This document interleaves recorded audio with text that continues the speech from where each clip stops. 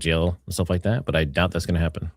Yeah, I think that it's a really fine line, so it will be interesting to see how the judge responds because I can see the other side of this. Sorry, I need to turn my computer on D&D. But I can see the other side of this, that when the media is making statements based on the defense's filings, then how the prosecution feels like when they're asked to respond to it. What are they supposed to just stay mum? But I think the real point is the scope of what the prosecution is technically allowed to say.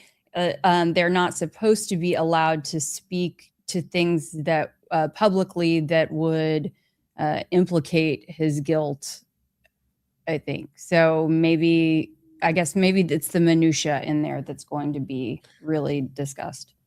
They're not supposed to talk about anything that could steer the direction of the trial or the ideas and thoughts of the jury. So something even as simple as saying that they thought it was a 30 caliber and possibly a 30-06 to media, that's steering it a certain direction. So, I mean, but if they are simply sticking to the facts of what they have stated in their filings, their public filings, then I would think that, again, we're talking about a lot of gray area. Well, also their tone, their facial expressions, what they're portraying non-verbally. I mean, all that stuff's important too. Sure. It's a lot different when you just see it typed on paper. That's true. That's true. And I mean, should they be asking the judge for permission, in advance? I don't know. Given the fact that this is such a highly publicized case that is constantly under the microscope. The microphone too. That too.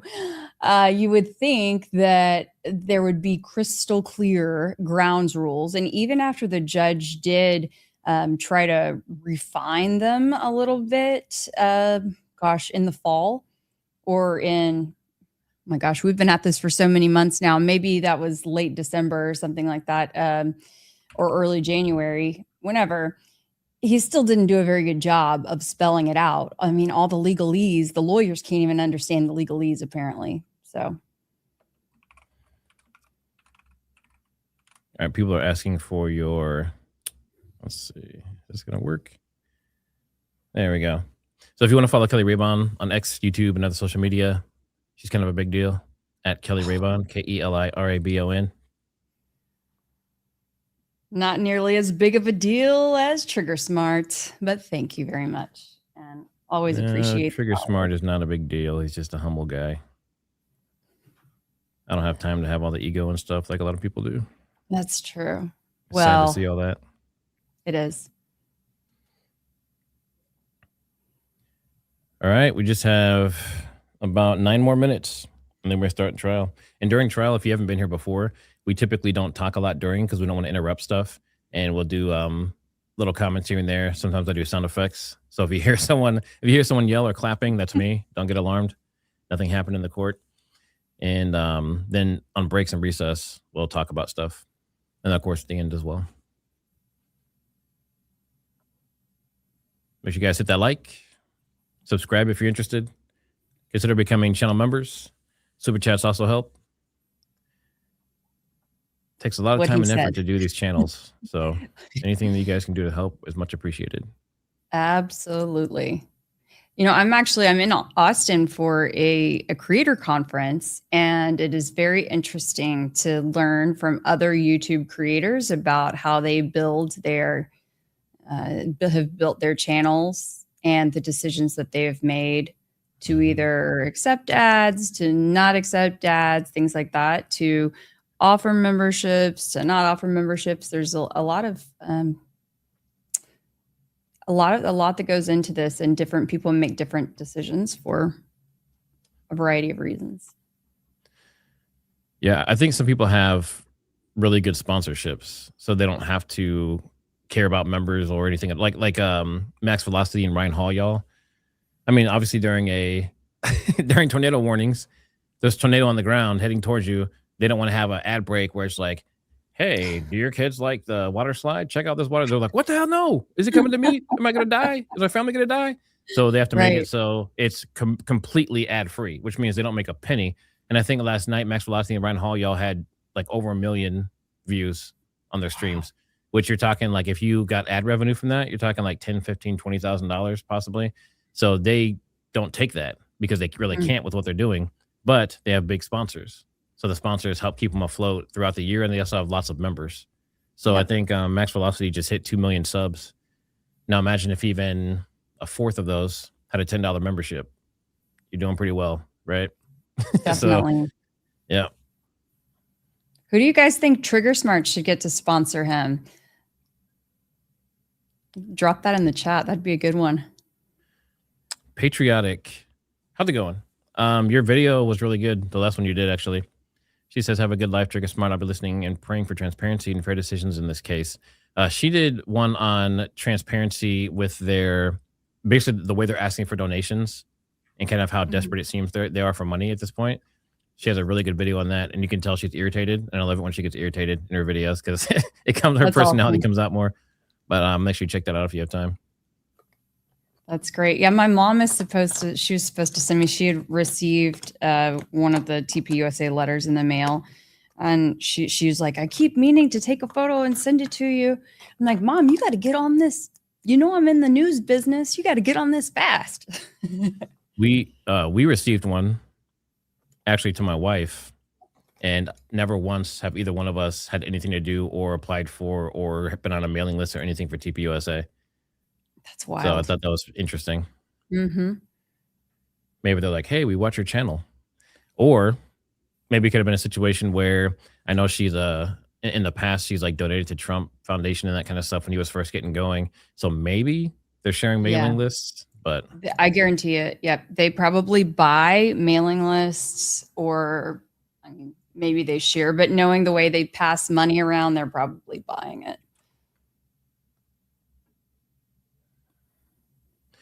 all right. So what I'm going to do, Kelly, is I'm going to send you this link again, just in case it echoes when I share it. Okay. So you have it. I don't know why it does that, only for me and no one else who uses StreamYard, but we have a backup just in case. Perfect. We're in the last 5 minutes, folks. Last 5 minutes. Yeah, this is actually what I was thinking as well. What Kate Marie Morgan just said, they don't need to if you're geofenced. So I don't know, it could be that you attended church or an event or something in which they were monitoring and geofenced you and received your data that way.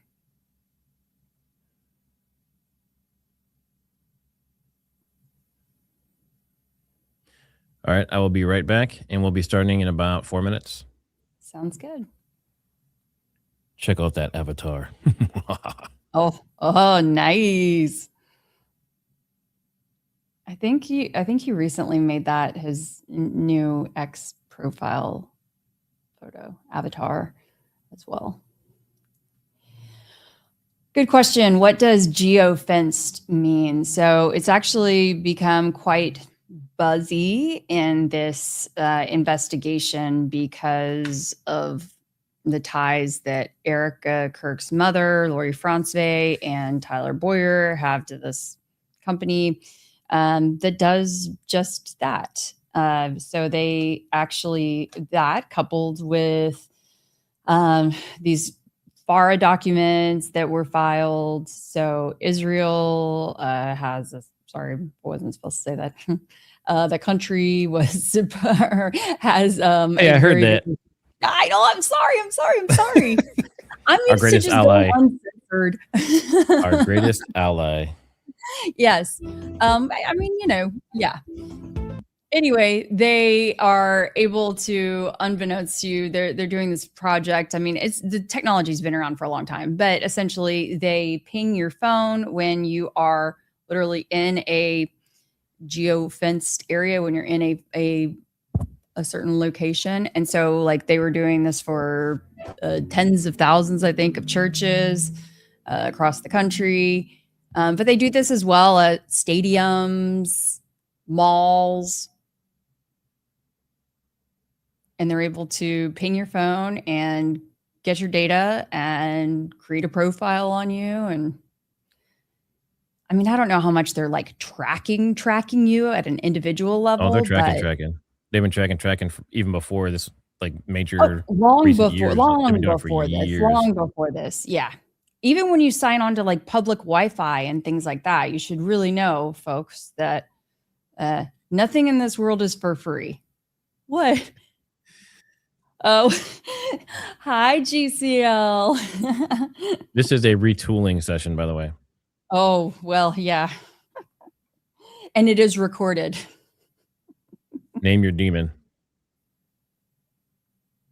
Tell it you're not happy with it. Remove its allowance. Where's Tyler? Oh, there he is. Okay. He is there. Should we take a bet on if their microphone sounds good or not? Or it's like, wah, wah, wah, wah, wah. It sounds like Charlie Brown. That's what it sounds like. Every time when they first start, it's always horrible.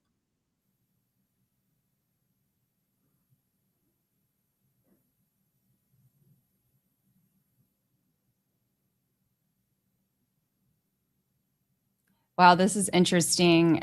Trigger, if you can see the message from Tawny in the chat. Tony L. Yep. Oh, interesting. Yeah.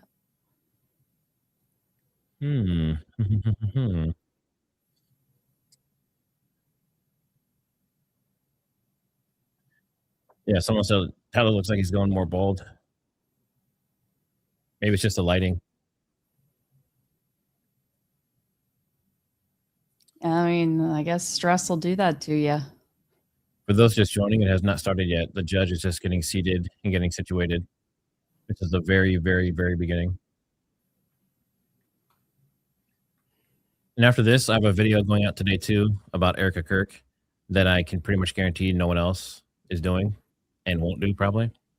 It's very interesting. So make sure you guys check that out after this. Stumbled across it last night and was like, holy crap, really? No way. Awesome. I can't wait to see it. Oh, and Daily Fredo, Cassia, she is going to do her first live stream today. Oh, very good. First live stream ever. I think it's around 2 Central-ish. So if you're free during that time, you should go check her out, support her, show her some love. Let's hope that we're done with this by then. I would hope. If this isn't done in 4 hours, then we may just summarize it on X and tell everyone to go home. No, I'm just kidding. Yeah. That'd be mean. We wouldn't do that. I That's not may how we get operate, Kelly. That's right. That's right. We're in it for the long haul. But yeah, I might get kicked out of my hotel room at some point. Isn't it usually like 11 o'clock? Yes, but I've already been to the front desk and asked them for an extension. So I wonder if could you go to your vehicle and do one of those truck lives? I could. In a vertical format? Yeah. With really bad audio? I'm sure you would really appreciate that. Lots of road noise. They get tons of views on those. I don't know if they're between like lunch break or whatever, but it's always in the car, vertical format, really crappy audio. They drop some knowledge of some sort, and then they get off, and it's millions of views. And I'm like, really?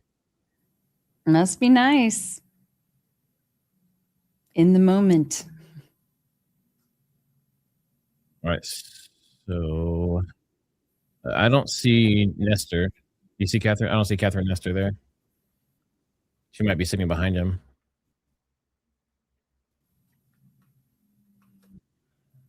Let's see. One moment.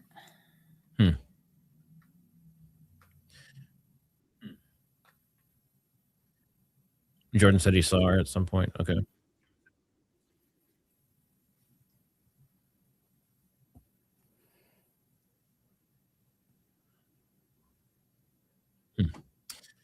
Also, Saturday or Sunday, I'm not sure which day yet, I'm going to be doing the Carmelo Anthony kind of like the state of race and violence in America stream. Mhm. And it's going to take a lot of setup because if you look at all the videos, everyone's cussing a lot. So on both sides. So I was like, hey, I'll do a live stream. And I was like, you know what? They would probably shut that live stream down in 5 minutes just because Right? of all the cussing and N-word and everything else. So I'm like, I'm going to have to edit those videos first and bleep that stuff out and then play it. There's got to be an AI tool for that or something.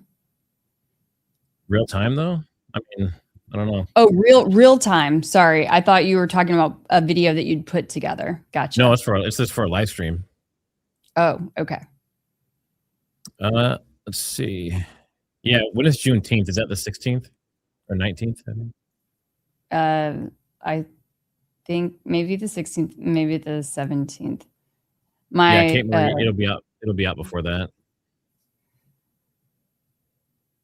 Like I said, it'll be alive probably this weekend. I might go before Barron on Sunday, or maybe do it Saturday evening. I think Sunday's going to be a big one. I am fingers crossed, trying to confirm. I'll just go ahead and throw it out here that yes, a guest, a special guest, someone who has never spoken publicly before, but was there on 9/10.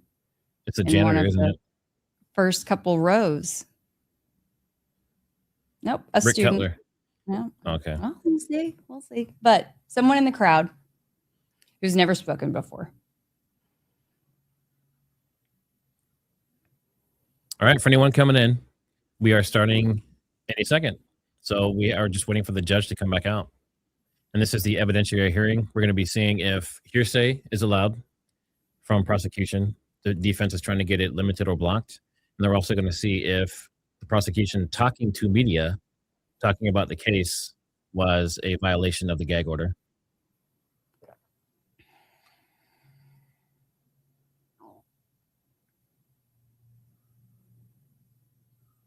Okay, Juneteenth is the 19th, it looks like.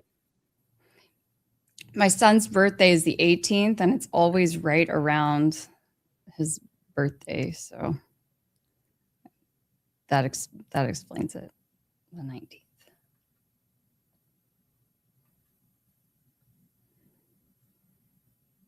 I'm still hearing the music.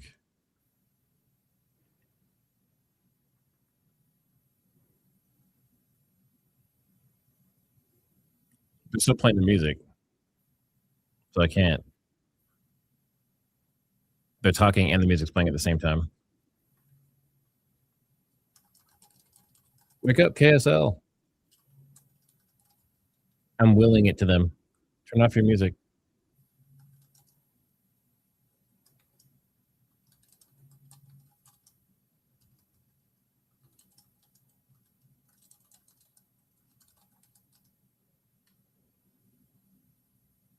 Oh, that'd be messed up.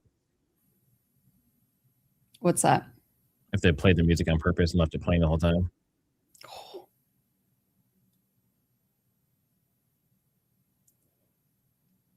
I feel like they would have zoomed the camera in on the judge if he was speaking yet. So. Well, he's talking. I can hear him. But. There we go. The use of screen protections on electronic devices and care to avoid the inadvertent capture Can you hear that okay? privileged or private discussions by recording equipment or by those present in the courtroom. In addition, the microphones at counsel table are turned off as a further precaution. And when making arguments, if that occurs, I ask you to approach the lectern when you do so. Second, the court will address the camera operator and still photographer. And with those individuals, please come forward to the lectern.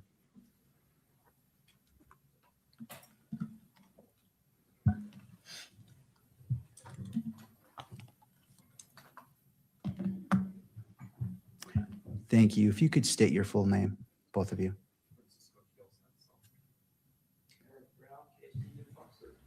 Good morning. So the purpose is to ensure clarity regarding the expectations governing today's proceedings. And could you, have you reviewed the court's standing decorum order dated February 24th, 2026? All right. Do you understand the requirements set forth in that order as they apply to your activities today? Do you require any additional time to review the order or to adjust equipment to ensure compliance? And do you anticipate any difficulty complying with the order? All right, I appreciate your cooperation. Thank you.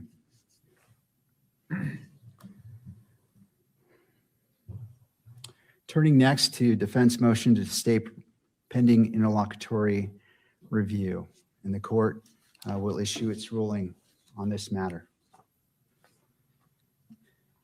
Before the court is defendant's motion to stay pending interlocutory review. Defendant seeks to stay all further proceedings in this capital case, specifically the preliminary hearing scheduled for the week of July 6, 2026, pending the Utah Supreme Court's disposition of his petition for permission to appeal from an interlocutory order. The state filed an objection to the motion, and defendant subsequently filed a reply. Having considered the parties' briefings, the factual record, and the relevant authorities, the court issues the following ruling in order. Defendant is charged with the aggravated murder of Charlie Kirk, a capital felony offense. The media interest in this case is extraordinary within the state of Utah. Due to this intense public interest, defendant previously filed a motion to exclude still photographers, TV cameras, and microphones from the courtroom, seeking a categorical ban on electronic media coverage during all proceedings. On May 8, 2026, this court issued its camera ruling, denying defendant's request for a blanket ban and concluding that under Utah Rule of Judicial Administration 4-401.01, requests for electronic media coverage must be evaluated on a proceeding-by-proceeding basis rather than through a categorical prohibition. The court also established procedures designed to provide advance notice of media requests and an opportunity for the parties to be heard before any such request is decided.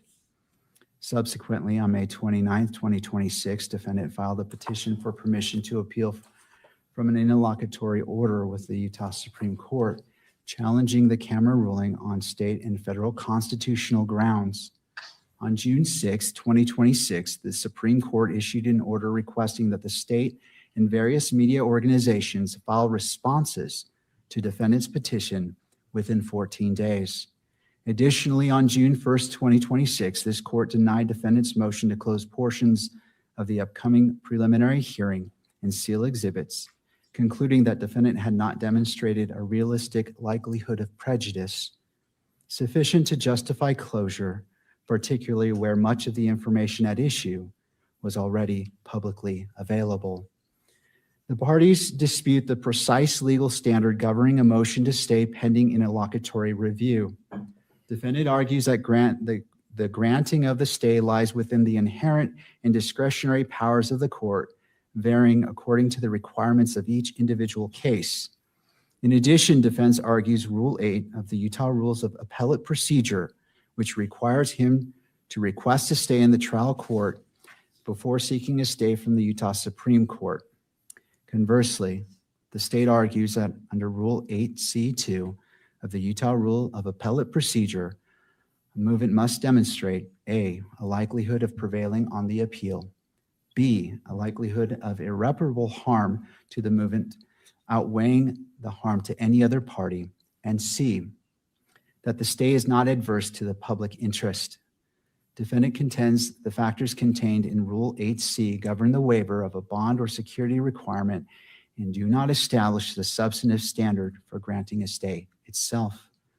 The court concludes that regardless of whether the motion is analyzed under the discretionary authority recognized in Lewis or under the factors identified in Rule 8C, the result is the same because defendant has not established either a sufficient concrete threat of irreparable harm or that the balance of equities favor a stay. Defendant argues that proceeding with the July preliminary hearing while his petition remains pending will cause irreparable harm to his constitutional rights to a fair and impartial jury. Specifically, defendant relies upon the expert opinion of Dr. Christine Ruva, who opines that electronic media coverage of the preliminary hearing may expose prospective jurors to inadmissible hearsay evidence and create unconscious bias. Defendant further relies on Shepard, James, and Hollingsworth, arguing that once the proceeding is publicly broadcast, any resulting prejudice cannot be undone.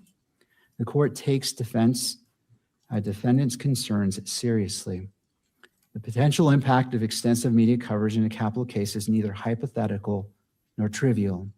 The court further recognizes, unlike many forms of pretrial prejudice, widespread dissemination of information through modern and electronic media may be difficult or impossible to fully reverse once it occurs. The question presently before the court, however, is whether the record establishes a sufficient concrete and imminent risk of prejudice to justify staying all proceedings while interlocutory review remains pending. The court concludes that the asserted threat of prejudice has not yet been shown on the present record to be sufficiently concrete to justify the extraordinary relief requested. The court does not minimize defendant's concerns regarding publicity in a case of this magnitude. Indeed, the court has previously recognized that media attention surrounding these proceedings is extraordinary, and that dissemination of preliminary hearing evidence presents challenges not ordinarily encountered in most criminal cases. Nevertheless, extensive publicity does not, standing alone, establish that an impartial jury cannot ultimately be selected. Courts have long addressed highly publicized prosecutions through established procedural safeguards, including expanded jury pools, detailed jury questionnaires, individualized voir dire, venue-related remedies where appropriate, and careful judicial supervision of the jury selection process. As is United States Supreme Court observed in Nebraska Press Association versus Stewart, pretrial publicity does not inevitably lead to an unfair trial, and predictions regarding its ultimate impact are often uncertain. Likewise, prominence does not necessarily produce prejudice, and jury impartiality does not require ignorance. In its June 1st, 2026 order denying closure, this court concluded that the defendant had not demonstrated a realistic likelihood of prejudice sufficient to justify closure of the portions of the preliminary hearing. Should concerns regarding prejudice arise as the case progresses, this court retains broad authority to employ traditional safeguards to protect defendants' constitutional rights, including expanded veneer procedures, comprehensive jury questionnaires, individualized voir dire, changes of venue when warranted, and other remedies authorized by law. Moreover, no media organization has yet filed a request for electronic media coverage of the July preliminary hearing, and the court has not been called upon to determine whether such coverage will be permitted. Accordingly, the asserted injury presently depends upon future events that have not yet occurred, including whether any request for electronic media coverage will be filed, and if so, how the court will rule on such a request. At this juncture, the court cannot assess those contingencies with sufficient certainty to conclude that a stay is necessary. The court recognizes defendants' arguments that the alleged injuries arise not merely from the possibility of future media requests, but from the operation of the framework established in the court's May 8th, 2026 order, while appellate review remains pending. The court has carefully considered that concern. However, because any request for electronic media coverage remains subject to case-specific review, and because no determination regarding coverage of the preliminary hearing has yet been made, the court concludes that the asserted injury remains contingent rather than immediate. On the present record, the possibility of future electronic media coverage does not establish a sufficient concrete basis for staying all proceedings pending interlocutory review. The court's denial of a stay should not be understood as a determination that the defendant's concerns lack merit. Rather, the court concludes only that the current record does not establish that such concerns have matured into a concrete and immediate threat request requiring present intervention. Given the procedural safeguards available to ensure the selection of impartial jury, defendant has not established irreparable harm warranting a stay at this time. In balancing the equities, the court must also consider harm that a stay would impose upon other interested parties. The state argues that delay may impair the orderly presentation of evidence, increase risk of faded memories, and affect witness availability. The court finds those concerns legitimate and entitled to consideration. Additionally, the victim representative has formally asserted her right to a speedy disposition of this matter. Under the Utah Constitution and Utah Code, victims possess important rights to proceedings free from unreasonable delay, and courts are obligated to consider those interests when exercising discretion in criminal cases. The court acknowledges defendant argument concerning victims' rights and defendants' constitutional protections. However, because the court has concluded that the defendant has not demonstrated a sufficiently concrete threat to those protections on the present record, the court finds that interests favoring the continued progression of the case weigh against imposing a stay. The court continues to adhere to the reasoning set forth in its May 8th, 2026 camera ruling and its interpretation of Utah Rule of Judicial Administration 4-401.01. At the same time, the court recognizes that reasonable jurists may disagree regarding the proper application of that rule in a case receiving this degree of public attention.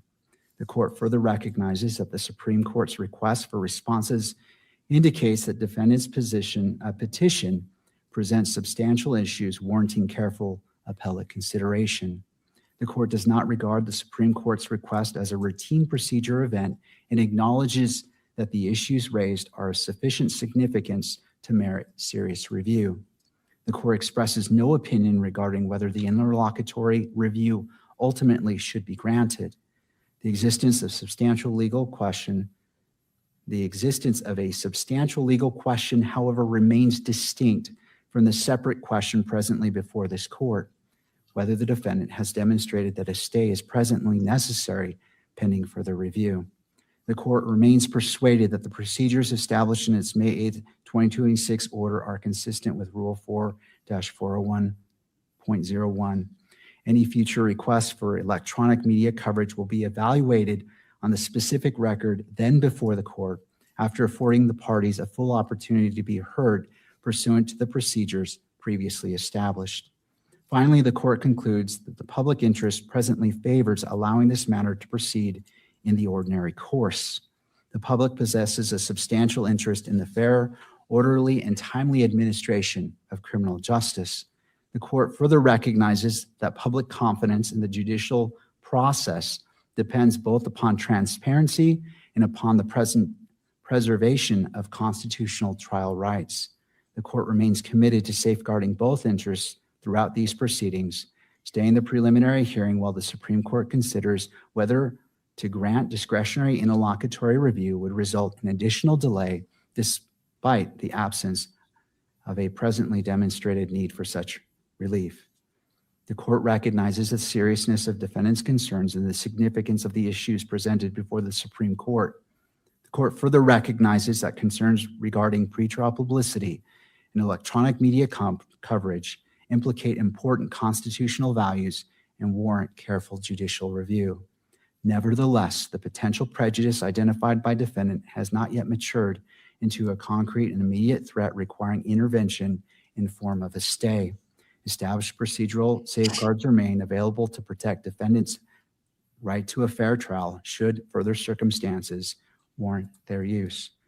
By contrast, a stay would impose an immediate and concrete burden upon continued progression of this case, including the interests of the state, witnesses, and victim representative, as well as the broader public interest in the timely administration of justice. Nothing in this order should be construed as foreclosing defendant from renewing an appropriate request for relief should further developments materially alter the circumstances presently before the court. Should future developments demonstrate a material difference of level of publicity, media exposure, jury contamination risks, or other circumstances affecting defendants' fair trial rights, the court will not hesitate to revisit appropriate protective measures. Likewise, nothing in this order predetermines how the court will rule on any future requests for electronic media coverage of a particular proceeding. Accordingly, the defendant has not established that a stay of the proceedings is presently necessary or appropriate. It is hereby ordered that the defendant's motion to stay pending interlocutory review is respectfully denied. And that concludes the order of the court as it relates to the stay. Mr. Novak. Thank you, Your Honor. On the same subject matter and with respect to the timing laid out in the court's May 8th, 2026 order, we have a concern on behalf of Mr. Robinson that for the court to, well, let me just back up. There has been a request for electronic media coverage in every single hearing in this case. So I think it's fair for the court and the parties to anticipate that there will be a timely, under the May 8th ruling, request for electronic media coverage for the preliminary hearing. Mm-hmm. The court set up what I'll call a briefing schedule for how the parties respond to that request for electronic media coverage. But it appears to us that the court wouldn't rule on the request for electronic media, any request to prohibit or limit electronic media coverage until the morning of the preliminary hearing. And I think that creates some problems, at least for Mr. Robinson, because if the court were to disagree with the relief Mr. Robinson seeks, we have no opportunity to seek review of your Honor's order. And the court just laid out its acknowledgement that there are serious constitutional issues which other jurists may disagree with vis-a-vis the court's conclusions. So the request is that the court modify in some way the timing of that litigation so that the parties and the media can have and their counsel can have a ruling sufficiently before the first day of the preliminary hearing so that if some judicial review is going to be sought, it's not happening after the preliminary hearing has already begun. No, and I appreciate that, Mr. Novak. I note your concerns, and it is for that very reason that the court modified what was the procedure before, which, and please correct me if I'm wrong, I'm kind of going off my memory, but the media was required under the rules to give, was it 1 day notice before the hearing? It was something like that. So the notice. Hold on, I want to finish, sorry, yeah. But I appreciate you. And so the court expanded that to allow briefing, where under the current rules, as they're stated now, it wouldn't even allow for briefing. It would create a greater issue that you're proposing, because you wouldn't even be able to file a motion, no response and no reply. The intent of the court was to give the parties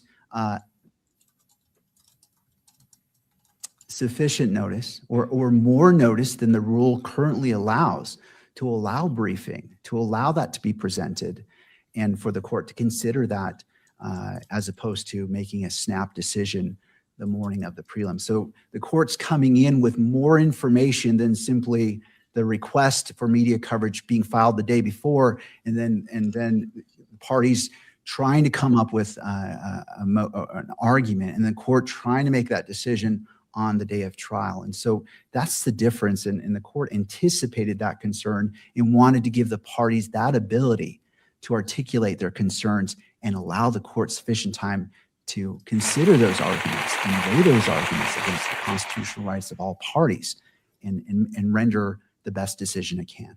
So I acknowledge all of that. I agree with all of that. I appreciate all of that. What I'm referring to is Mr. Robinson's, or depending upon how the court rules, the state or the media's opportunity to seek interlocutory review if, as Your Honor states, it is true that what has to be shown is the harm under facts that relate specifically to the preliminary hearing. Okay, so the court has denied what I'll call a more general blanket request to preclude electronic media coverage. The court has said it's going to take it up on a hearing by hearing basis. And the court has also said that reasonable jurists may disagree with the court's substantive conclusions and the court's ruling on our request for a stay. And what I'm suggesting respectfully is we may be in the exact same place. One of the parties may be in the exact same place in the moments before the preliminary hearing, at least presently, is scheduled to begin on July 6th. So my question is, can we get a ruling from the court sufficiently before July 6th so that if some party seeks a stay and interlocutory review, we're not doing that on July 6th or July 7th or July 8th, because by that point in time, it's too late. So we could have a ruling by WebEx. We could have argument and ruling by WebEx. I totally respect that the court has a very busy calendar. And I also understand that the preliminary hearing is starting 2 days after the 4th of July, which this year is a big deal. So what I'm trying to just do is plan ahead and think about whether the schedule that the court set, which we agree makes a significant difference in our ability to litigate before Your Honor the issue, a way to resolve this so that we also have the ability to seek review before it's too late. No, and I'm literally talking about the last few days of the week before. That's, I think, what we're talking about. And I appreciate that. And where I'm coming from is the court cannot issue anticipatory rulings. I can't go off hypotheticals. And I understand what you're saying. I recognize that media requests have been filed, but I can't issue a hypothetical ruling. It has to be squarely before me. And I respect what you're saying, but I imagine that you're probably preparing. Well, I'm not going to assume it's not appropriate, but perhaps you are already preparing those motions in anticipation of such media requests being filed, and in addition to anything else that you may consider, and rightfully so. And so and there's also sufficient time between now, given the ruling that the stay is not being granted, knowing that the preliminary hearing is moving forward, that it appears that there may be sufficient time for the parties to prepare accordingly. Again, the court needs to wait until it's squarely that media request is been filed. Whether the parties file motions, it's possible that the parties may or may not. I can't anticipate that, but I need to wait until it's actually before me, as opposed to trying to read the tea leaves and guess. I'm not asking the court for tea leaves, so maybe I've been obtuse. What I'm saying is that the court's order currently provided issue its ruling on any objection to an EMC request the morning of the hearing. And that's the problem. I'm not asking the court to issue a ruling now. I'm not asking the court to assume there will be an EMC request. I can tell the court that if there is an EMC request, we will file an objection to that, which shouldn't be a surprise. And so what I'm just saying is, for the orderly administration of justice, and in light of the possible judicial divergence of opinion that Your Honor has acknowledged, we are asking the court to build into the schedule that it has set for any objections to any EMC request that may be filed, a period of time before the subject hearing at which the parties would receive a ruling.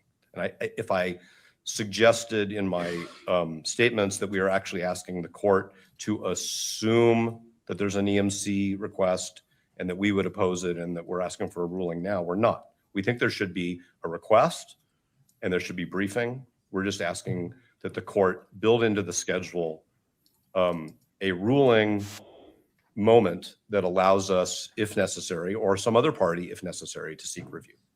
Thank you, Mr. Novak. And the other kind of X factor is how quickly the parties respond. If a motion is filed, and let's say an EMC comes out on day 1, and a motion is filed on day 2, and then the state files on day 3, there may be more time. And so one of the variables is how quickly the parties respond, which the court doesn't control. And so that's a factor that may allow the court additional time to accomplish that.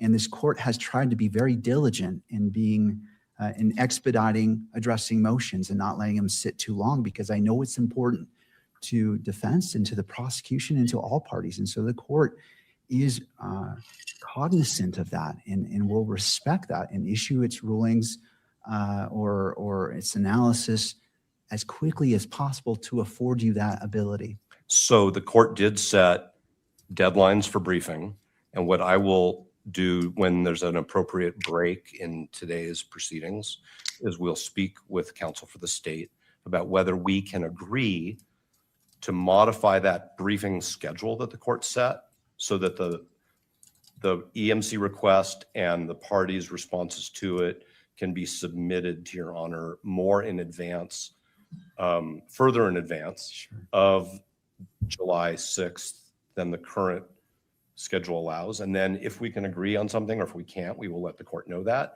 And I'm still going to ask the court to look at its calendar and suggest a hearing date, if necessary, on what I think can fairly anticipate will transpire.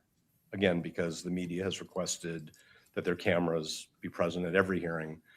And it would seem to me that they would not miss the opportunity from their point of view to broadcast the preliminary hearing. Thank you, Mr. Novak. I appreciate you addressing those or bringing those concerns So we'll up. bring that back to the court at the appropriate time today. Thank you, Mr. Novak. Does the state wish to be heard on this issue? Yes, thank you, Your Honor. Christopher Ballard on behalf of the state. Just like to point out that even assuming that there's a request for electronic media coverage, which the state fully assumes there will be, and that the court grants that request, the equities as far as whether or not to stay things to allow the defendant to then appeal that ruling, that's really not going to change. The circumstances that the court's already articulated in its order today, those equities really aren't going to change between now and the preliminary hearing. And the appropriate procedure for reviewing a court's orders on electronic media coverage is not to pause the trial proceedings and allow defendant to seek interlocutory review of every order.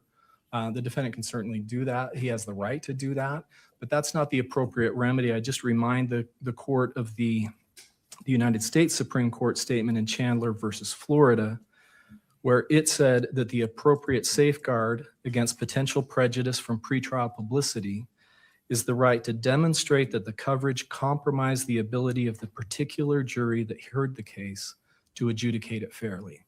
So defendant's claiming he doesn't have a remedy. He does have a remedy, and the remedy is to challenge the court's media order at the plenary appeal after this case is complete. Thank you. Thank you, Mr. Ballard. All right, anything further before we move on? Yes.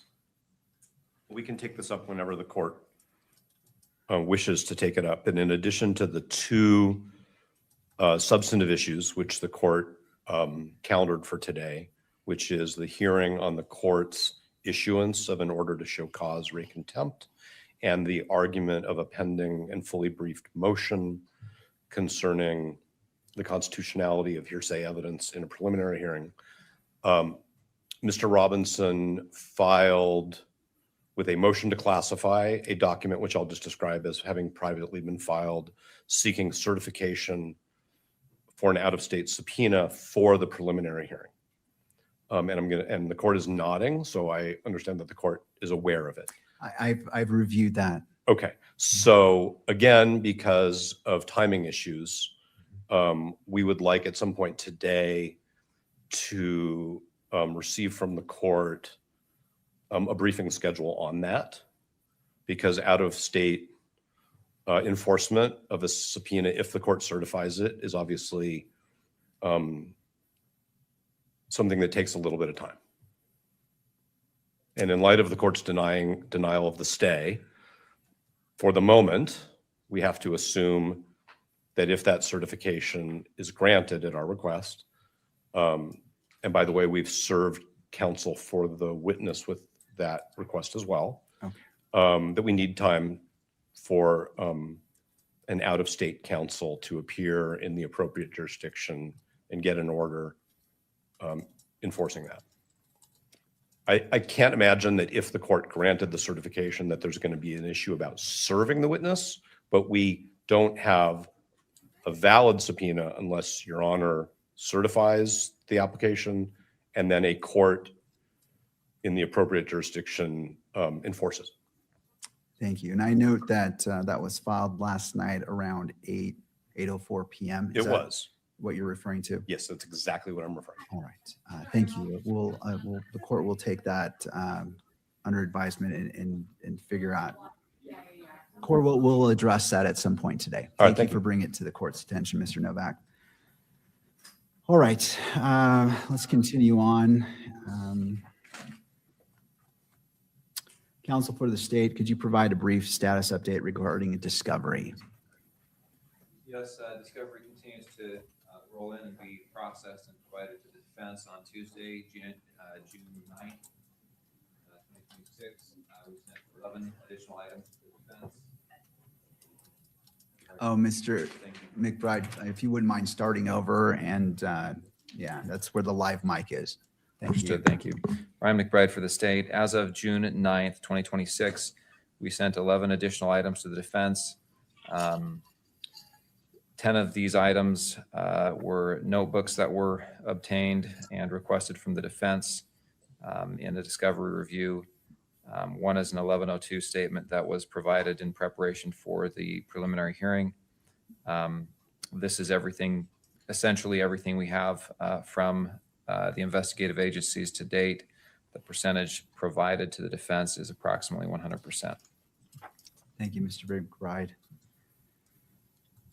All right.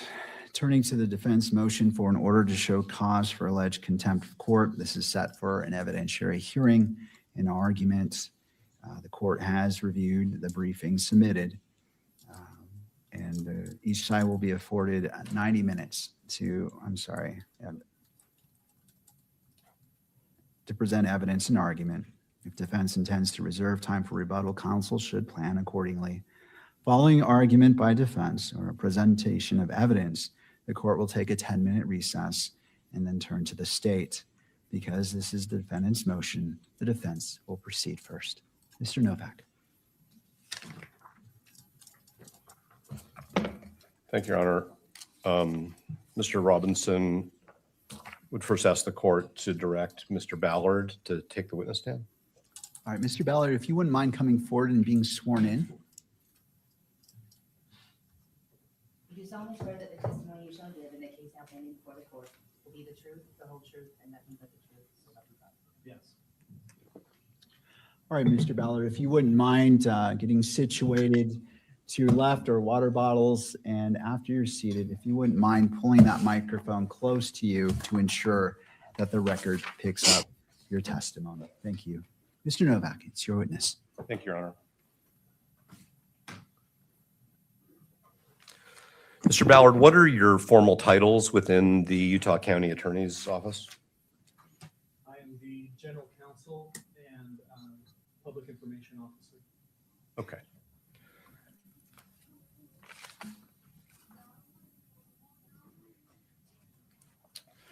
You're testifying here today because the court has issued an order to show cause regarding contempt of a court order. And so there's a white notebook that I placed up there. Do you have that, sir? I do have it. Yes. All right. Why don't we first turn in that notebook, and Your Honor should have one as well. I earlier. don't. I passed it up. Oh, to there the it clerk. is. Thank you. I now have it, Mr. Novak. All right. Thank you, Your Honor. Mr. Ballard, why don't you turn to Exhibit 8?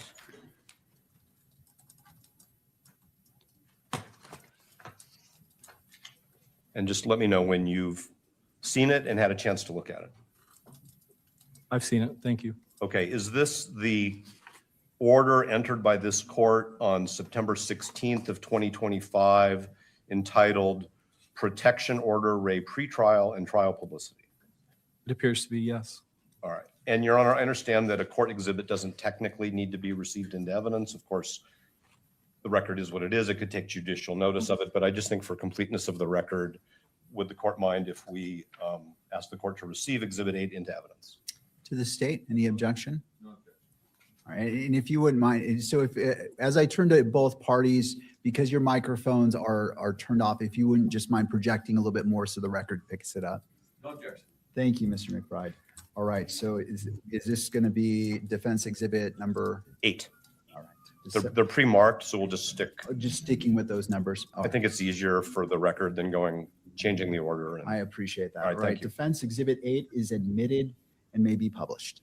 I think. And Mr. Ballard, did you read this order either the day it was entered or shortly thereafter? Yes.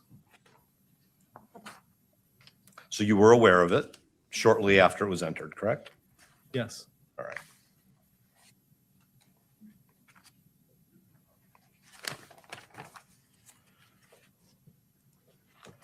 Why don't we also turn now to Exhibit 9?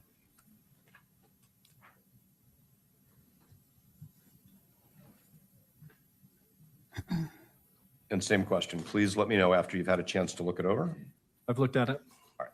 And is this an order clarifying, let me be more clear, an order of this court dated December 15th, 2025, clarifying at the state's request the order that is now Exhibit 8? Yes. And could the court receive into evidence, please, Exhibit 9? No objection. Thank you, Mr. McBride. With no objection being made, this is entered into evidence as defense exhibit 9 and may be published. And Mr. Ballard, with respect to these two orders, would you agree with me that subject to the clarification, these orders track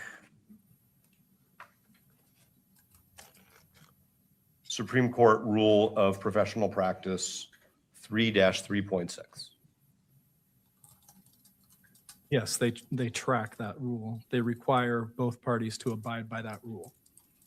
And would you agree with me that you are a prosecutor also subject to Rule 3-3.8? Yes. And that everybody in your office is a prosecutor under the, within the meaning of 3-3.8? The attorneys in our office, yes. The attorneys in your office, right. And again, Your Honor, these are rules of professional practice, but I am going to ask the court to receive into evidence for purposes of this hearing both Exhibit 10, which is a true and correct copy of Rule 3-3.6 with its comments, and Exhibit 11, which is Rule 3-3.8 with its comments. No objection.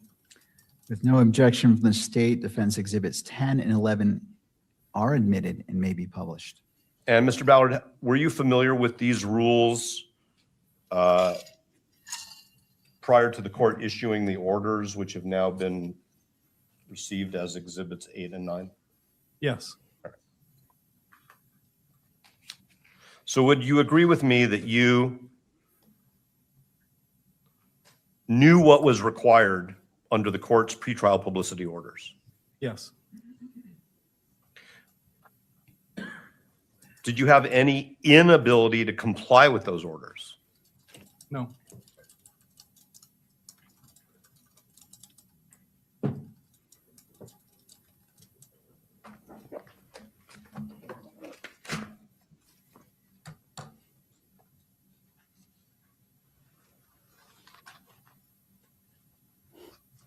All right, Mr. Ballard, would you look at Exhibit 2, please? And again, please let me know when you've had a chance to look it over and familiarize yourself with it. I've looked at it. And do you recognize this to be an email that you sent to counsel for Mr. Robinson on December 22nd, 2025? Yes, And the subject of this email was your notice of intent, I'm sorry, the state's notice of intent to conduct non-destructive testing, correct? correct. All right. Your Honor, before I go any further, could the court please receive into evidence Exhibit 2? Mr. McBride? If I can have just a moment. All right. No objection, but as it goes to publication, this includes email addresses. If this is made public, those email addresses should be redacted. All right. Mr. Novak? We will Email it. provide the court with a redacted version of the exhibit that masks all of the emails that are email addresses that are listed at the top of the exhibit. All right. Based off the state's not making an objection, but Really quick, excuse me, let me try that again. Really quick. For anyone that's just coming in, we've had quite a few more people jump in. Of course, hit the like, and if you're not subscribed already, remember, consider doing that for myself and for Kelly Raybon. And hers is at Kelly Raybon on all the different socials everywhere. But basically what's happening today is they're looking at a few different things. The biggest one, I think, is the one they're talking about right now, which is whether or not prosecution broke the gag order that they put on all of the lawyers by talking to media about the case. So that's what they're going over right now. And he says each side gets 90 minutes. So this could be a longer day, possibly. So if you have to come in and out, that's fine. But I'm going to try and get some notes on this stuff and put it on X as well. And what was the other thing, Kelly? Well, I was going to mention and they'll probably be bringing this up momentarily, but apparently there was a memo or an email that was sent out by Ballard to the prosecutor's office and relevant information. Now, he is the public information officer for the prosecutor's office. Okay. So if anybody should know the rules, the lay of the land, it should be this guy. But he listed out things that they could say and things that they couldn't say. So I think that will likely come into play here momentarily. And the other piece was whether hearsay can be allowed or not, and how it affects probable cause. But I don't think they might not be doing that one today, but we'll see. And Renee, thanks for becoming a new channel member. noting requesting a redacted version with removing emails. Defense Exhibit 2 is admitted. Thank you. So, Mr. Ballard, just so the court, because the court has probably never seen this email, I want to go over with you the context and the purpose of this email. The state had determined back in this time period, which is December of 25, that it wanted forensic examiners to do some further testing of a bullet, jacket, fragment, and lead fragments, correct? Yes. All right. And under a prior order of the court, it was the state's responsibility to notify Mr. Robinson's defense counsel of any testing which may, let's just say, change the nature of the physical evidence. Correct. All right. And so what you were doing in late December of 25 was notifying us privately that the state intended to conduct some additional testing, correct? Correct. And you state in this email that the reason why you don't want to publicly file this notice of intent to conduct further testing, at least at that time, was because of a comment to Rule 3.6. That's the same Rule 3.6 that the court has received into evidence as Exhibit 10, correct? Correct. And what you say is that the comment to Rule 3.6 of the Utah Rule of Professional Responsibility lists, quote, the performance or results of any examination or test, close quote, and, open quote, the identity or nature of physical evidence expected to be presented, close quote, as subjects to avoid in public comments. Those were your words, right? Correct.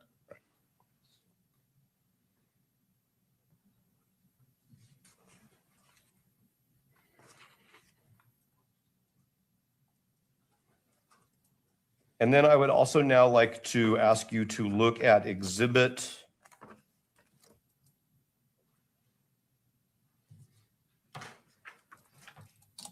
six.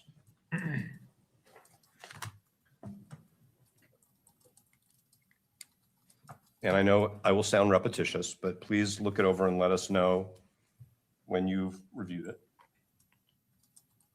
I've reviewed it. And is this an email that you sent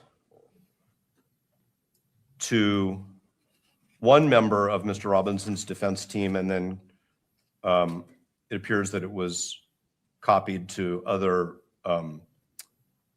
attorneys in your office? Correct. Your Honor, before I go into the details of it, could the court please receive it into evidence as Exhibit 6 with the same proviso, which is that we will provide the court at a later time with a redacted version that masks the email addresses? No objection, but the email addresses are not included here, so Well, there is one at the very bottom of Oh. the signature for Mr. Ballard. thank you. Excuse me. No worries. And Ms. Visser's below that as well, Your Honor. All right. But I think we're all on the same page about what to do. It sounds like it. So that defense exhibit 6 is admitted with the following redactions being noted. Thank you. Okay, so Mr. Ballard, in this email, you're informing us that the state no longer believes that filings concerning this additional testing from the state's point of view should remain private, correct?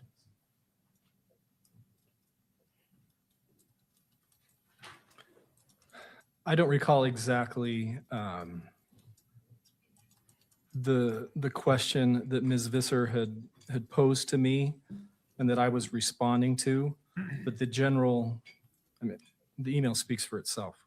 Okay, so the email says in the top paragraph, but now that the court is involved, we do not believe that it is necessary to keep court filings private or even file redacted versions on this issue. That's correct. And this issue refers to whether the state can proceed with the further testing and Mr. Robinson's objections to the way in which the FBI wanted to do the testing, correct? Correct. I mean, basically, okay, so that's that dispute.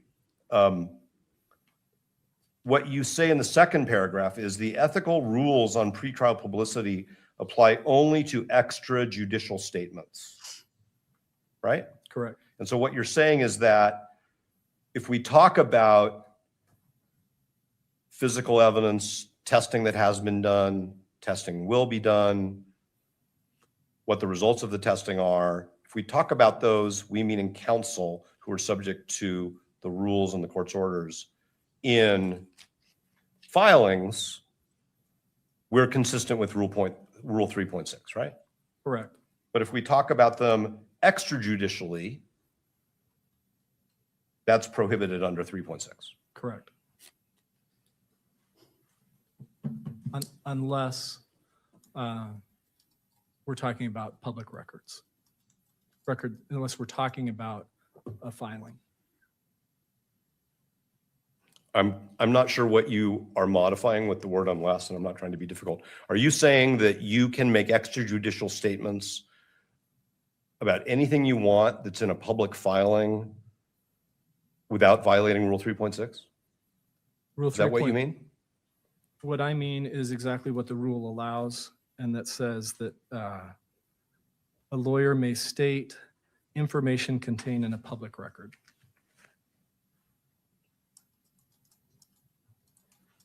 So if you file something that relates to issues that the rule says should not be commented upon extrajudicially, you're saying that that opens the door. The mere filing of something opens the door to making any extrajudicial statement that you want about that subject matter? No, that's not what I'm trying to. No. Okay, so why don't we let Mr. McBride ask you about that interpretation, because I'm going to move on to my next question. Why don't you turn, please, to Exhibit 1.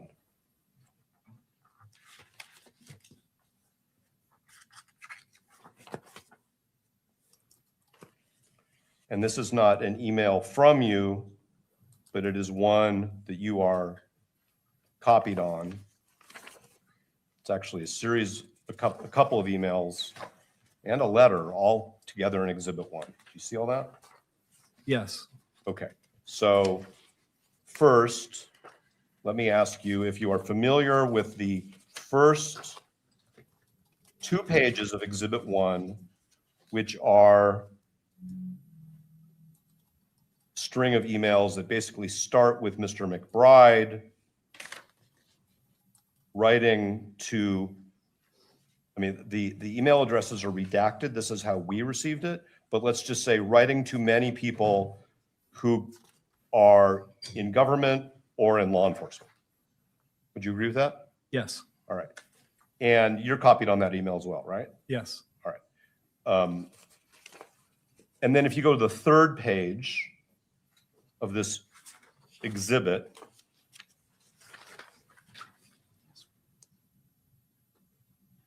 and I should back up, Mr. McBride's original email to the law enforcement and government individuals I was referring to was September 15th of 2025, right? Correct.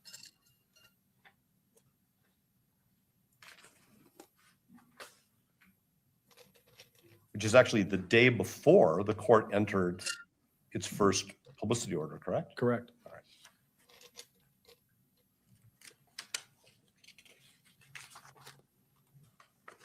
So if we go to the 3rd page of this exhibit, this is an email from you also a couple days before the court entered its September 16th, 2025 order. And you're writing to, well, are you familiar with this email? Yes. And now let me go ask you to look at pages 4 and 5. Those are the last 2 pages, Your Honor, of this exhibit. This is a letter written by Mr. McBride. Do you see that? Yes. Dated also September 12th, 2025. Yes. You're familiar with that one as well? Yes. All right. So, Your Honor, I would ask the court to receive into evidence, subject to any redaction which Mr. McBride thinks is necessary of emails, although I think they've all been redacted before produced to us. All 5 pages we're asking the court to receive into evidence. No objection. All right, and this is State Defense Exhibit 1 with no objection from the state will be admitted.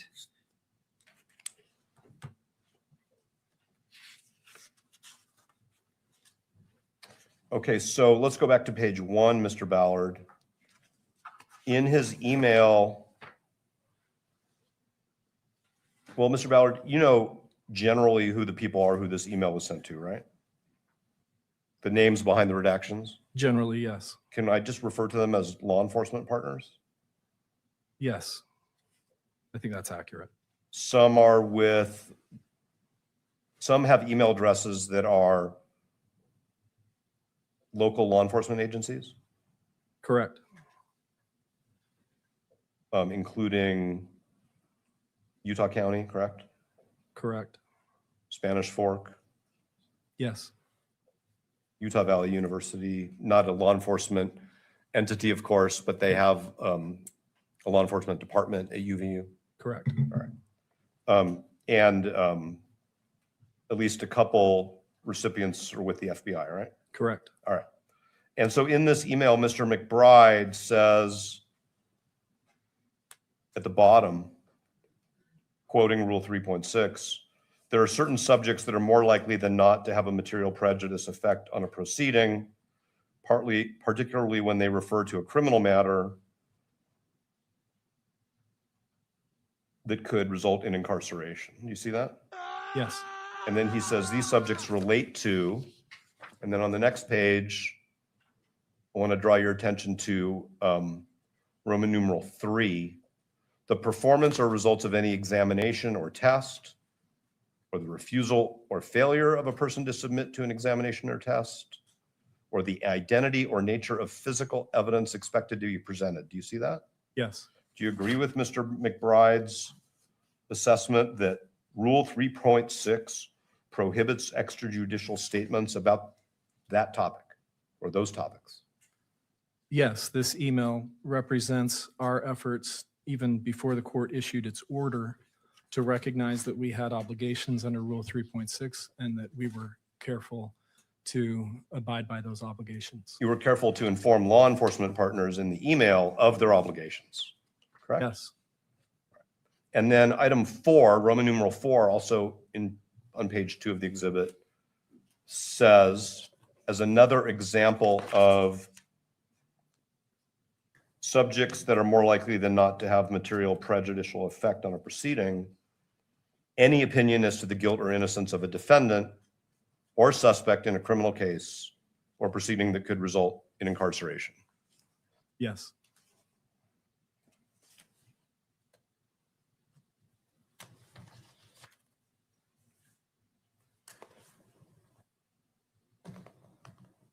All right, now if we could turn to page 3 of the exhibit. This is an email from you to what I will describe, unless you disagree with me, as law enforcement partners. Do you agree with that? Yes. Asking them to carefully review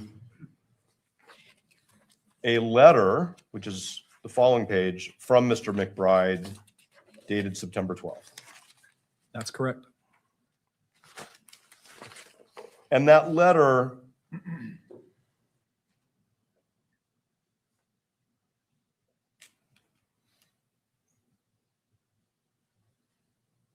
also, the letter is addressed to all personnel likely to make media statements regarding the Charlie Kirk case. I wonder if he types as slow as he talks.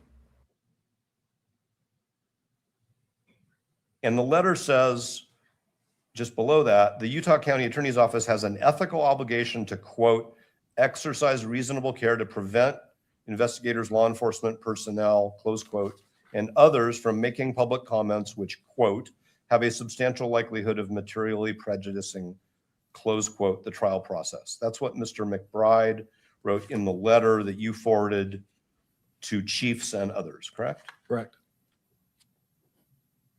And Mr. McBride's letter also says that prosecutors have a special duty to ensure that law enforcement and other officials adhere to these rules, citing Rule 3.8E, correct? That's correct.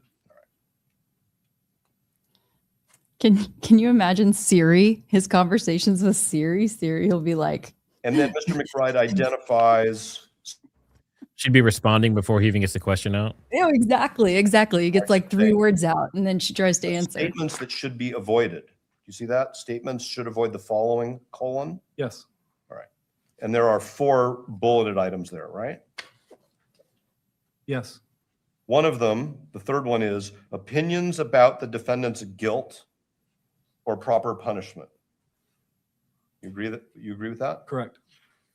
And do you agree with Mr. McBride that prosecutors have an ethical obligation to both avoid those themselves and to take special care to make sure that law enforcement personnel and others refrain from making such comments? Yes. And then the other statement that should be avoided are any other statements which could risk violating the defendant's right to a fair trial. Correct. And would you agree with me that the any other statements phrase by Mr. McBride in this letter would include the more specific prohibition on extrajudicial statements about the performance or results of examinations, Yes. tests? Yes? I'm sorry for interrupting you. The answer was yes. Correct. Yes.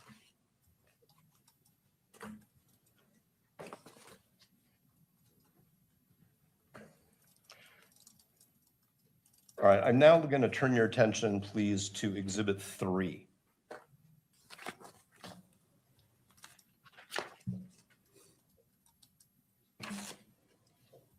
And I want you to take a moment to look at that. Tell me if you've seen it before, if you recognize it. Yes. I recognize this. Okay.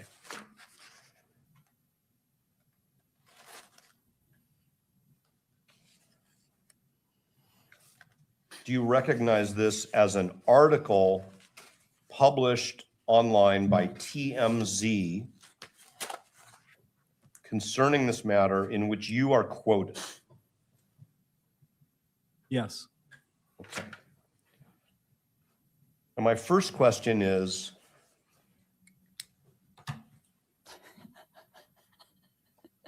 how is it that you came to be quoted?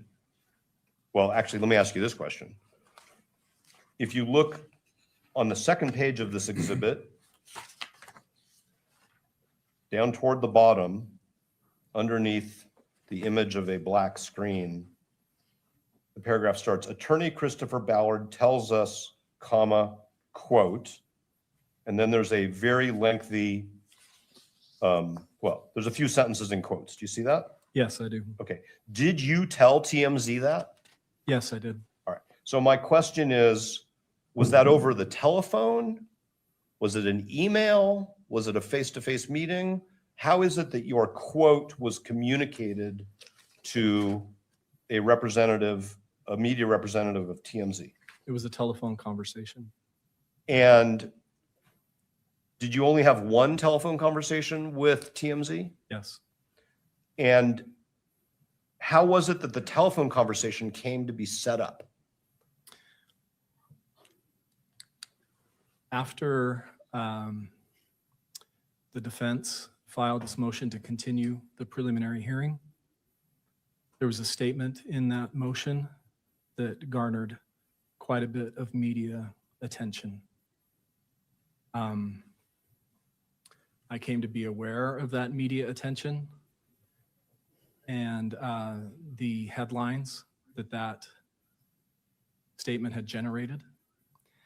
And there were quite a few media inquiries to our office based on the statement in the defense's pleading and the media stories that that statement had generated.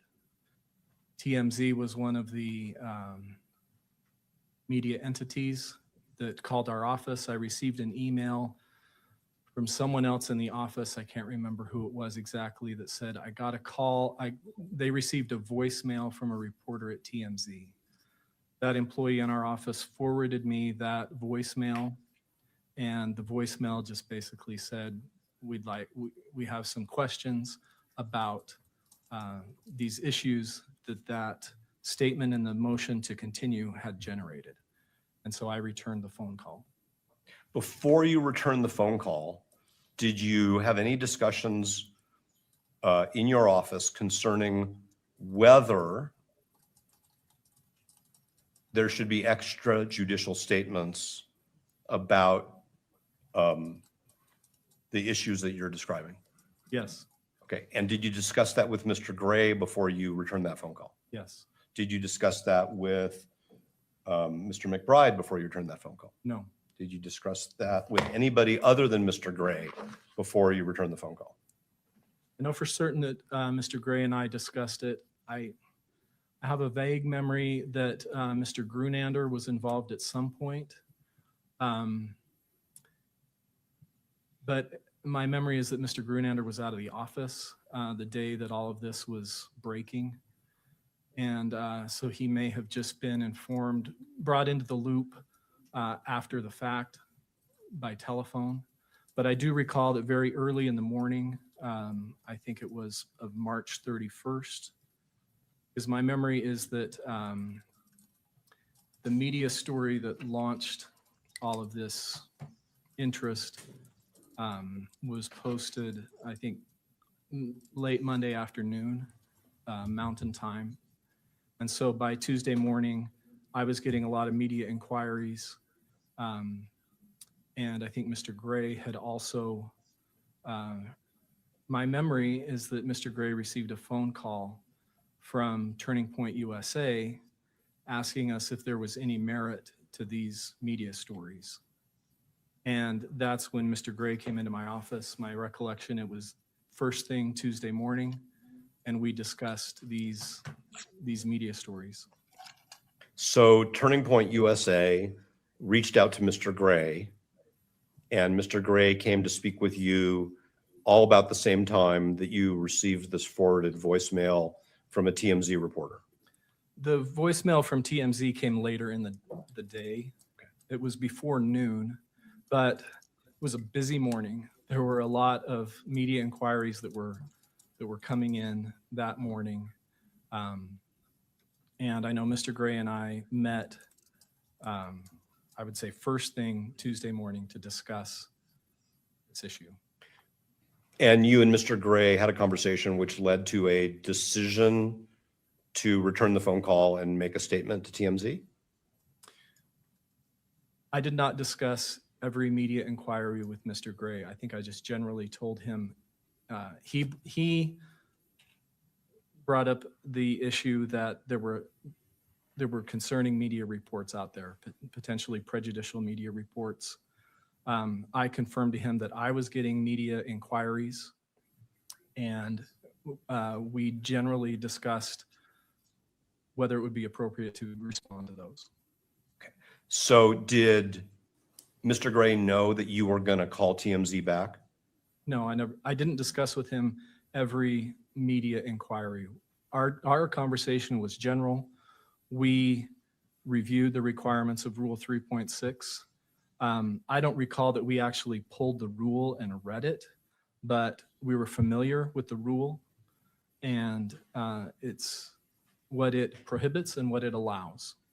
And we believed that under, I think it's subsection C, and also under the court's order, which specifically references subsection C of the rule, that we could respond, that this was potentially prejudicial media stories that we did not generate, and that the rule allowed us to be able to respond to those.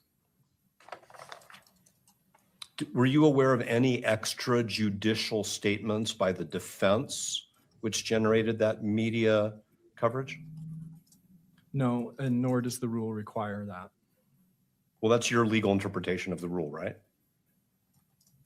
No, that's not my legal I interpretation. of the mean, rule. you were here when Mr. McBride argued to this court at the last in-person hearing that as long as there's some negative coverage out there, regardless of the source, that the state has leave to make extrajudicial statements on the same subject matter. I heard that argument, yes. All right. And that's a legal argument, right? Yes. Okay. All right. So here's my question. The information in the TMZ article, which purports to quote you on the second page of Exhibit 3, is that an accurate quote? Is that what you Yes. said? Yes, it's accurate. I don't know that it's word for word for what I said, but it did not, it accurately captures my statements to the reporter. Okay.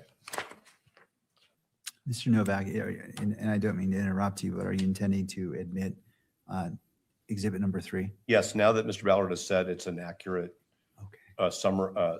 recitation of what he told TMZ, I would now ask the court to receive it into evidence. Thank No you. objection. All right.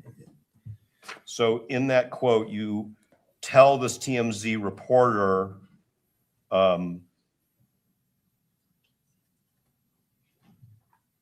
what your views are on bullet fragment analysis, correct? I wouldn't characterize it as my views, although I guess you could say it's my understanding in general of how bullet fragment analysis works. And you're also commenting on the contents of the results of the testing when you say the fragment didn't contain enough detail for the examiner to say one way or the other. That's you basically commenting on the content of the results of the examination as you understand them, correct?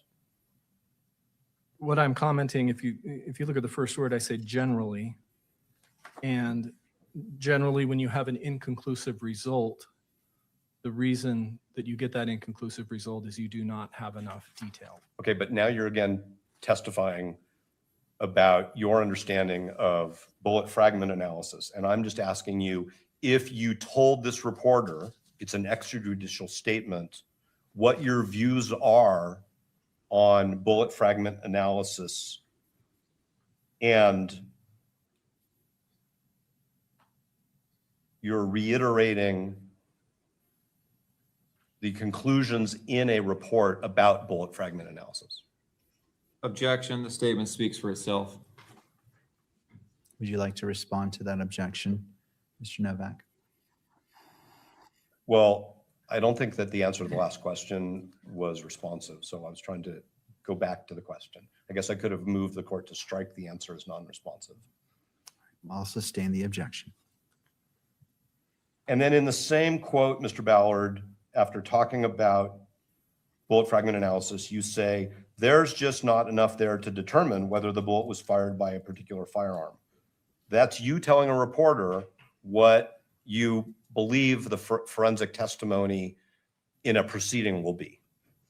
No, what I'm referring to is generally the types of circumstances that could produce an inconclusive result. All right, that's interesting. So I just want to pause here really quick. So he's basically saying he gave his interpretation of what he thinks could produce a bad result from this testing. Now, does that cross the line? Because he's not just purely reporting the information that came out or giving what's already publicly available. He's saying his interpretation of it. Does that cross the line into, breaking that gag order? I don't know. If you think it breaks it, put a 1. If you think it's inconsequential, put a 2. But I think when you start giving opinions about evidence, that to me is crossing the line a little bit.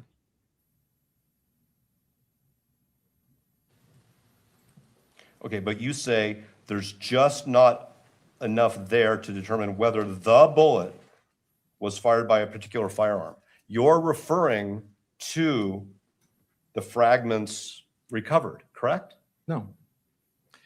What I'm referring to, you got to read that in context with the first sentence.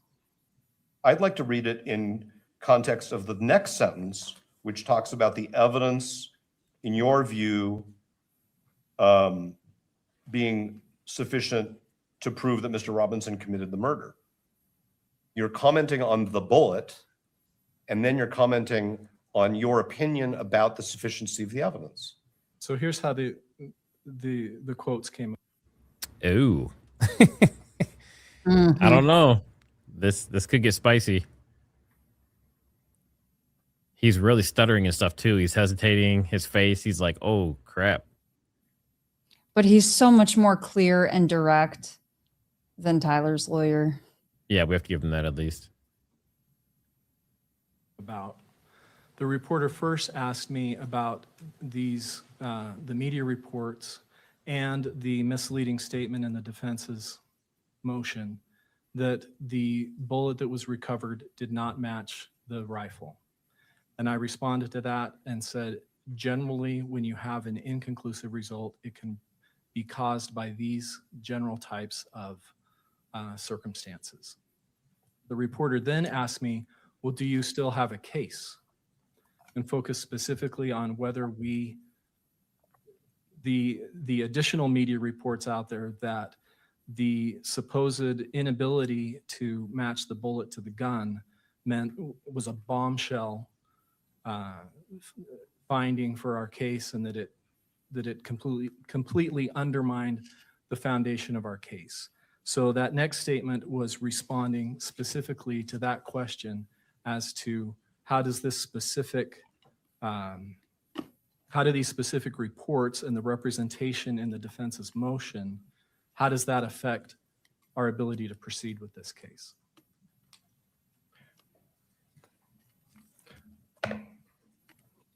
I'm going to move to strike portions of the statement which mischaracterize the defense pleading as misleading. This court has never made such a finding. And we had argument about Mr. McBride's interpretation of what is and is not exculpatory evidence. I think we all remember the court's comments on that. So I think without trying to parse it too much, I just ask the court to strike the portion of the statement which characterizes the defense pleading as misleading. Mr. McBride. I think the court can take this statement, the testimony, for the value it deems appropriate.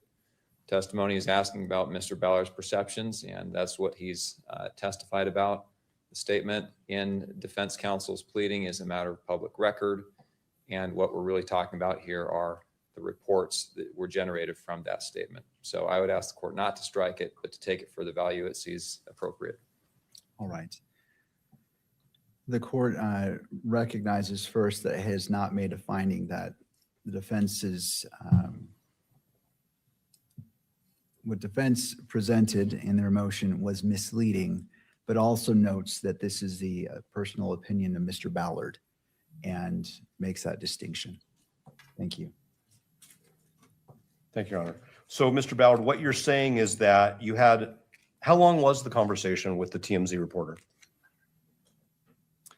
I think it was less than 10 minutes. It might have been just about 5 minutes. And so the quote is a compilation of your statements over the course of the 5 or 10 minutes, right? Right, and strictly in response to the questions that the reporter was asking me. But you certainly had the discretion to not answer the questions, right? Yes. You could have said, I can't comment on specific evidence or what I think the quantum of evidence is, right? You could have said that. Yes, and I didn't comment on any specific evidence. Well, when you refer to the bullet, you're not talking about the bullet fragment removed from Mr. Kirk's body? No, I'm talking about general circumstances that can produce an inconclusive result.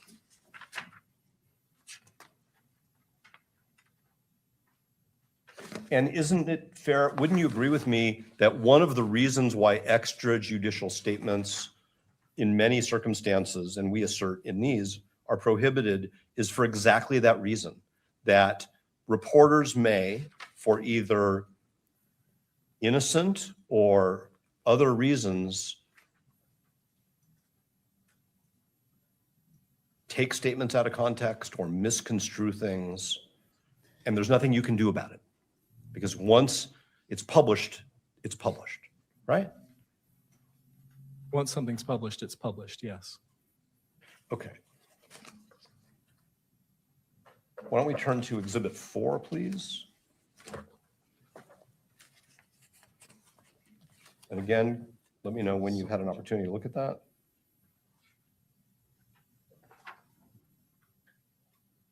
I've reviewed that. Thank you.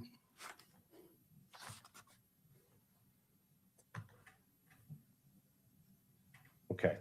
And did you have a separate conversation with a reporter from USA Today? Yes, that was an email conversation. So a reporter from USA Today wrote you an email and you responded? Correct. Did you preview your response with Mr. Gray?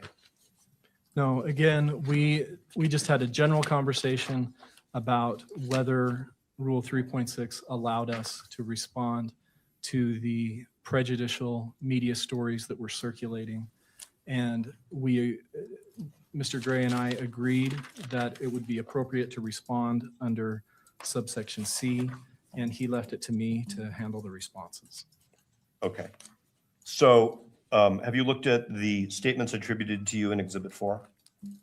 Yes, Are they accurate? yes. Did the court receive into evidence Exhibit 4? Mr. McBride?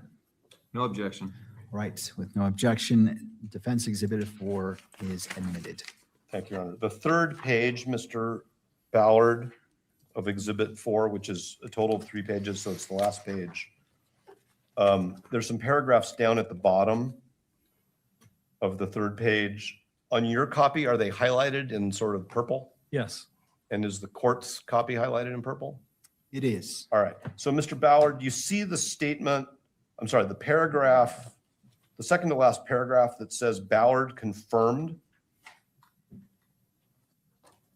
yes, Ballard confirmed the FBI and ATF are adding information to the initial reports, which prosecutors expect will include data supporting the initial conclusions.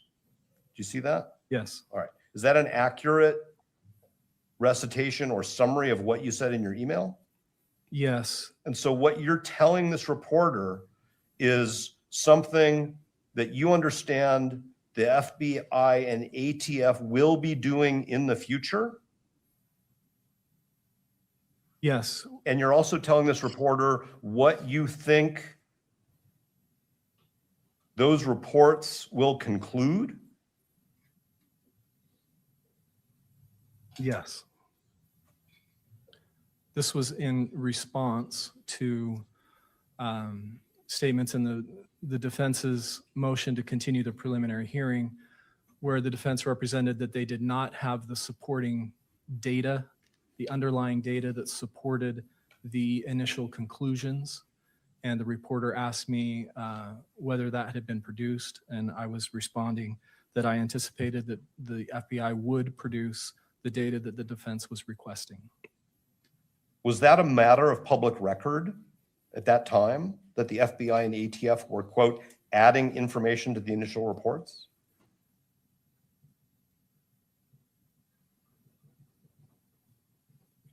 I don't believe it was a matter of public record, other than the defense had requested additional information, and I was confirming that we were facilitating that request. You were telling a reporter that we had made a discovery request and that you were complying with it. Correct. But you were characterizing what the FBI and ATF were doing with their examination reports, right? No, It says the FBI and ATF are adding information to the initial reports. That doesn't sound to me like producing additional discovery. That sounds like, Objection, counsel's testifying. Counsel, would you like to respond? I'll rephrase the question. All right, so I'll Would- sustain the objection. You may continue. Thank you. Wouldn't you agree with me that what you are telling this reporter is that forensic examiners are changing their reports or adding information to their reports, as opposed to your office is obtaining additional background materials related to the testing? no,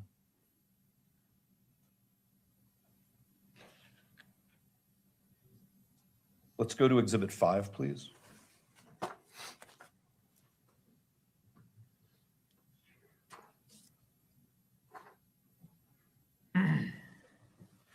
Exhibit 5, are you familiar with that?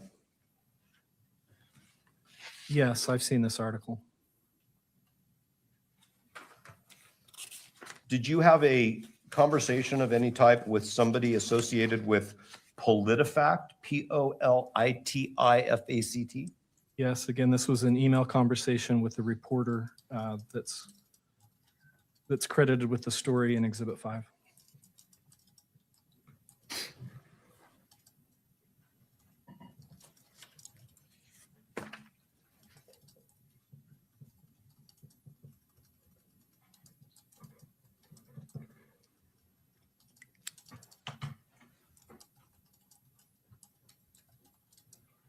And on page 2, about a third of the way down, there's a paragraph that starts with quotation marks, when the results of a bullet fragment. Do you see that? Yes, And that's a quote attributed to you, correct? correct. And then after identifying you, there's another quote attributed to you. Yes, And are those accurate reiterations of the email you sent? yes, Could this exhibit please be received into evidence as Defense Exhibit 5? No objection. Defense Exhibit 5 is admitted. And in this second quote in this paragraph, your quote is saying there just aren't enough marks on the fragment to make a conclusion one way or the other, whether the bullet fragment was fired by the particular rifle. that's what that quote says, but you have to read it in context with the previous sentence. So it's your testimony that you're not referring to the rifle found by law enforcement at UVU, and you're not referring to the bullet fragment taken from the decedent's body? You're making a general statement about bullet fragment analysis? Correct.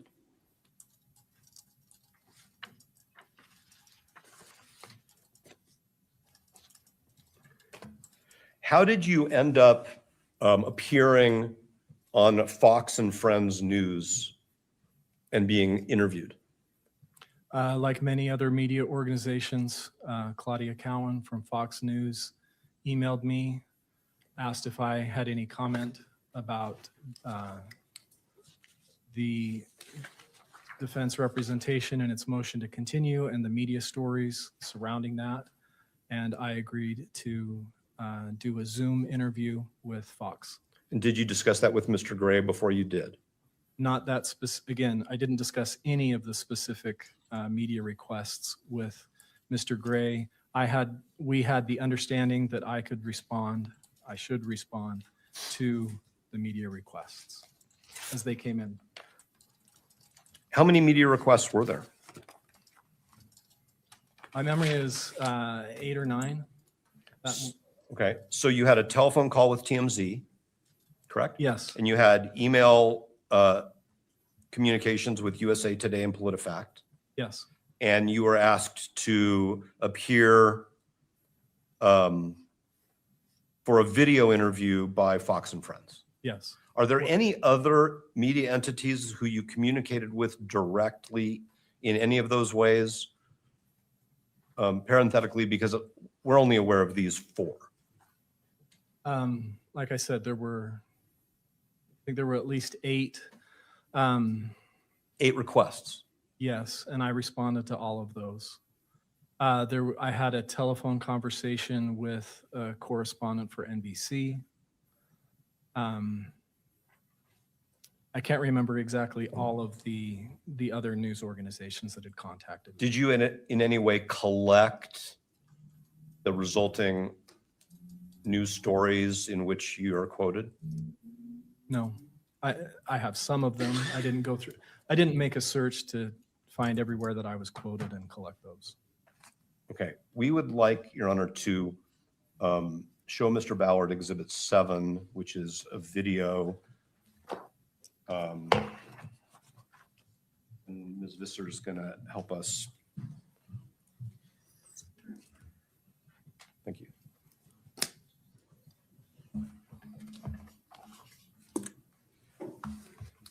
May we publish Exhibit 7? Well, not before it's admitted. Okay, so- if you want So we'll to show it to Mr. wait Ballard. formation, Sure. We'll show it to Mr. Ballard, and maybe if the clerk could just show the, show it to the witness before it's published. Mr. Ballard, can you look at the screen, actually? It's going to take a few seconds. It's flickering while it syncs. Thank you for your patience, Your Honor. Should we, silent for a moment. All right, looks like Without it's sound. on the screens. Okay, so we're going to actually, because of the court's ruling on publishing it, we're going to show it without the audio and ask Mr. Ballard if he recognizes it. All right. It's like our screens went off here, so. Mr. Ballard, is your screen on? now It's it on is. Okay. and it's playing.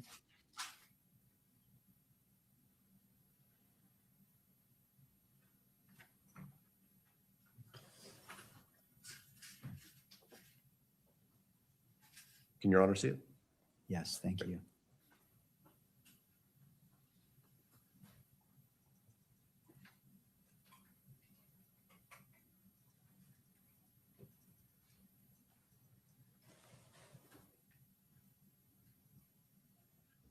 So far, this is not looking too good for prosecution, but we'll see what the judge says.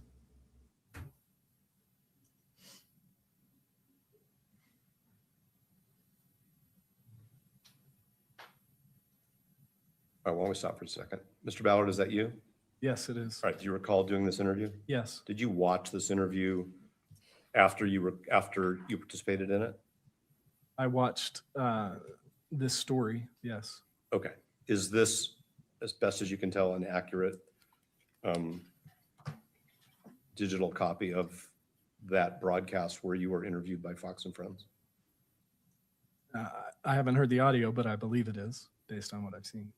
Okay, well, I'm going to ask the court to receive it into evidence. And if Mr. Ballard thinks that the audio is inconsistent with what he previously said, we'll withdraw the exhibit. With that proviso, no objection. All right. Defense Exhibit 7 is admitted and may be published. Thank you. We'd now like to play it. And just so Your Honor knows, the entire thing is about 2 minutes and 12 seconds. All right, thank you. Rather than trying to cut it up, we'll just play the whole thing. Audio.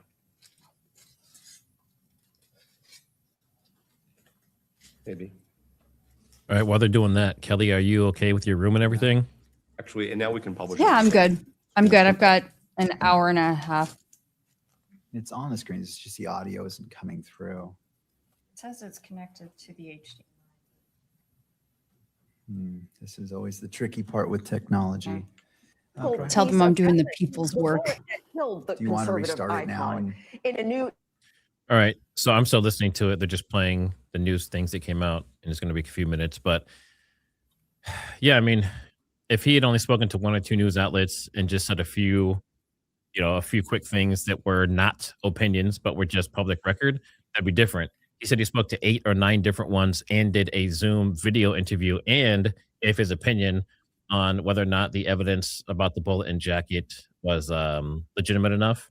And he emailed someone, I don't remember if it was media or another lawyer, saying that the FBI and the ATF information would be adding more information to the initial reports. So that wasn't publicly available. So it's not looking good. Yeah, that part, I think, especially saying something before there's a filing that's come out and talking about a report that he's anticipating coming out, that to me is quite speculative. Yeah. So if I was a judge, that would be contempt, at least a warning minimum. Fragments to be able to make a determination as to whether or not they can tie the bullet to the rifle. law enforcement sources tell Fox that when the bullet hit Kirk, it struck. Mr. Ballard, was that your statement on Fox and Friends? That was the statement that they chose to play. Is that the statement you chose to make? Yes. And aren't you talking in that statement about the bullet fragment at issue in this case? I prefaced that statement with the preface that I put on my other statements was that I'm not going to talk specifically about specific test results, but generally when there is a inconclusive result, these are the circumstances that could produce an inconclusive result. So your testimony is that the statement that you just made to Fox and Friends is not referring to the bullet fragment in this case. Right. That's your testimony. Right.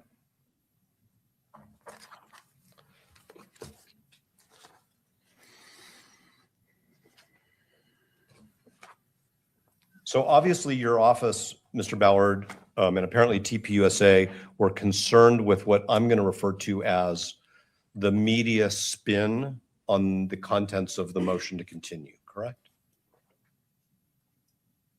Can you Your rephrase office that? was concerned and TPUSA expressed. For those asking really quick, what would happen if he's in contempt? There's two different, well, there's more than two, but basically it's monetary, like some kind of penalty, like a civil fine or something similar, and sometimes jail time. If it's criminal contempt, then it is often a combination of incarceration, probation, and mandatory fines. So it could be as much as jail time and big fines, or it could just be a slap on the hand and a small fine. So Concern about the way the media was, I'm just going to use the word spinning. I think we all know what that means. The contents of the motion to continue. I can't speak for TPUSA because I wasn't privy to that phone call. But our office was concerned, yes, about the prejudicial media reports. So my question is whether the goal of these interviews was to influence the reporting, or was it to change the public, what you were concerned was the public perception of the case? The goal of these interviews was to respond to the specific media inquiries that were being generated by the misinformation that was circulating about the bullet testing. But there's a reason why counsel who are subject to the rules we're talking about here, and especially prosecutors subject to these rules and the court orders, choose to engage in extrajudicial statements. I understand your position is it's an extrajudicial statement which is permissible under the court order and the rules. I don't agree with you, but I understand that's your position. So what I'm just asking you about is what you hoped to accomplish. Was it to change the media content, or was it to influence the public perception of the evidence in this case? Objection, asked and answered. Mr. Novak, I don't think I asked that question. Or if I did, the answer wasn't responsive. Mr. Ballard's response to the last question was the goal was to respond to media inquiries.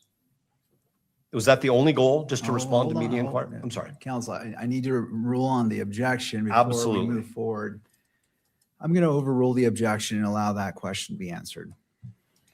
The goal was to respond to the substantial undue prejudicial effect of the media stories. What evidence do you have that there was undue prejudice? We haven't picked a jury yet. The evidence that the reason that we were concerned about those statements is that it was producing we were concerned about the media stories that were saying, first of all, that the bullet in fact did not match, and that therefore we had no case, that we had brought a groundless prosecution. That was our concern. Which is an issue that can be addressed through jury selection, correct? That's one way. Yes. It's an issue that could be addressed through an expanded jury questionnaire, correct? Yes. It's an issue that could be expanded through additional peremptory challenges if the court deems it appropriate, correct? That's another way. It's Yes. an issue that could be addressed through individualized voir dire, correct? Yes. It's an issue that could be addressed under the appropriate circumstances through a change of venue, correct? Perhaps. A couple more questions. And then if I have any more time, I'll reserve it. So you have 28 minutes remaining. Oh, wow. So Ms. Visser scared me.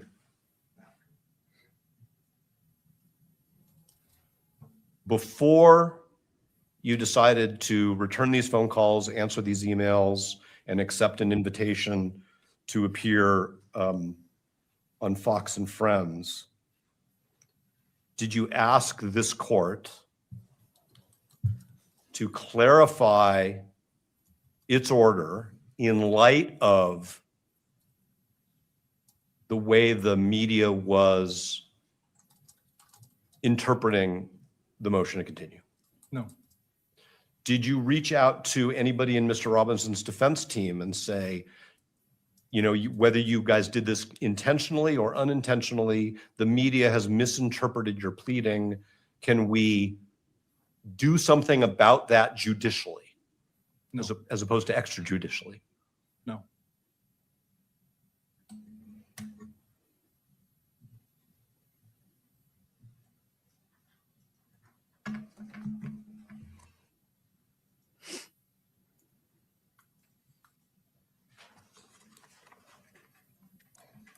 I have no further questions for Mr. Ballard. Thank you, Mr. Novak. Mr. McBride.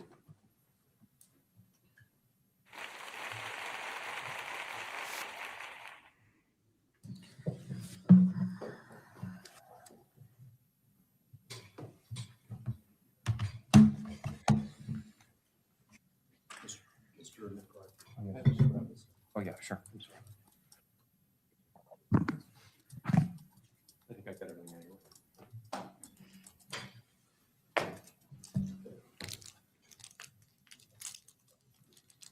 What's this guy's name?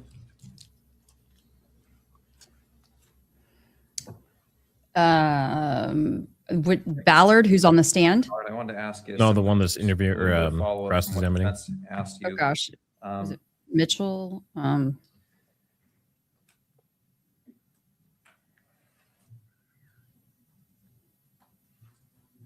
First off, I want to ask you, did you intend to violate the court's order in this case? No. Do you believe you violated the court's order in this case? No. Did you take actions to avoid violating the court's order in this case? Yes. And do some of those actions include being familiar with the order, Yes. being familiar with Rule 3.6, Yes. limiting your statements to the media to those necessary to address the issues prejudicing your client? Yes. Did you include a statement in some of your statements that the defendant was entitled to a presumption of innocence? Yes. And a statement that the jury would decide the defendant's guilt as the finder of fact in this case? Yes.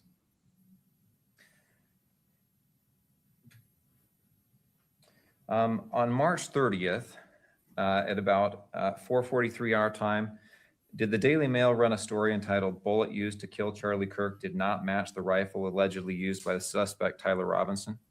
Yes.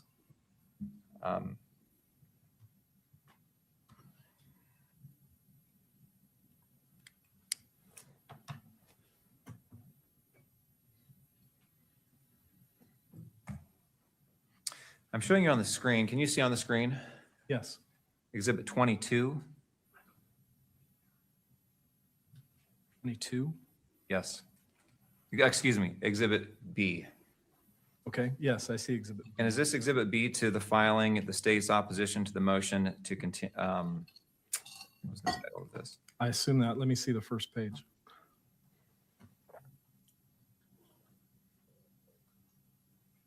State's opposition to the motion for an order to show cause for alleged contempt of court in this case? Yes.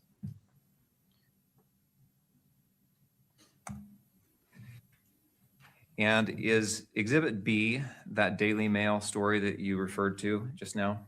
Yes. Was this the first story that reported, that generated all the media that has brought us to this stage in this case? That's my understanding. And after that story was published by the Daily Mail, are you aware of whether other outlets published similar stories? Yes. I'd like to turn to Exhibit C in that same pleading. Okay. And for the court's record, this is docket 510, Exhibit C. And this is a USA Today article, is that right? Yes. The title is, "Does the Bullet Match? Key Issues Emerges in Charlie Kirk Murder Case," correct? Correct. And I now want to turn to Exhibit D to this pleading.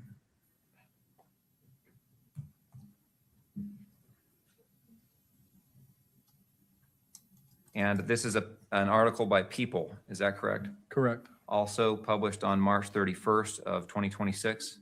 Yes. And the title here, will you read that title? Bullet that killed Charlie Kirk doesn't match Tyler Robinson's rifle, his lawyers claim. Right, I now want to turn to Exhibit E to the pleading. And this is a CBS News article also published March 31st, 2026, correct? Yes. And will you read the title there? Charlie Kirk's accused assassin's lawyers question link between bullet from autopsy and rifle found near scene. I now want to turn to Exhibit A to your pleading, or to the pleading that we've been talking about.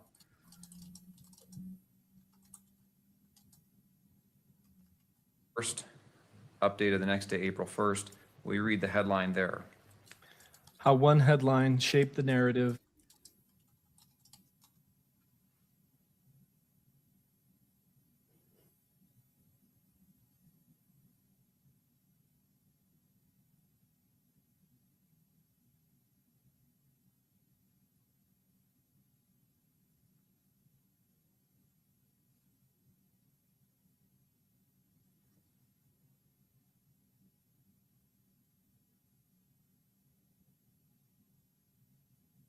Do we lose audio or is it just me? Yeah, hold on a second. Let me see if it's completely gone. Functioning as it should. It was just gone during that part. Okay. Your client's Mr. right McBride, excuse me. let me stop you. There may be an issue with the audio being transmitted, so I just want to make sure There we that's go. remedied, and then we can continue once we confirm it's I functioning. appreciate the judge for doing that. That's good. He didn't have to do that, so.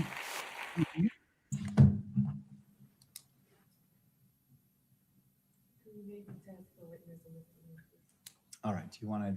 Testing, 1, 2, 3, testing.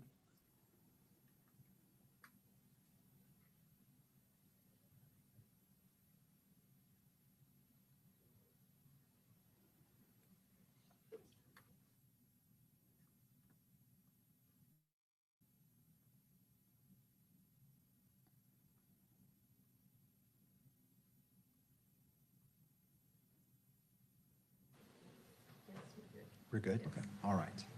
Mr. McBride, we can continue. Thank you. Were these reports that we've gone over in the last couple of minutes, these news stories, were they accurately reporting what the evidence was in this case? No. And did that cause you concern about whether it would affect your client's right to a fair trial? Yes, it did, because not only were those. There it goes again. In those other articles.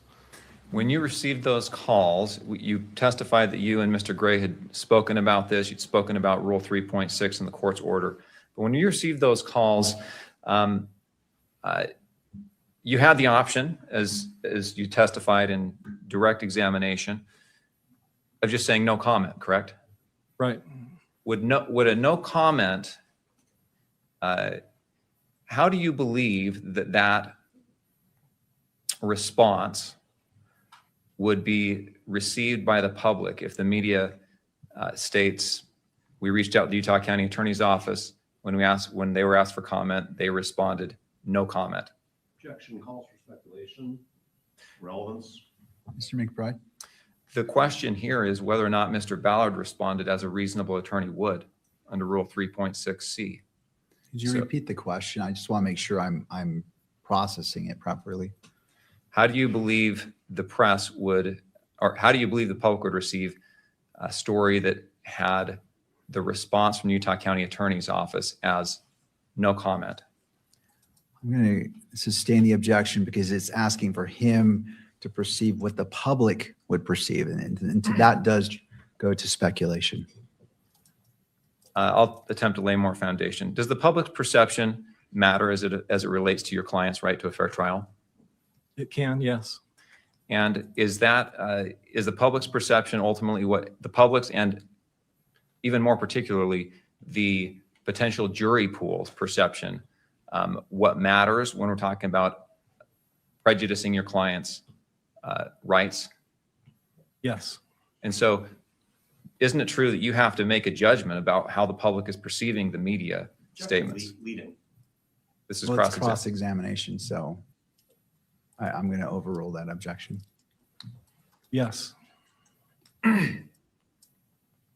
Did you believe a no comment response would cure the prejudicial effect of the media stories? No. Did you believe it would actually potentially increase the prejudicial effect of these stories? Yes, especially given the kinds of stories that were circulating there, like that our case has a fundamental problem, that this is a bombshell.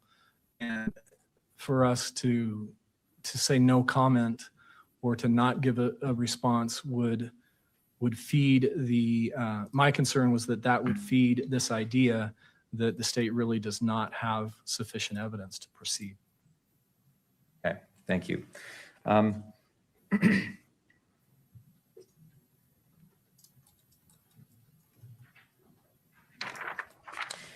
You mentioned before responding to these requests, you spoke with Mr. Gray about the requests and about the media that was out there at the time. Why did you speak with Mr. Gray about that? Because we recognized that this was a significant issue and that we needed to figure out how we were going to respond to that.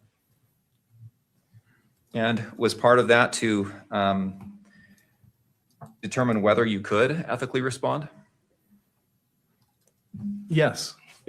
I think that the conversation was, should we, and can we, and should we? I want to refer you to the court's order, the pretrial publicity order. And that's published on the screen in front of you. Do you see that? Yes. Will you read the last sentence of that order? This is the order dated September 16th, 2025. It says this order does not prohibit lawyers from making statements permitted by Rule 3.6 C, Utah Rule of Professional Conduct 3.6 sub B sub C. Based on the language of this order, did you believe that it prohibited you from making public statements? No. Did you believe it prohibited you from making public statements that were allowed by 3.6B? No, it allowed me to do that. And same question with regard to 3.6C. Did it prohibit you from making statements under 3.6C? Objection, he's asking the witness for a legal conclusion. Did you want to respond, Mr. McBride? No. I disagree with that objection, but I think the court can rule on that without response. Well, I'm going to overrule the objection because that was fodder for the direct examination. It was addressed. He was asked about that. And so this is cross-examination and that door has been opened. Okay, let's look at 3.6, Rule 3.6. And that's up on the screen in front of you. I want to go through those particular statements or particular subsections referred to by the order 3.6B and C. There's a couple of highlights here on the screen in front of you. Is that up on the screen in front of you? Yes, I see those. If you look at 3.6B, will you read those two highlighted portions? That's B, basically B and B2. Yes. It says, notwithstanding paragraph A lawyer may state information contained in a public record. Okay. Now, before going to 3.6C, let me ask you, on direct examination, defense counsel had a line of questioning about whether you can talk about anything that's in the public record extrajudicially to the media. You began to answer that question, but you weren't given the chance to finish your answer. Under 3.6B, will you talk about your understanding of what you can talk about that is in the public record? My understanding of that, the language of the rule is that if there is something that's contained in a public court filing, that that I can comment on that extrajudicially. In this circumstance, was the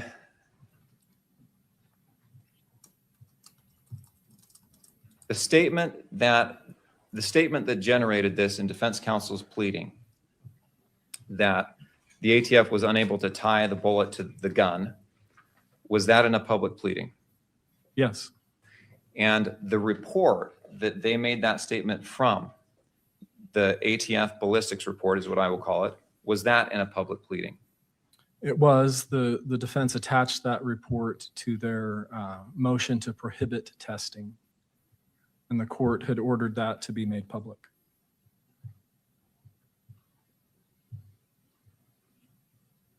And that report was attached to a pleading in docket number 284.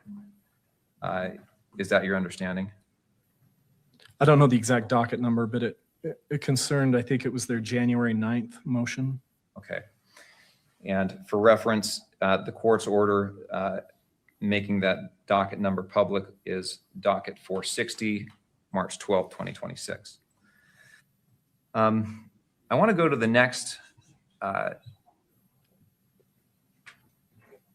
subparagraph. Okay, actually, before I do, notwithstanding that this report was public by this time, the ATF ballistics report, did you specifically comment about the ATF ballistic report and its findings in your statements to the media? No, in fact, if you look at Exhibit 4,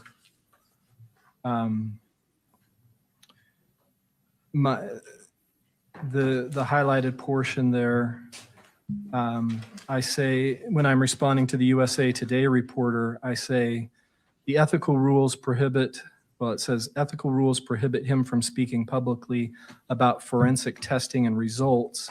And then I go on to say, but I can say generally that when you have an inconclusive result, these are the types of circumstances that might produce an inconclusive result. Okay.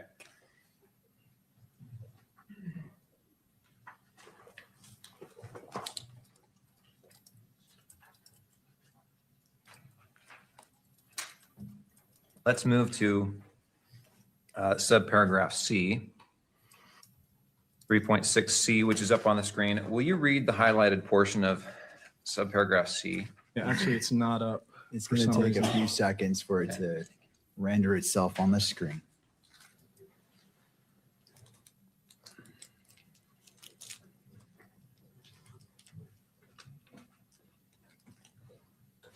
Not just yet.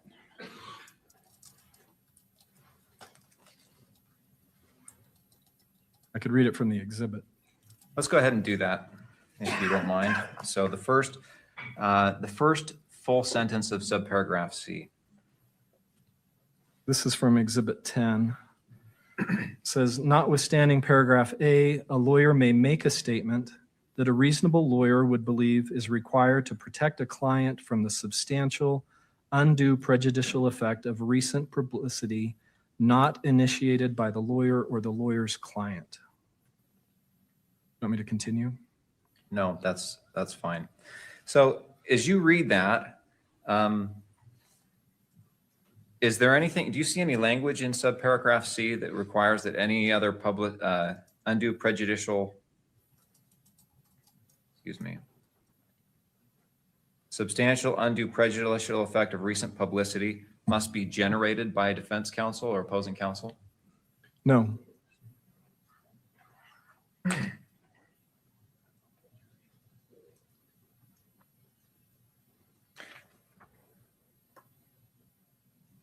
Okay, I now want to turn to your particular responses. So after you met with all these responses or all these media inquiries were coming in, you meet with Mr. Gray and talk about whether you should and could respond.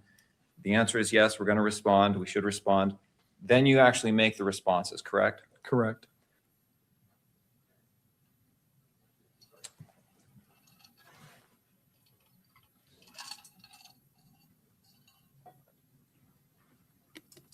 I'm going to turn back to the pleading that we'd referred to, where we had attached many of the news stories. We have here exhibit, let's see if this is the right one, exhibit F. And this is, I think this also appears in defense counsel's binder.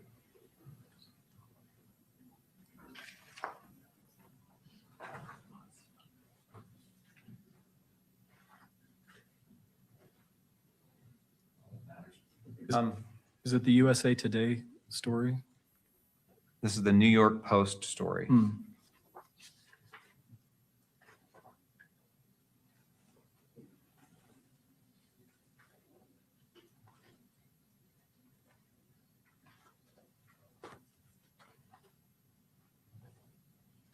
I'm going to ask you to read the first two paragraphs here on it's page. Actually, let me jump to page 46 here of the pleading. Will you read the first paragraph on page 46 of the pleading, Utah County Attorney's Office? Yeah. Utah County Attorney's Office Prosecutor Christopher Ballard said he can't comment on forensic testing and results, but he said, quote, when the results of a bullet fragment analysis come back as inconclusive, that means only that the fragment did not contain enough detail for the examiner to determine whether the characteristics on the fragment were consistent with having been fired by a particular firearm, end quote. And is that consistent with how you attempted to respond to all the media outlets that made inquiries? Yes. And is that in fact your statement? Yes, I can't say that it's exactly word for word, but that accurately captures what I was trying to convey to the reporter. Okay. I want to go to Exhibit G to the pleading. This is a PolitiFact article entitled, Does a Bullet Analysis Clear Charlie Kirk Suspected Killer? What an Inconclusive Result Means.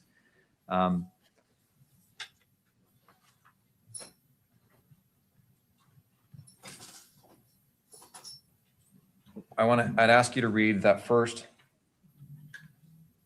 full paragraph, starting with when. Will you read that, please? When the results of a bullet fragment analysis come back as quote, inconclusive, unquote, that does not mean that the rifle did not fire the bullet. Christopher Ballard, a spokesman for the Utah. For those asking, quick update. Right now they're doing an examination of McBride and basically trying to figure out if he was speaking in contempt of court outside of the gag order that the judge put on all the lawyers.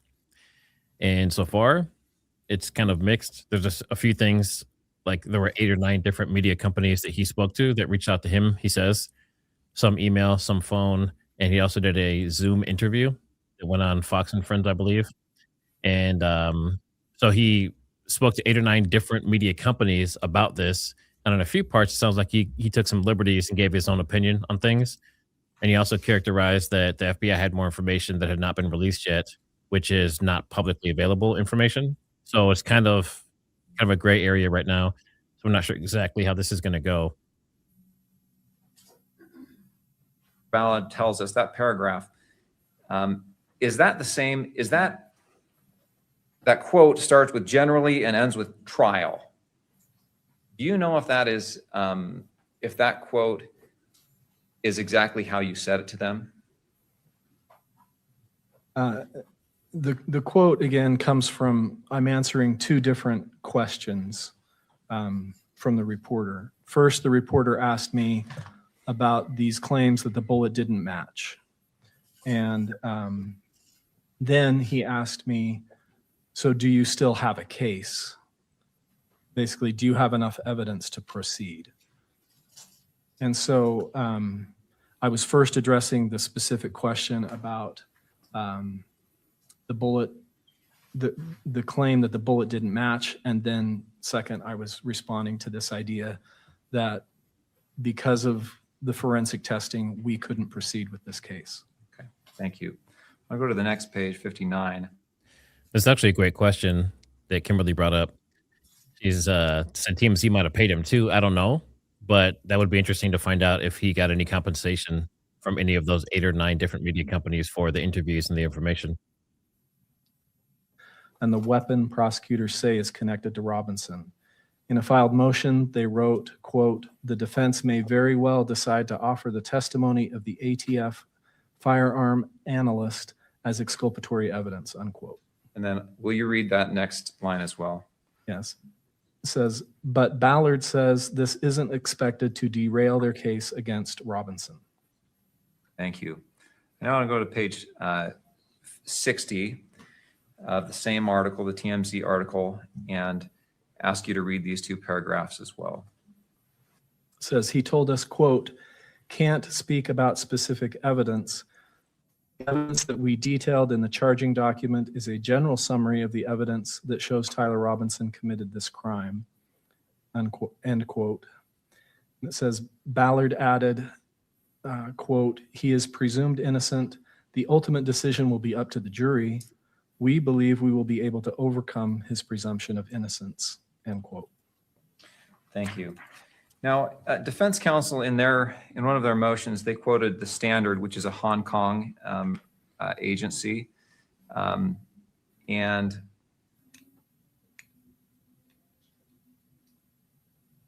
did you look at that quotation to the Hong Kong or to the Standard? Yes, when I saw that in the defense pleading. Okay. And I've got that up on the page, on the monitor in front of you. It's page 8 of defense counsel's motion for the order to show cause. And this, there's the double indent here. Do you see that? Yes. Did you talk to the Standard? No, they did not contact me. And it looks like they included some of your statements, but not all of them. Is that accurate? It looks like they're referring to the TMZ article, and yes, they took some of the quotes, but not all of them. Okay, thank you.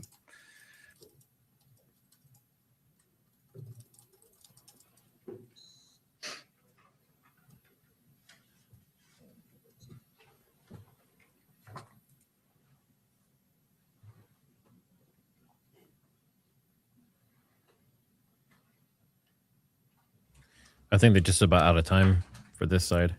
Then they're going to switch. If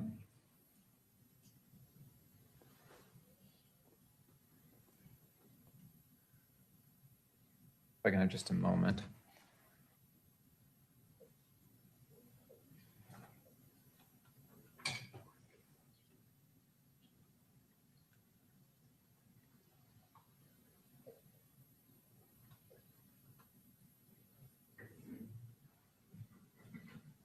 He either looks worried or bored up on the stand. I can't tell. Probably both, unfortunately. Yeah, I think he's playing it cool. He's doing the fast blinks. And there was kind of like a little expression there just a second ago that does kind of get me worried.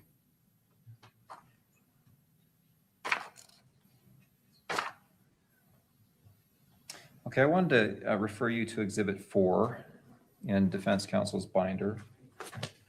Okay. Let's see, in that purple highlighted portion on the last page, the second to last paragraph, this was discussed a little bit earlier, but I wanted to make sure that this was clear. Will you tell us what you were referring to in this second to last paragraph? It reads, Ballard confirmed the ATF or FBI and ATF are adding information to the initial reports. The prosecutor expected will include data supporting the initial conclusions. Will you explain what that's referring to? Yeah, my recollection is that the defense is part of their motion to continue the preliminary hearing. As part of the justification for that motion, they had argued that they hadn't received all of the underlying data that supported the conclusions in the initial reports. And so the reporter was asking me about whether had that data already been produced or whether it would be forthcoming.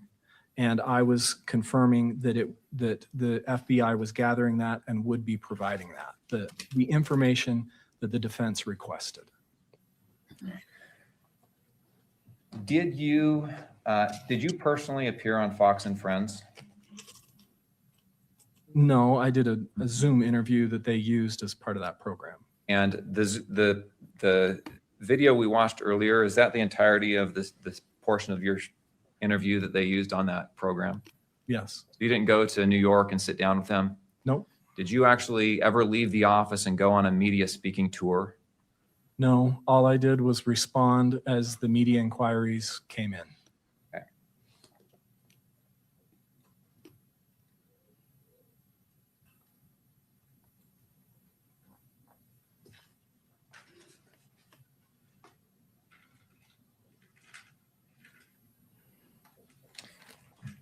Thank you. I have nothing else.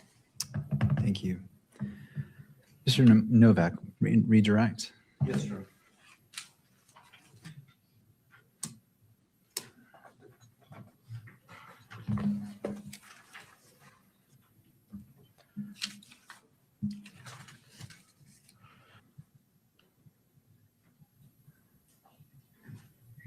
Mr. Ballard, isn't it correct that there was a point in time with respect to the pleadings in this case that the defense's motion to prohibit the additional testing without some safeguards to document it, record it, monitor it, was a private filing? Yes, the defense filed it as a private filing. And you initially agreed, meaning you on behalf of your office, that it should be a private filing because it dealt directly with forensic examinations. No, we opposed the motion to keep that filing private. But as you said in exhibits 6 and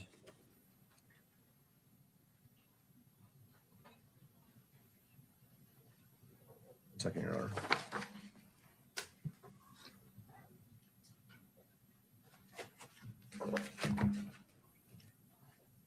Make sure I'm citing the correct exhibit. In exhibit 6,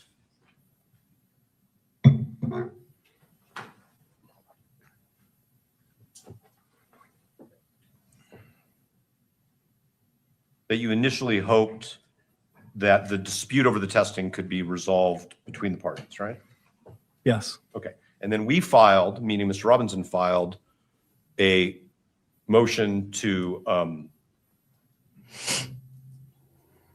get some control over that FBI testing because the FBI had basically said, we won't let a defense ballistic expert watch and we won't videotape it, right?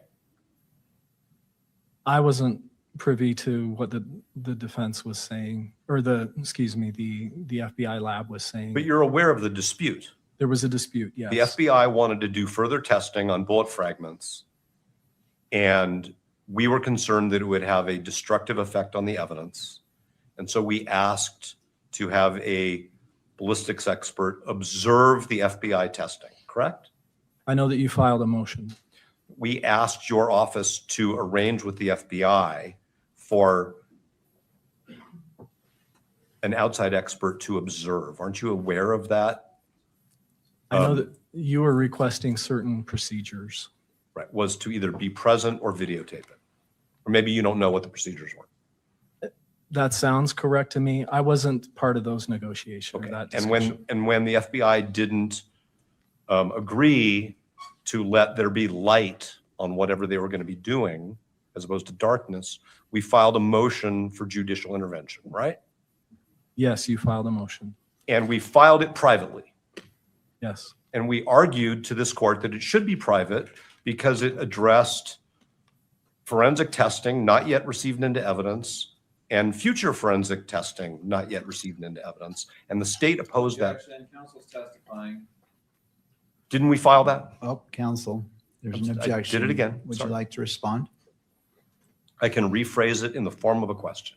All right, I'll go ahead and sustain the objection and maybe rephrase. Are you familiar with the reasons why we thought the forensic testing documents and the dispute should be filed and litigated privately? I think I generally understand why you wanted that private. And the state decided it should be public. We decided to oppose that motion. It was your position that it should be public. Yes. And then the court overruled or denied the motion to keep it private, correct? Yes. And so that then became a matter of public record, which you believe you could make extrajudicial statements about. I believe the rule allowed that, yes.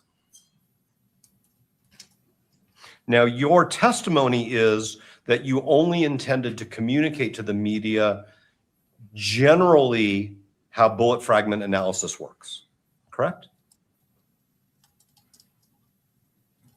Yes, I was responding to those inquiries and being careful to stay within the confines of Rule 3.6.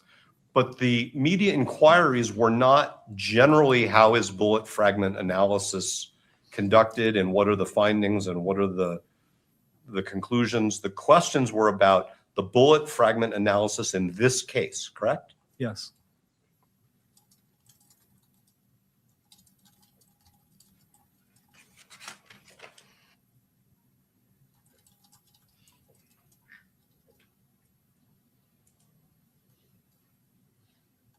Would you agree with this following statement? In the first few weeks of this case, there were many media stories emphasizing evidence of Mr. Robinson's guilt. Yes. So your interpretation of Rule 3.6, because of that, is that I could go on Fox and Friends or send emails to media entities or have telephonic interviews where I say on multiple occasions, it's my opinion that my client is innocent. Objection, relevance. Do you wish to respond? Mr. Ballard has testified that he doesn't think that his his extrajudicial statements violate the rule. And he specifically referred to comment 4, which says any opinion as to the guilt or innocence of a defendant or suspect in a criminal case is not prohibited because of what he says is prejudicial pretrial publicity. And so I'm asking the obverse, which is whether he agrees that that means that I or somebody I hire could go on a speaking tour. I'm not saying you went on a speaking tour, but and proclaim my opinion that Mr. Robinson is innocent without violating this court's order or without violating the rules of professional responsibility. All right. I understand the objection and the response. I'm going to overrule the objection as it's within the nexus of what's being addressed in this hearing and what's been brought up in both direct and cross-examination. What I understand the rule to allow is for a lawyer to make statements that the lawyer believes are necessary to protect their client from substantial undue prejudice of media stories. So if I think in good faith that my client has been, that there is already proof of undue prejudice against Mr. Robinson because of all of the media stories, without seeking any judicial intervention, without seeking an ethics opinion from the state bar, I can schedule media interviews. I can issue press releases saying it's my opinion that he's innocent. I think your interpretation of Rule 3.6 is up to you. I'm asking you if you agree with that hypothetical. Repeat the hypothetical. Without any findings by anybody at this point of undue prejudice,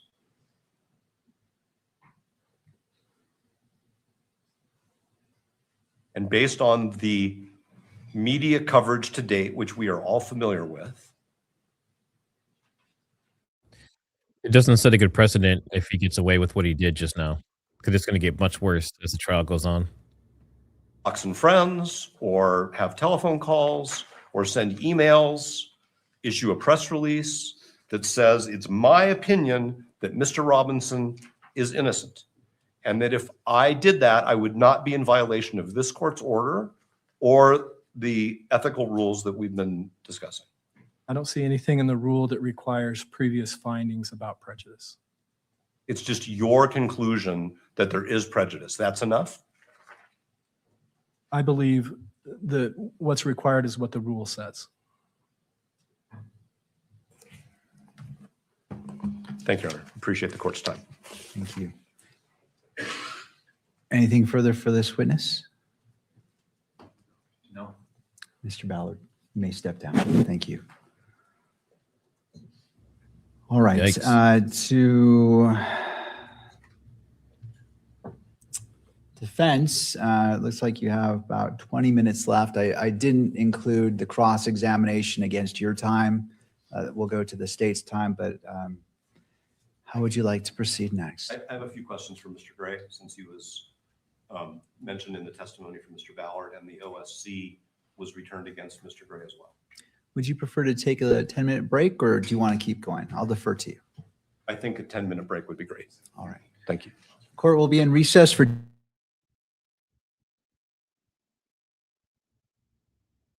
All right. It is recess time, or as they say, a break.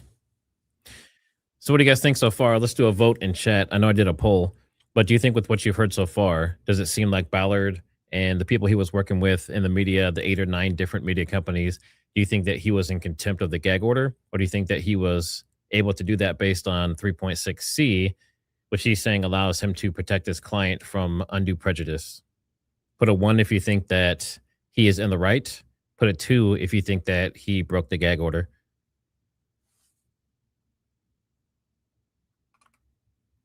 And if he's not found guilty of this, what kind of precedent does this set for the rest of the case?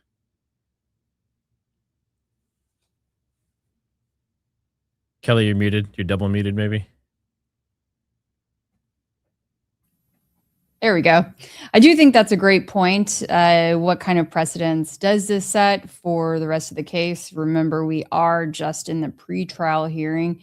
To me, it does not seem, just sharing my personal opinion, it doesn't seem that egregious. I mean, yes, he shouldn't have shared anything that was speculative, like on a report that had not come out yet. But I don't know. We haven't seen how the judge handles disciplining, lawyers in the case. He seems to run a fairly tight ship, but I don't know. All eyes on him. Yeah, it looks What do you like think? it looks like a pretty decent mix of 1s and 2s. A lot of people don't think. Oh, I guess it's more 2s for sure. All right. Yeah, I mean, the statements that like him going to the media companies, I don't see it as that big of a deal, right? That's going to happen. But if money exchanged hands, that question should be asked. I'm surprised they didn't ask that. I don't know if they're allowed to ask that. I would assume. But if money exchanged hands, that's an issue. That would be one of my bigger concerns. And then also the fact that he was saying that what was the exact wording? Something about the bullet and what they have, the evidence they have now is enough to prosecute Tyler Robinson. I mean, that statement is also prejudiciary. So there's a couple of things in there that I thought. I mean, is it though? Because isn't that the reason why they're continuing to bring the case? Like, isn't that part of the But that's not been proven yet. their case? That's speculatory because it hasn't been proven. That's what the prelim is for, right? The prelim is supposed to see if they have enough evidence overall to even continue the case. So Well, for the judge to determine that, but there is a basic prosecution acceptance standard. At least in other states that I've worked with, I assume that it would be the same here. So it's basically if there's a greater than 50% chance that someone did it, then they can initially file the charges, and then and then the standards kind of go up from there. How do you decide that 50%? Well, that's based on the evidence that they're bringing to the table. They do have prosecutorial discretion. All the evidence isn't there yet. So you're saying of the evidence they had, you're saying that they had at least 50% probability. That's just what based on they had believed initially? as the prosecutors. That's what they believed. Yeah. And you know that I think that this whole thing is a sham. I'm just offering up that perspective. It's a sham. Wow. And I think this case, the trials, I hope it gets spicy. You know what I mean? Like, I want to see, like, did you not say that? And like some yelling and stuff like that. And like, order in the court, slamming on the table. Like, I want to see all that happen. And it might happen. I don't know. But I thought it was interesting. You said, TPUSA called us and talked to us about this kind of stuff. I mean, I would assume if the prosecution is representing them, that would make sense. But the why prosecution isn't representing them. But what? Yeah. Really? I mean, yeah. So I guess that is they're weird then. representing the state of Utah. And then why would TPUSA generic be calling? Shouldn't it be Erica Right. Kirk That's specifically what and I her want to lawyer? know more. That's what I want to know more about. I would have loved to have, heard them ask that question, and the judge might have struck it, but that's what I wanted to know. Because to me, it makes you wonder, is TPUSA calling them to rile them up and pressure them to, you guys have to get ahead of this. You guys have to get control of this. We can't let the defense, and all of these press stories run rampant. What are you doing? You need to say something. Getting us into this situation. Yeah, I wonder if that we're in now. Yeah, I wonder if TPUSA pressured them into doing the media stuff, like basically forced them to do it, or pressured them into doing it. That's what I'm saying, is that which could potentially backfire on the prosecutors. So, yeah. And I mean, his typical pattern is that he doesn't rule the same day. Yeah, it's not expected to rule on this aspect of it today, just to hear them out. So now I think what's left is, I think he said defense had 20 minutes left of their time. And then I think prosecution gets like an hour and 10 minutes or hour and 15 minutes or something like that. So there could be another hour and a half, 2 hours of this total. But yeah, it's interesting. I mean, it's not, the one dude is so boring. So I'm hoping whoever does the next one, or whatever next witness they call or whatever they do, is a little bit more upbeat, like make it entertaining, people. That's the last thing I think they want to do. I think they want to make it as boring as possible so people will stop paying attention to it. Yeah, but you look back to stuff where he's like, if the glove doesn't fit, must have quit, and how they were like getting into it, Well, that's different. For one, that's in a trial, but also, I mean, in that case, that's not I don't think that was necessarily a psyop. And I think we're looking at a psyop here. So with a massive cover up. Possibly. But the thing about a psyop is you don't know it's a psyop. It's not a good psyop if you know about it. Maybe there are too many smart people with their eyes on it. Maybe. So you can tag me on X, TriggerSmartHQ. You can send tips to engcwarrior@gmail.com. That's where I get tips and information. And also for anyone that has like media inquiries and stuff like that. And then follow Kelly Raybon, X, YouTube, and other social media. I believe she's also on TikTok and Rumble. Well, no, Rumble's not really going yet, right? Yeah. Rumble's not on the Rumbles.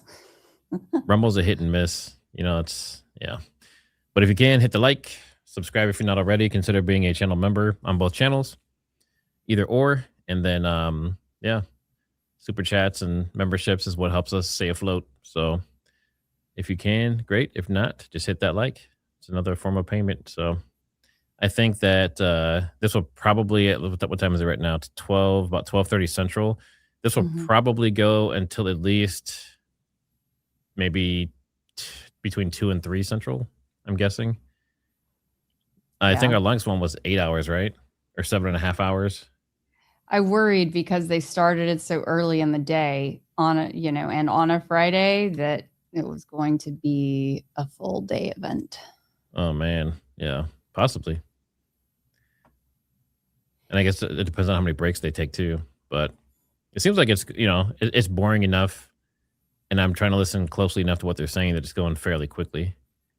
Like we've already been on for 3 hours and it doesn't feel like it to me. Seems like it's flying by. Yeah. Despite how slow they speak, it does feel like it's flying by. And for anyone who is interested, I have a video that's coming out. I think I set it for 2:00 today. So we might actually still be in here. I might move it to like 4. But I didn't want to go at the same time as Candace, obviously, if she's doing one today. I think she said she was going to do a makeup one today because she missed Monday. But it's a video that I don't think anyone else is going to do or has done about Erica Kirk, something that I stumbled across that's very interesting. And yeah, make sure you guys check that out if you get a chance. It'll be out a little bit later today. And we are just waiting in recess. So they said 2 more minutes, I guess. They never usually come back on time, though, from recess. Mm-hmm. Those audio dropouts were interesting. I'm like, what were they saying during that? What did we miss? Right. And I mean, what was like the cord just suddenly loose? What happened there? Well, and they didn't redo it. Like he had the other guy start over, but when this one lost and like went out, he didn't make him redo it. So what was actually said during that time period? Yeah. Doom, doom. Hey, Zen Q, how's it going? Zen Queen 041. I'm trying to decide if I should call to the front desk and ask them, beg them for one more hour. Why don't you just stay another day? Yeah.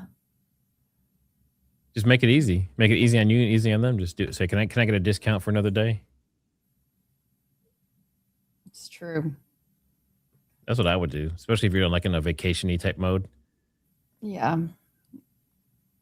Go back in the hot tub after. Yeah, that would be nice. Stay.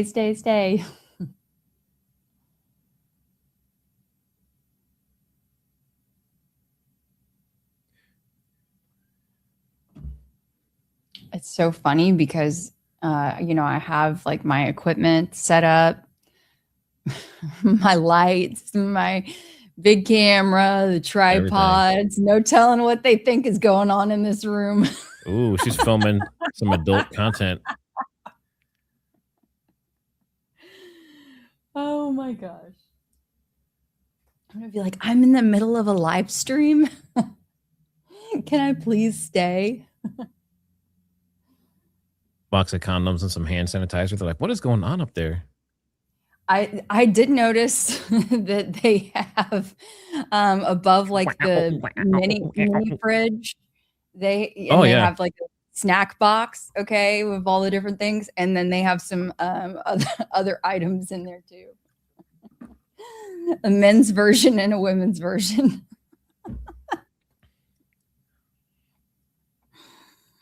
Just in case. Someone says a box. Now we're talking.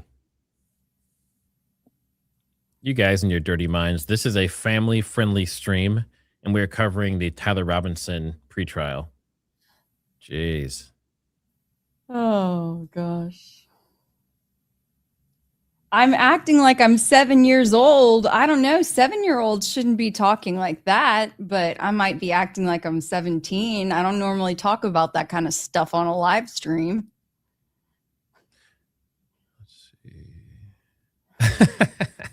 Someone said, I guess I did start it. Yes, I did. You did. I did started it for sure. All right. They're passed. Okay. I'm going to call down to the front real quick. Wish me luck, everybody. Tell them I'm doing the people's work.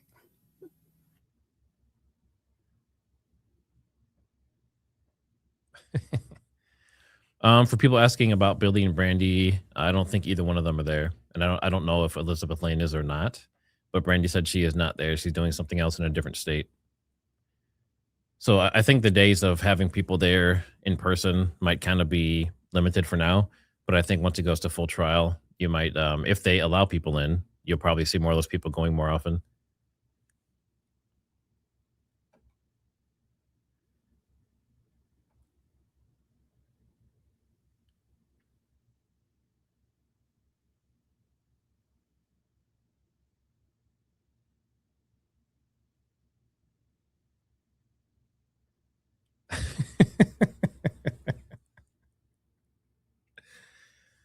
Oh, man.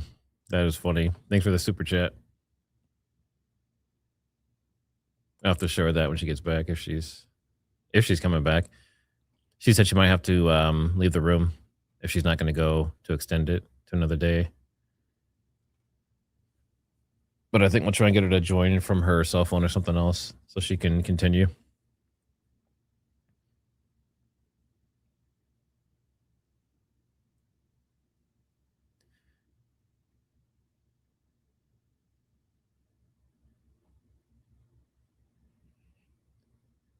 Let's see.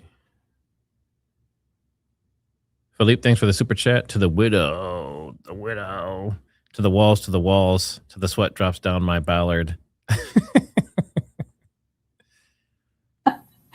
That was quite clever. Dogs knows, is Kalshi taking bets on Tyler guilty or not? I don't know anything about Kalshi or Kalshi, but I wouldn't be surprised. Maybe Polymarket too. Philippe, you got to come on over to my side. I'm sorry. You know, you gotta switch it up here. Show Kelly a little love, especially if I'm going to be extending my hotel stay for you guys. Are you? Did you extend it? She's going to text me to let me know what the price is going to be. So I'm going to see if they can extend the room, the discount rate. So if you super chat Kelly on her side, that could help with her room cost. Thank you. Thank you. Wolfie says, we're going to get a mistrial. Nobody will ever get real closure, and they can make this all go away. I think a lot of people feel the same way. Thanks for the super. Sherry, thanks for the super chat. Just saying thank you. I'm also interested in trajectories of bullets. Is that going to be covered in any way? Curious what your thoughts are, if any, moving forward. I would hope that they cover not just the bullet jacket and all the evidence from that point of view, but also if the shot was even possible from that location. And I think that would come down to if they bring on like a third-party ballistic expert of some sort. I know when they interviewed the guy who was, I believe, one of the initial police officers or detectives in Utah, he sounded like he had no idea what he's talking about. He's like, I think they had a bullet, and then the bullet had some other bullets. And I was like, oh, shit. I was like, this is this is not good. He was their expert at the time. So let's see. Ben Harlow, thanks for the super chat. My day off plus a trigger live. Well, congratulations on your day off. Hopefully you're enjoying it.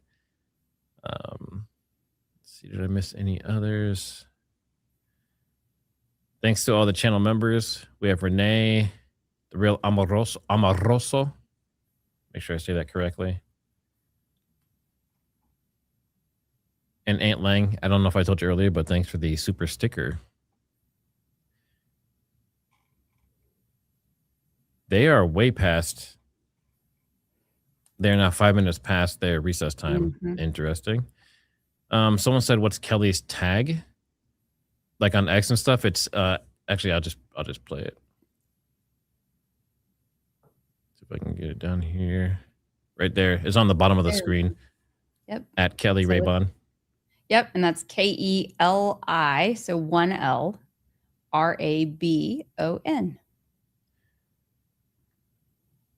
And that's French, right? Something. I think I'm kind of a mutt. Or Chinese or something. Yeah, it's something weird. I'm just kidding. Let's see.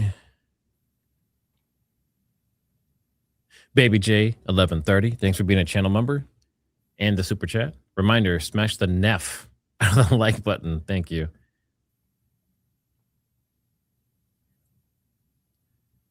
Peter Teal. Big super Peter chat Teal. on your side. Whoa. Looks like That's your hotel room. That's your I hotel gotta room say. right there. Now remember, Thank you, I said Peter. she was looking for a sugar daddy. So might have just found him. Oh my goodness. Thank you, Peter Teal. I'm blushing. I don't know if you can see it through the screen, but thank you. Show Peter Thiel some love in chat. Put him some hearts and thumbs ups. That's and right. thank yous. Because of that, Kelly gets to keep making her adult films in her room with all of her Oh my equipment. gosh. Look, I don't need that rumor too. That is not true. Oh my That is not a gosh. true statement. That is not true. Please, nobody run with that. Leading the witness.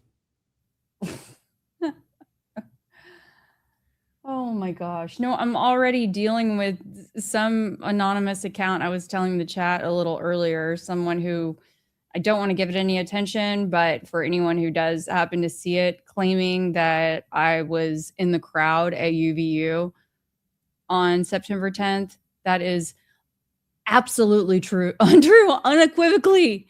Like I was sitting over here for a minute. I was like flipping through my phone, looking at photos that I have from that day being at home. There was even some stranger who came to my house who I videotaped.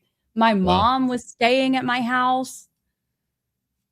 I've told that story many times when I think back about how I experienced September 10th, and my mom was at my house. She cried. Oh man. $100 for a smooch. All right, I think we might be. All right, we're back. I'd ask the court to invite Mr. Gray to the witness stand. Mr. Gray, if you wouldn't mind coming forward and being sworn in.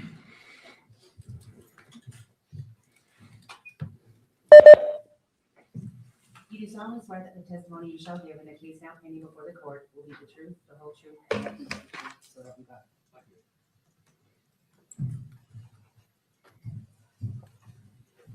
Mr. Gray, as you get situated, there's a bottle of water to your left. And after you're seated, if you wouldn't mind pulling the microphone to you so the record picks up your testimony. Mr. Novak, your witness. Thank you, Your Honor. Mr. Gray, you're the elected county attorney for Utah County, correct, sir? Yes, I am. All right. And so you are responsible for essentially everything that happens in and through your office, correct? Yeah. All right. And is Mr. Ballard still your chief of staff? Yes. Does that mean he reports to you in the sense of an organizational structure? Yeah. All right. And he's also the public affairs officer for your office? Yeah. And he's also an attorney? Public information officer. I'm sorry, public information officer. Yes. And he's also a prosecutor. He's general counsel. He helps with motions. And he's one of the prosecutors in this case. Yes. All right. Mr. Ballard testified that you and he had some general conversations about media inquiries concerning the contents of Mr. Robinson's motion to continue the preliminary hearing. Is that correct, that you had some general conversations? Yes. Did you ever suggest to Mr. Ballard that one approach to these inquiries would be to confer with Mr. Robinson's defense counsel concerning the media's misinterpretation of what we had filed? No, because the rules don't require it. Okay.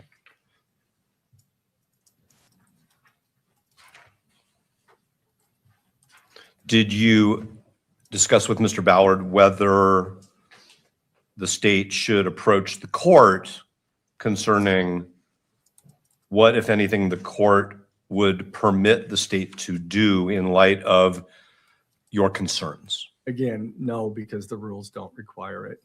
Do the rules prohibit it? They do not prohibit it. Neither did his order require it, the judge's order in this case. Nor did the rules prohibit you No. from, No. sorry. Nor did the rules prohibit you from reaching out to defense counsel and say, hey, you know, the media is spinning this in a certain way. We need to discuss correcting the record. No. Or clarifying media misinterpretations. No. All right. What about having a conversation with Mr. Ballard that went like this? Why don't we draft a statement, a single statement that we can send out to media entities and just be done with it? I don't know that we had that conversation. I might have thought about that, but then you're getting even wider dissemination. I was unaware of how many inquiries there were that actually might have the effect of going beyond who was inquiring. But would you agree with me that one approach could have been to issue a statement which says the state stands by the allegations in the information and the significance of any evidence will be established in court proceedings. I don't think that that would be sufficient. It wouldn't have been sufficient to change the media spins. Is that what you mean? Yes, I mean, what we're concerned about is prejudice to a prospective jury. And so that could be very damaging to our ability to do that. And so we wanted to ameliorate that prejudice. And so is it the number of media stories and the content of the media stories which led you to conclude that the state was being prejudiced? That there was a potential to prejudice a fair trial. Yes. Based on misinformation. in the media. Yes. But if it were accurate information, that would be okay with you? I would not be correcting anything if it was accurate information. Did you consult the, so we have the binding rule of professional responsibility here in Utah. Did you consult the ABA rules on this same issue? No. Are you familiar with them? Yes. Are you familiar with the ABA rule that basically says extrajudicial statements by one party are only permissible where there have been extrajudicial statements by another party? Objection, Your Honor. Relevance. What we're dealing with here is whether or not Mr. Gray, Mr. Ballard violated the court's order. It does not refer to the ABA rule. I think it just goes to the state of mind of both of the individuals against whom the court has already returned to the order to show cause. Well, help me understand the relevance as it relates to. Well, we have an ABA rule, which we cited in our reply brief, called Fair Trial in Public Discourse, cited at pages 4 and 5 of 6 pages in our reply brief at footnote 1, which points out that the ABA guidelines limit extrajudicial statements to those circumstances where an opposing party has already made extrajudicial statements. Whereas here, what the state is saying is that it can basically correct the record or make any public statements it wants as long as there's something in the public record, regardless of where it came from. Why my concern as it relates to relevancy is whether that's binding and whether that's even applicable. I mean, there may be like a best practices, and I'm not saying it is or it is not, but as it relates to the issue before me, I don't see how that's relevant to help me with my finding in regards to the ABA. Okay, so I think that so far Mr. Gray has said he's aware of it, and I think that's fine. All right, thank you. So I'll sustain the objection. We'll move on. Is that correct, Mr. Gray? You're aware of that standard? I am aware of the ABA standard. All right.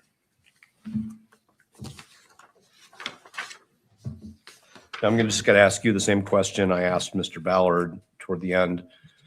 Would you agree with me that in the first few weeks, especially, and continuing throughout this case, there has been substantial media coverage commenting upon Mr. Robinson's guilt? Both guilt and innocence, yes. Including, okay. And would you agree with me that he is entitled constitutionally to a presumption of innocence? Absolutely. Until the matter is submitted to the jury for deliberation? Absolutely. Okay.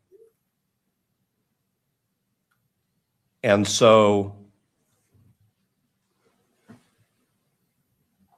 do you agree with Mr. Ballard that in light of all of what Mr. Robinson's defense counsel view as prejudicial media coverage, prejudicing his right to a fair trial, that I can make public statements as to my opinion about his innocence without violating this court's order? No, you cannot make an opinion about innocence or guilt, but I don't think that's what happened here.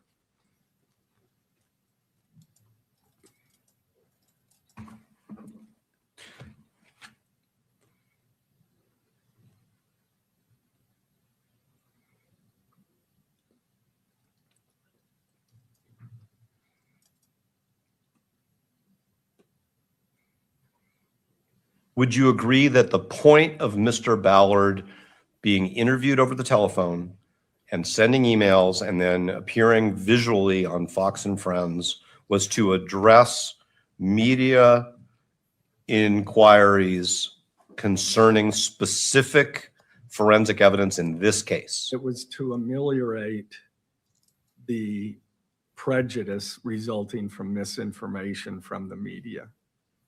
About a specific piece of evidence in this case? Yes. And you think that by crafting that Mr. Ballard's efforts to control the conversation with the media by, as he testifies, just talking about forensic testing generally avoids the prohibitions in the rule? Whether I believe that avoids the general prohibitions, Yeah. I think that's one way to do it.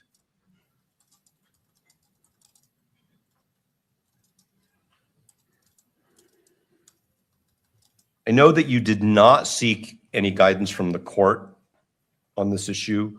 Did you consider filing some sort of a motion or a request asking for clarification on how the court's pretrial publicity order governs this situation? No, I thought the court's order was quite clear. Because there was another point in time where the state did seek clarification of the court's order, right? Yes, And the court clarified it. yes. Thank you, Your Honor. I have no further questions. Thank you. Mr. McBride.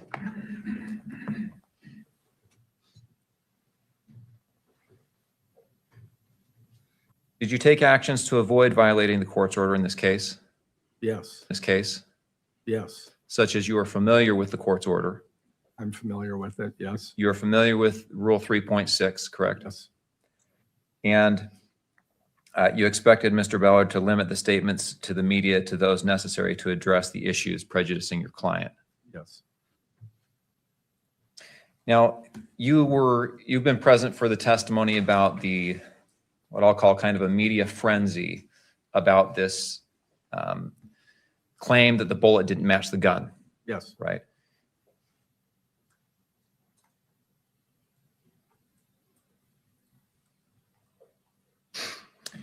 As that media came out, did you meet with Mr. Ballard and discuss what to do about it?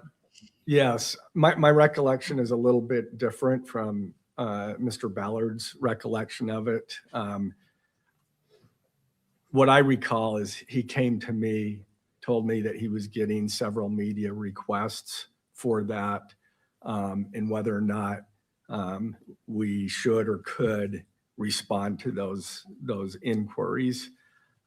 So I spoke with him about it. I know I spoke with Chad. We discussed Rule 3.6, specifically subsection C, that indicates that we can, where we believe that there's a substantial likelihood of material prejudice. And so I ultimately told Mr. Ballard that yes, he could respond to inquiries regarding that. And specifically our concerns. The media had reported, based on the motion to stay the preliminary hearing, it indicated only that it didn't indicate on the bullet, the defendant's motion, and didn't say anything about the actual report that said it didn't indicate or exclude that it came from Tyler Robinson's rifle and was therefore inconclusive. So based on our reading of that, we could correct that. This wasn't a matter of, deciding whether it's exculpatory or inculpatory. This was a matter of correcting what that ATF report actually said. And particularly to your client's right of a fair trial, right? That's right. Okay. You said you're aware of the rule. You're aware of the court's order. Were you aware of any cases dealing with media and attorneys correcting misrepresentations by the media? I was. For example, do you have... The Corey Richards case, actually, where lead counsel in this case was also lead counsel in the Corey Richards case. I was aware of their interview that they conducted before trial to correct what they perceived as misinformation. Okay, so let me get that clear. Lead counsel in this case, Kathy Nestor, is that right? Yes. She went to the media in the Corey Richards case, is that right? Yes. And with the purpose of correcting what she perceived to be misinformation in that case? Yes, from the media. And did she make any comment about prosecution's duty to correct misinformation in that interview? There were the entire team there, or at least 3 members of that team in that report. Of the defense team? Of the defense team.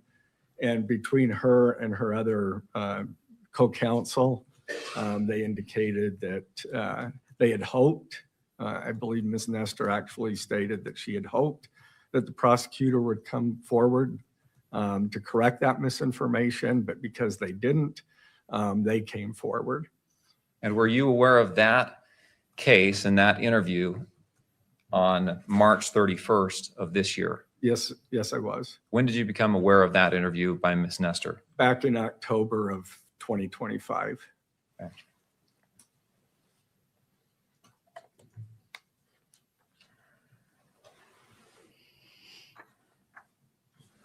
Have there been other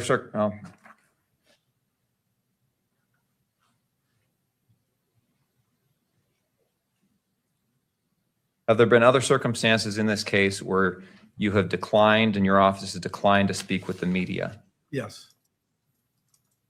And if you declined in other circumstances, why did you not decline in this circumstance?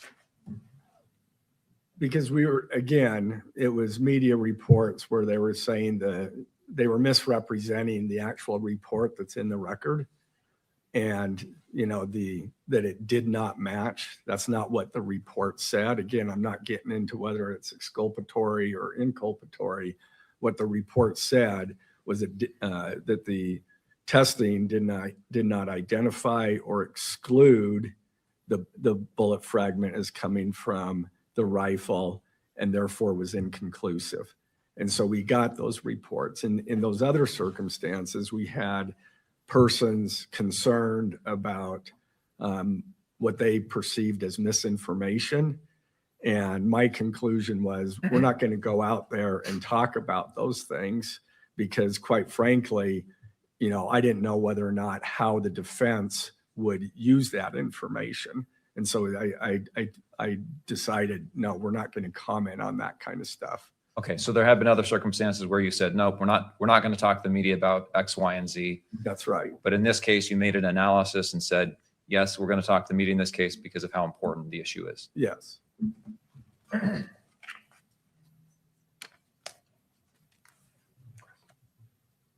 Nothing else. All right. Mr. Novak. Mr. Gray, I don't know anything about the Corey Richards case, so let me just ask you a couple questions. Sure. You had watched some sort of a media interview that you say that Ms. Richards' counsel conducted before trial. Yes. And did you think that was appropriate under the rules? I think they went beyond what they could do, but I think it is appropriate under Rule 3.6 under the right circumstances like this case. So it really depends what it is you say that puts you close to the line or over the line set by Rule 3.6 in the court. Sure. I mean, you have to be careful in what you say. I mean, we do our very best to be careful. And was your office prosecuting that case? No. Okay. Did the county attorney file anything with the court concerning those public statements to your knowledge? I'm not aware of that. I talked with her. She was the one that advised me of that, and that's why I became aware of it. But I don't know whether or not they decided to or not. There are many reasons why you may or may not file something. I know that she wasn't happy with it. When you say she, you're referring to the county attorney? Margaret Olson from Summit County. I see. And you don't know if Summit County sought any judicial review of those extrajudicial statements? I do not know. Understood.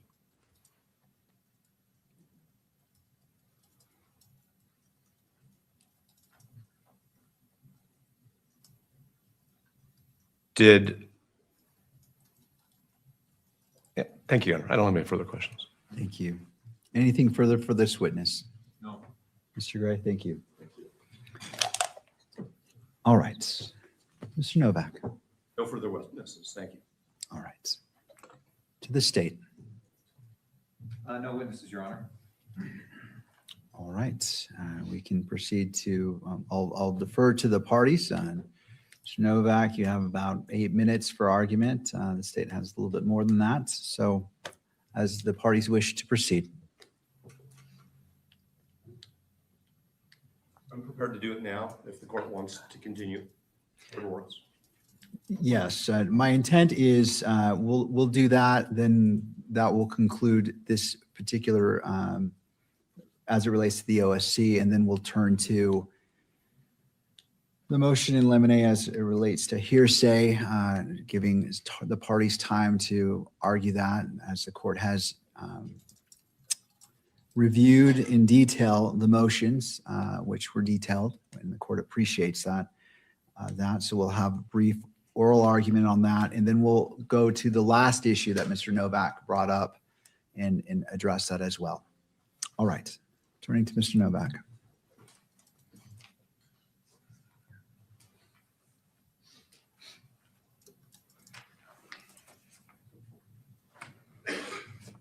Thank you, Your Honor. And I want to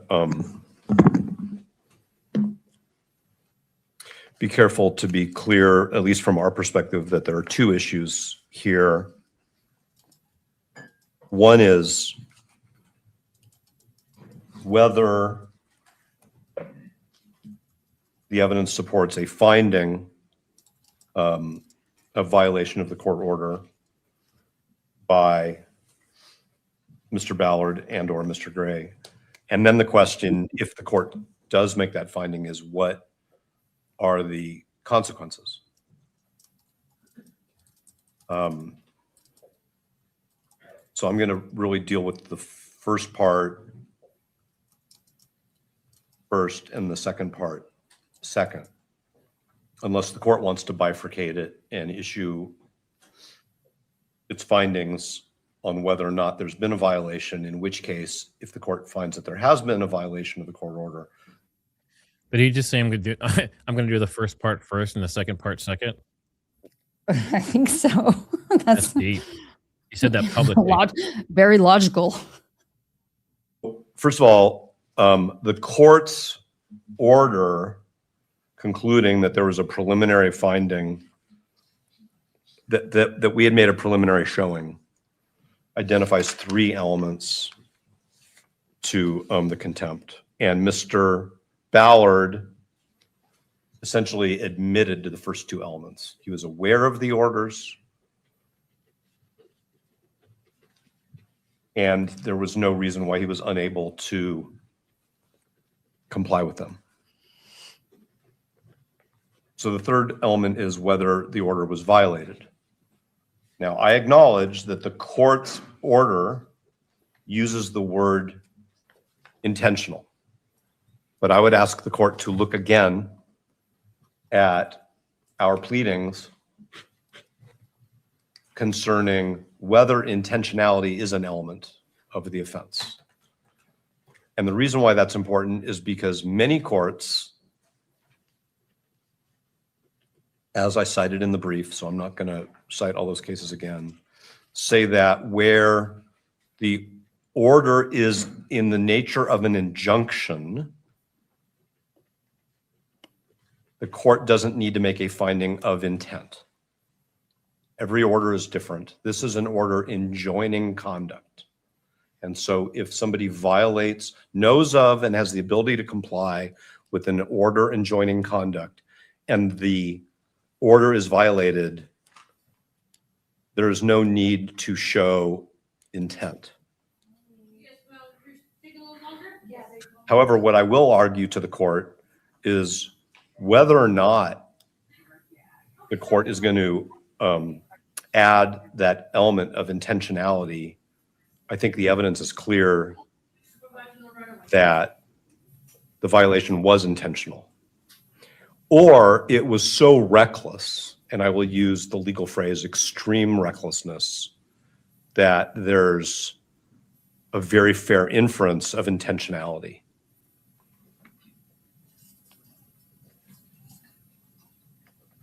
And I don't say this lightly, and this is one of those situations where lawyers and judicial officers sometimes cringe, but sometimes the cover-up is worse than the original conduct. I know we've all heard that before, and we all know what that means. But I find no credibility in Mr. Ballard's sworn testimony that he only intended to communicate with the media generally about bullet fragment analysis. He used phrases like this bullet. He's responding to misconceptions in the media about what the defense said in its filing. He's talking about the bullet fragment analysis in this case. And I have trouble accepting Mr. Ballard's explanation that he really never said anything about the bullet fragment analysis in this case, especially, I mean, the most clear example, frankly, is his statement in Exhibit 7, which is his statement on Fox and Friends. Because he talks about this bullet, the bullet, the bullet. He's not talking in general terms. He's not talking in generic terms. He's not a ballistics expert, although in some of these exhibits you see that the journalists interviewed ballistics experts. Mr. Ballard is trying to influence public perception about examinations in this case. And I think to say, oh, I'm not talking about this case, I'm only talking about ballistics generally, is belied by the context in which the statements were made, the motive that Mr. Ballard and Mr. Gray admit they had in engaging in extrajudicial statements, and the content of those statements.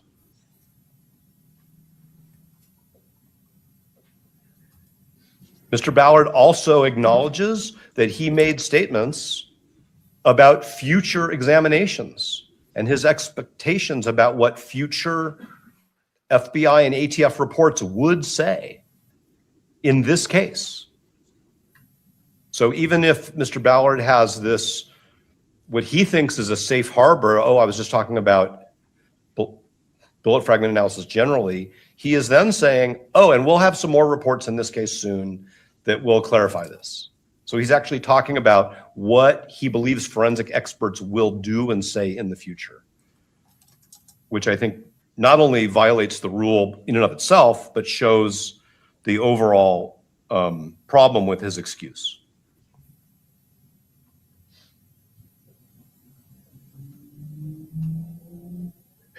The reason why we asked Mr. Ballard and Mr. Gray if you can turn this around and say, since there's been all of this negative media coverage, can I go on a public relations tour and state, in my opinion, Mr. Robinson is innocent extrajudicially, beyond the fact that he has a constitutional right to the presumption of innocence, which the prosecution has an obligation to embrace and uphold is because if I can do that in response to media coverage, then this court's order and the rule are completely swallowed up. In other words, in a case where there is media coverage, which is not the result of interviews by the defense, I can go do those things, then this court's order has very, very little meaning. And Rule 3.6 has very little meaning. And that just can't be the way it works. So at a minimum, their conduct was extremely reckless. And that in the law is the same as intent. But again, I don't believe that that's what this court has to make a finding in order to confirm the court's initial preliminary finding of a violation of this court's rules.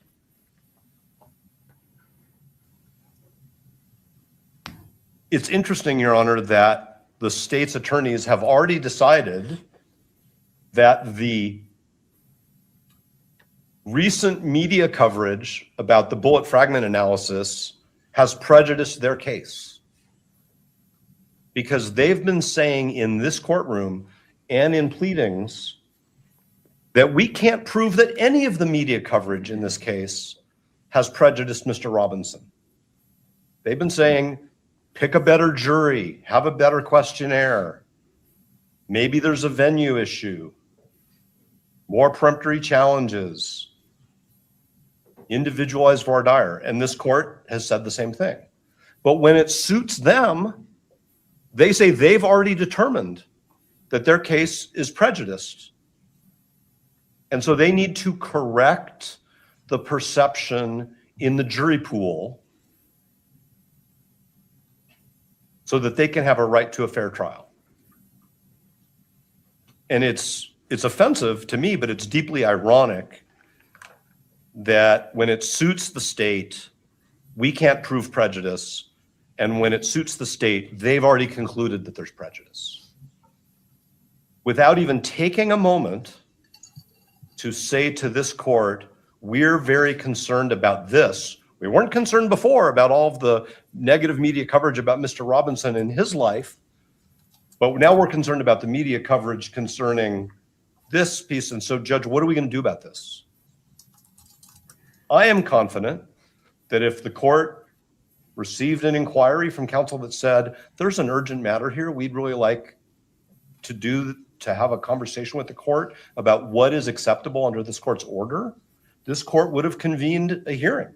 This court convened, as I recall, a conference call on like 6 hours notice back in September when the court wanted to manage this case quickly because things were happening. And the court's staff got everybody on the phone, and the court made some decisions, and then those decisions were docketed. There's nothing that stopped the state from asking this court to either clarify its order or approve some press release, even if it was over the defense's objection, that would be consistent with Rule 0.6 and the court's orders and Rule 3.8.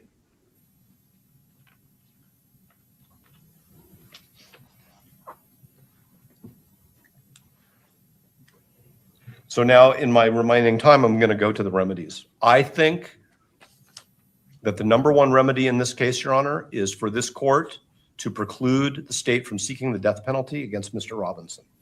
Ooh. Breaking news. The court said at an earlier time that if the court found there were violations of its orders, that it could order somebody to do continuing education, it could impose fines, it could do all kinds of things under the civil remedies. That is true.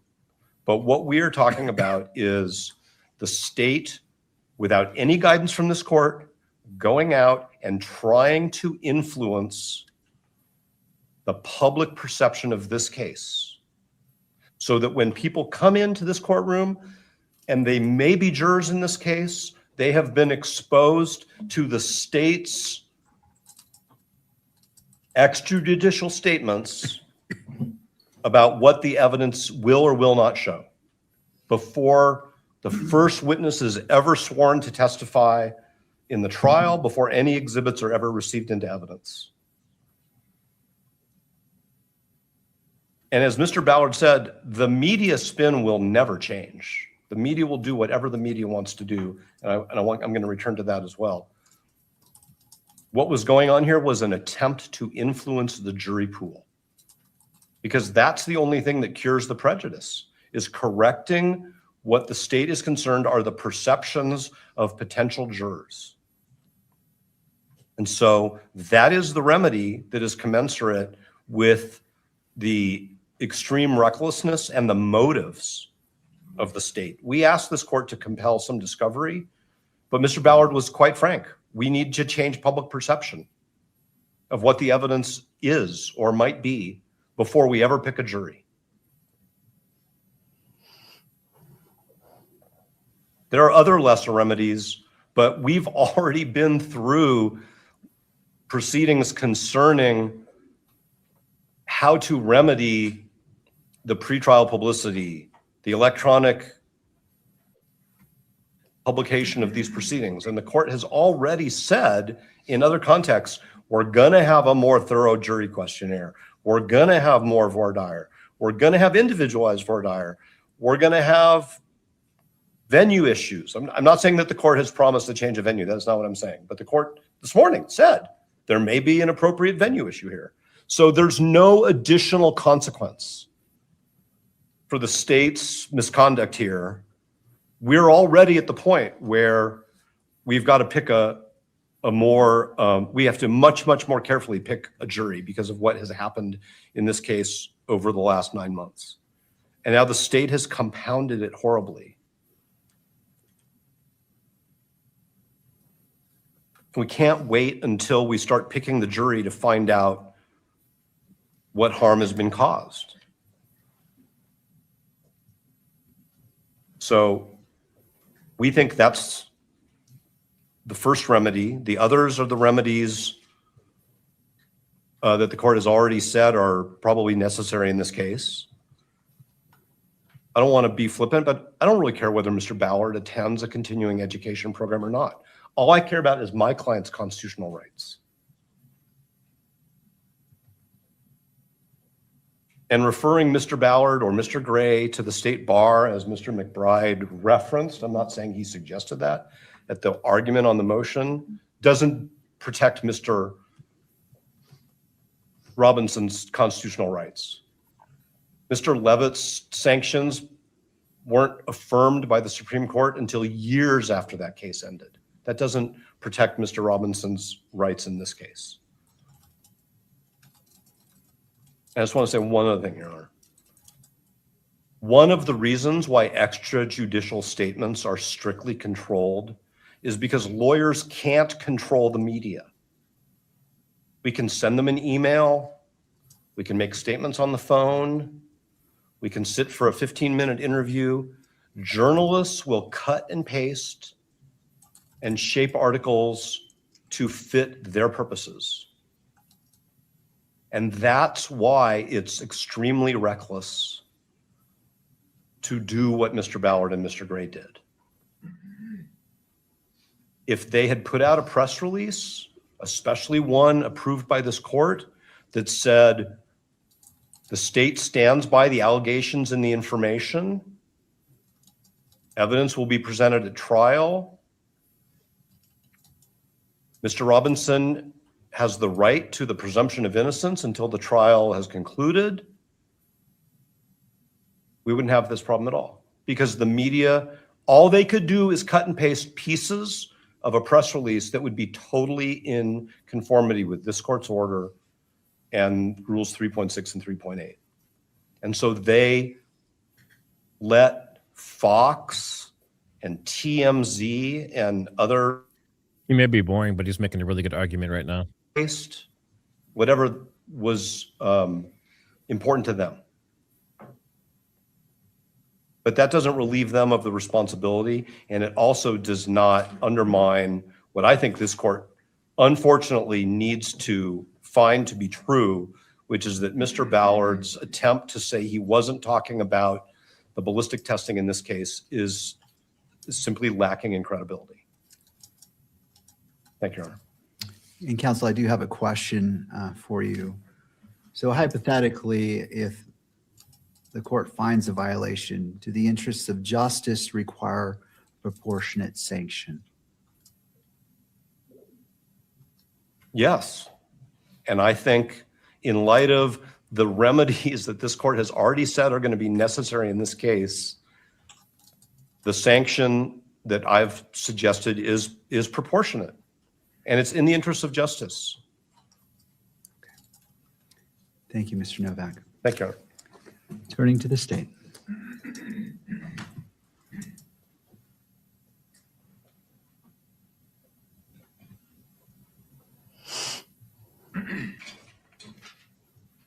Your Honor, I'll start with defense counsel's assertion about credibility of Mr. Ballard. I view the evidence completely different. It seems to me that Mr. Ballard was extremely credible. His statements that were reported through several media entities all said the same thing, which were, I'm not going to talk about specifics of this case, but in general, when you have an inconclusive report, it means this. Did he say the bullet? Yeah, because he was referring to the bullet referenced in the previous sentence. And that was consistent throughout all of the media that we looked at. And the Fox News story, when you see that, you can tell it cut off the last word when it begins his next sentence. That's how quickly it starts. And so and that's consistent. His testimony that he was referring to a general inconclusive result is consistent throughout all media entities here. But the reality is it doesn't matter anyway, because Rule 3.6b says attorneys can reference matters in the public record. And this report was in fact in the public record by this time because defense counsel attached it to one of their pleadings. The court ordered that it would be public, and it was public. What Mr. Ballard's efforts at being general rather than specific show is a measured and thoughtful effort to correct the unfair prejudice that faced his client, not an effort to prejudice the defendant. That shows a measured and thoughtful, deliberate approach, not an intent to violate the court's order. The statement about what future FBI reports would say, that's misleading. That is not what the testimony was. Mr. Ballard testified, I talked about what the future FBI and ATF reports may say, and that was in reference to the motion to continue the preliminary hearing that talked about the lack of discovery of underlying data supporting the scientific reports. That's what the testimony was. Despite what Mr. Novak may want to say here, we're limited to what the testimony is here, and that's what the testimony was.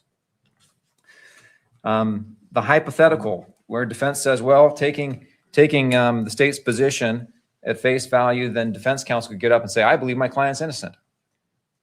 That's comparing two completely different things. Rule 3.6, the comment to Rule 3.6 says, attorneys should not be saying they believe someone is guilty or innocent, right? That's not what Mr. Ballard said. He didn't come up and say, I believe defendant is guilty. That's not what he said.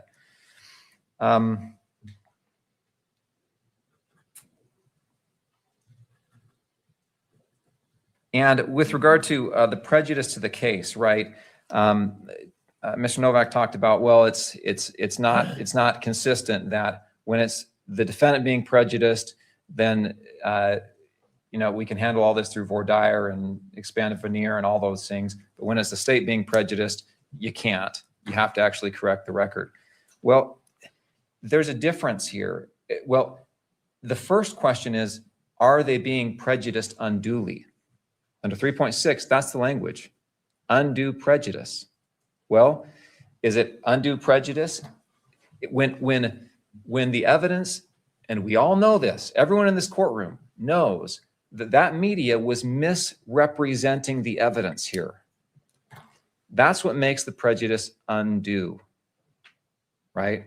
If there's false a false narrative that's being pushed, that's undue prejudice. Under 3.6, that's when you step in and correct it. Now, that's why the comment to 3.5 or 3.6, comment 5 to rule 3.6 is helpful, is because there are certain things that can create undue prejudice, such as an attorney's opinion on guilt. So if Mr. Gray had stood up at the initial press conference in this case and said, "Trust me, I am your elected county attorney. I believe the defendant is guilty." To correct that undue prejudice, yes, defense counsel could have got up and said, "Members of the public, it doesn't matter what the county attorney said, what the county attorney believes. What matters is the presumption of innocence, and we've got to wait for a jury," and all of those things, right? But that would be undue prejudice, right? Not the fact that he's been charged with the crime, not that there's an affidavit of probable cause and the contents of that, not that there's pleadings in the case and the contents of those pleadings. And that brings me to the point of, this is why it's so important that attorneys satisfy the duty of candor to the court, is because when an attorney files something with the court, we all know an attorney has a duty to this court to have candor and to be honest in what they represent. Why? Because then when the media reports on it, there's some assurance that there's some validity to those statements. That's why some of this, what we're dealing with, is so upsetting, is because it generates from a pleading the claims that frankly was misleading, I think. And obviously the media all thought it meant what they said it meant. All right, with that, let me turn to, I think, what really is the crux of the issue here. You got to start with the standard. The standard of proof is clear and convincing evidence. In order to find Mr. Ballard or Mr. Gray in contempt, the court has to find by clear and convincing evidence that Jeff Gray and or Chris Ballard intentionally violated the court order. Now, defense counsel has taken issue with that intentionally language, but the issue they take generally comes from a case and a line of cases that predates the Von Hackey v. Thomas case, which is a Utah Supreme Court 1988 case, which promulgates the intentional standard. That same standard was reiterated in Sumner v. Sumner, a 2012 Utah Appellate Court case. These are cited in the state's brief, I should mention, as well as the Kohler v. Allen 2020 Utah Appellate Court case. That's the standard. Proof by clear and convincing evidence that these attorneys intentionally violated your order. In this circumstance, the defense can't prove, and I don't think the court can find, the actus reus, much less the mens rea, which is much more difficult to prove. When you look at the actus reus, these statements did not violate the order, which explicitly refers to Rule 3.6. That last line of the order says, right, this order does not preclude the attorneys from speaking to the media. See Rule 3.6b, right? 3.6b allows attorneys to talk about material in the public record. And 3.6c, which allows attorney to correct extrajudicial statements that prejudice their client's rights.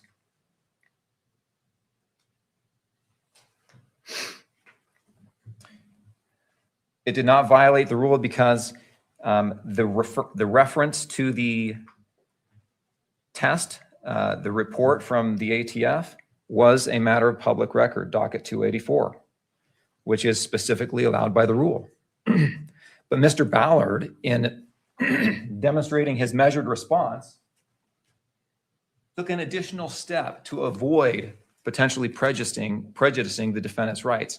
Rather than saying, I'm going to read to you the report, media, that talks about this case, the bullet in this case, and the results. I'm going to read to you the report that says not only the part that the defense included in their pleading, that they could not tie the bullet, that they could not identify that bullet as having been fired from that gun, but they could not exclude it. And not only that, but they could tell this is a .30 caliber class round. Mr. Ballard did not do that. He could have under 3.6b, but he didn't. Why didn't he? Because he was taking a measured and deliberate approach to avoid violating this court's order, to avoid violating his ethical duties.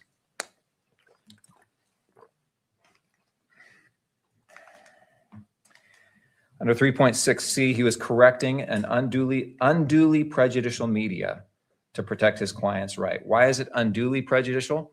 Because it was false, right? This narrative that the bullet didn't match was false. Everybody in this courtroom knows that that narrative was false, and he was correcting that narrative. It's hard for me to think of a circumstance where 3.6C would be more directly at issue.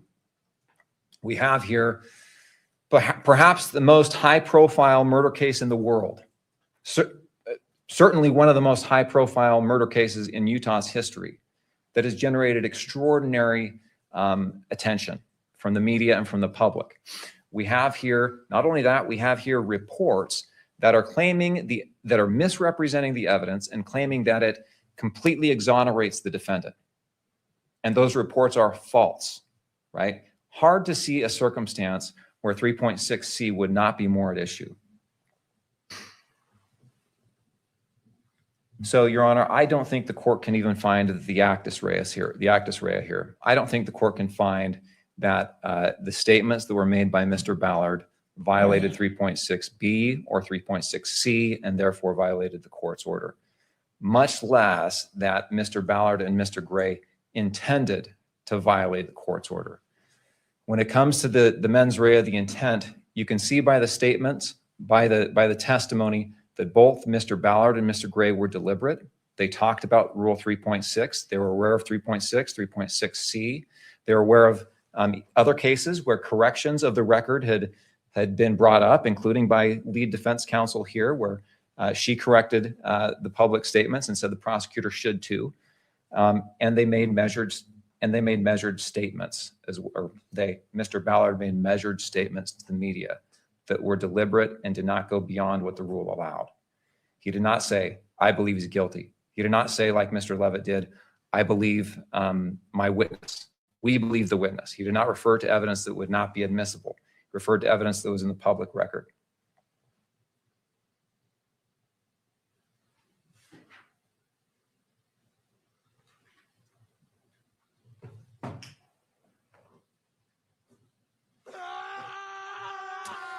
Finally, Your Honor, I think in conclusion, the defense has not shown and the court cannot find proof by clear and convincing evidence that Jeff Gray or Chris Ballard intentionally violated the court order or violated the court order at all. As I mentioned before, we have taken this matter seriously. At the very outset, you can see that the state, the day the defendant was arrested, was sending out letters to the media, to police chiefs and the law enforcement agencies saying, be aware of these rules. If you talk to the media, you have to abide by these rules. We suggest you don't talk to the media. If you have questions, talk to us. You can see that we've taken this very seriously from the outset. We've taken it very seriously up until this date. We have a duty to justice and to our client to make sure that our client gets a fair trial and that the truth is out there.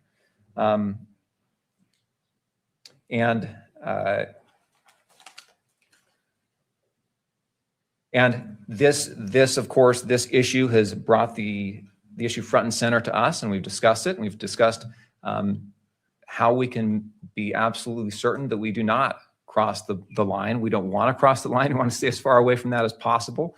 We believe we want the state, we want Mr. Kirk, we want his family, we want everyone, including the defendant, to receive a fair trial. We don't want to do this again. We want to do this right the first time. We believe we've done right this far, and we will exercise extreme care to continue to do right here, even if that means revising some of our protocols in interacting with the media. Thank you, Mr. McBride. I do have one question for you. With reference to the final page of Exhibit 3 and in the context of correcting the record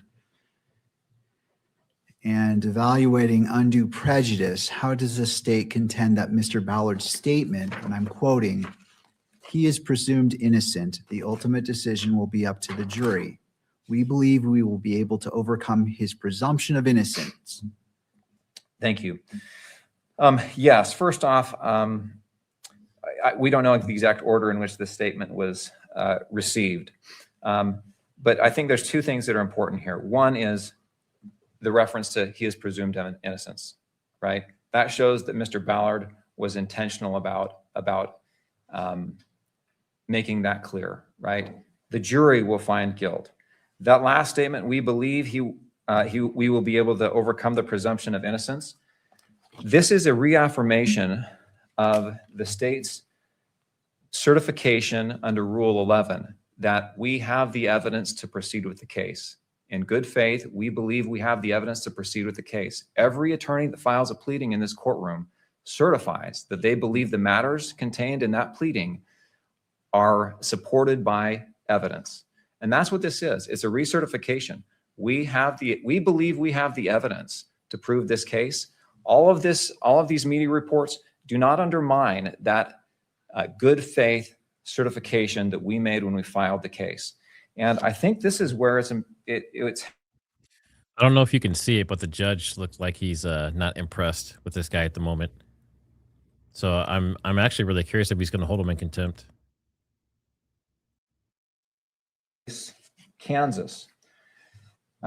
State v. Wright, 583 Pacific 3rd, 174, where the prosecutor in that case in jury selection. So this is a much more direct, this is right to the jury pool who's going to try the case, right?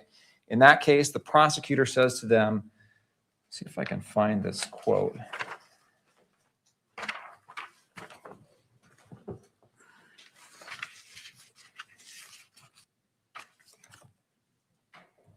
Oh, I've got the wrong pleading up. Okay, I had it on the page. Thank you for asking that question. I meant to cover this. In State v. Wright, 583 Pacific 3rd, 174 on 194, this is a Kansas Supreme Court case from 2026. The county attorney speaking to the veneer, the jury panel for jury selection, says this. So as the county attorney, my job is to prosecute cases that are brought to my office that I feel we can prove beyond a reasonable doubt. Then he continued, that is the burden that the state willingly accepts when it filed charges and brings cases forward. So the state understands its burden and intends to prove that through the course of evidence this week. And the Supreme Court ruled as follows. Rather than an improper personal opinion on Wright's guilt, the prosecutor's comment here simply explained the prosecutor's role in the proceedings and reiterated the state's burden of proving guilt beyond a reasonable doubt. A prosecutor in a criminal case cannot ethically prosecute a charge that the prosecutor knows is unsupported by the evidence. That's what was happening here, Your Honor, is saying Mr. Ballard testified. This answer was in response to the question, do you still have a case, right? Does your case fall apart here with the evidence? And his opinion was not, I believe he's guilty. It was an opinion directly tied to the evidence. We believe we have the evidence to prove this case. And it's nothing more than a certification that all attorneys make when they make filings and that the county attorney made when filing the information in this case. It's much less prejudicial than anything the attorney said in State v. Wright because it's directed to the media rather than the jury veneer. And it's not prejudicial anyway. I don't think anyone would be surprised to learn that the prosecutors in this case believe they're going to be able to prove it. In fact, I think if the public thought we were prosecuting cases we did not believe we could prove, that would be frankly shocking because it wouldn't make any sense. I think everybody knows that we believe we can prove this case and we intend to do so through the evidence, not based on personal opinions that are endowed on us through our authority as prosecutors, which seems to be what Levitt claimed in that case. Thank you, Mr. McBride. All right. Can I beg the court's indulgence for 90 seconds? I will give you 90 seconds, Mr. Novak. Thank you, Your Honor. I think we all want the court to be clear on the law with respect to the third element and intentionality.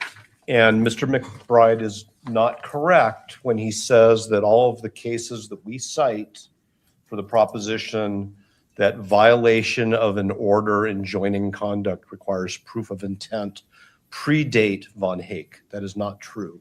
And so what I want to just remind the court is that in 2019, the United States Supreme Court said, and this is at the bottom of page 10 of our reply, the United States Supreme Court said, quote, "We have explained before that a party's subjective belief that she was complying with an order ordinarily will not insulate her from civil contempt if that belief was objectively unreasonable."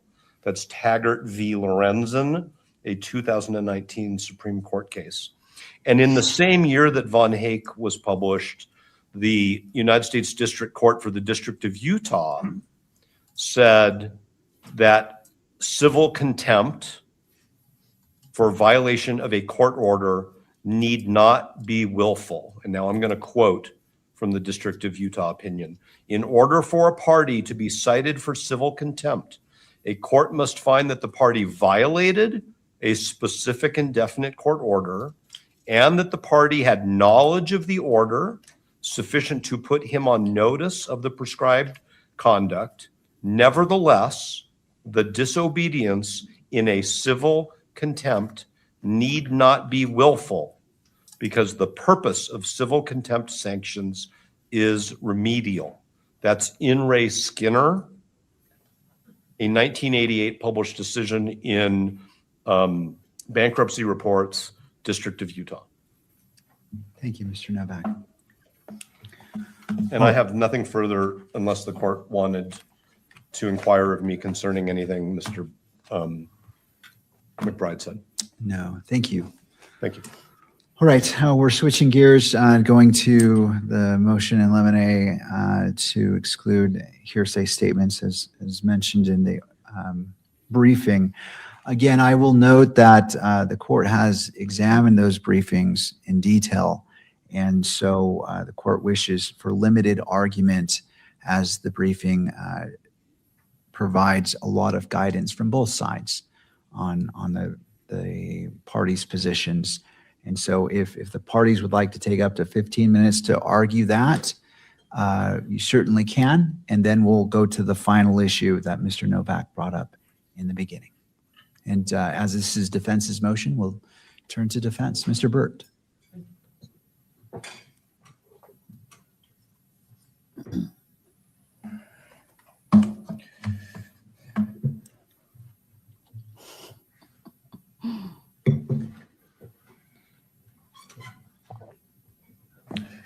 Morning, Your Honor. Good morning. Well, afternoon now. Afternoon, I guess. Judge, as the court knows, and as you've just noted, there's been extensive briefing here. I'm not going to get into all the technical arguments, and there are many here. But the briefing outlines 6 different bases for the court to find here that the use of hearsay evidence in this particular preliminary hearing in this death penalty case is unconstitutional under the federal constitution. The state constitution has separate rules, as we outline in the brief, and I know the court's familiar with those. But the constitutional issues raised under the federal constitution are unique. For the most part, they have not been addressed by any Utah court, with one exception, and that's the confrontation clause objection that is addressed in Timmerman.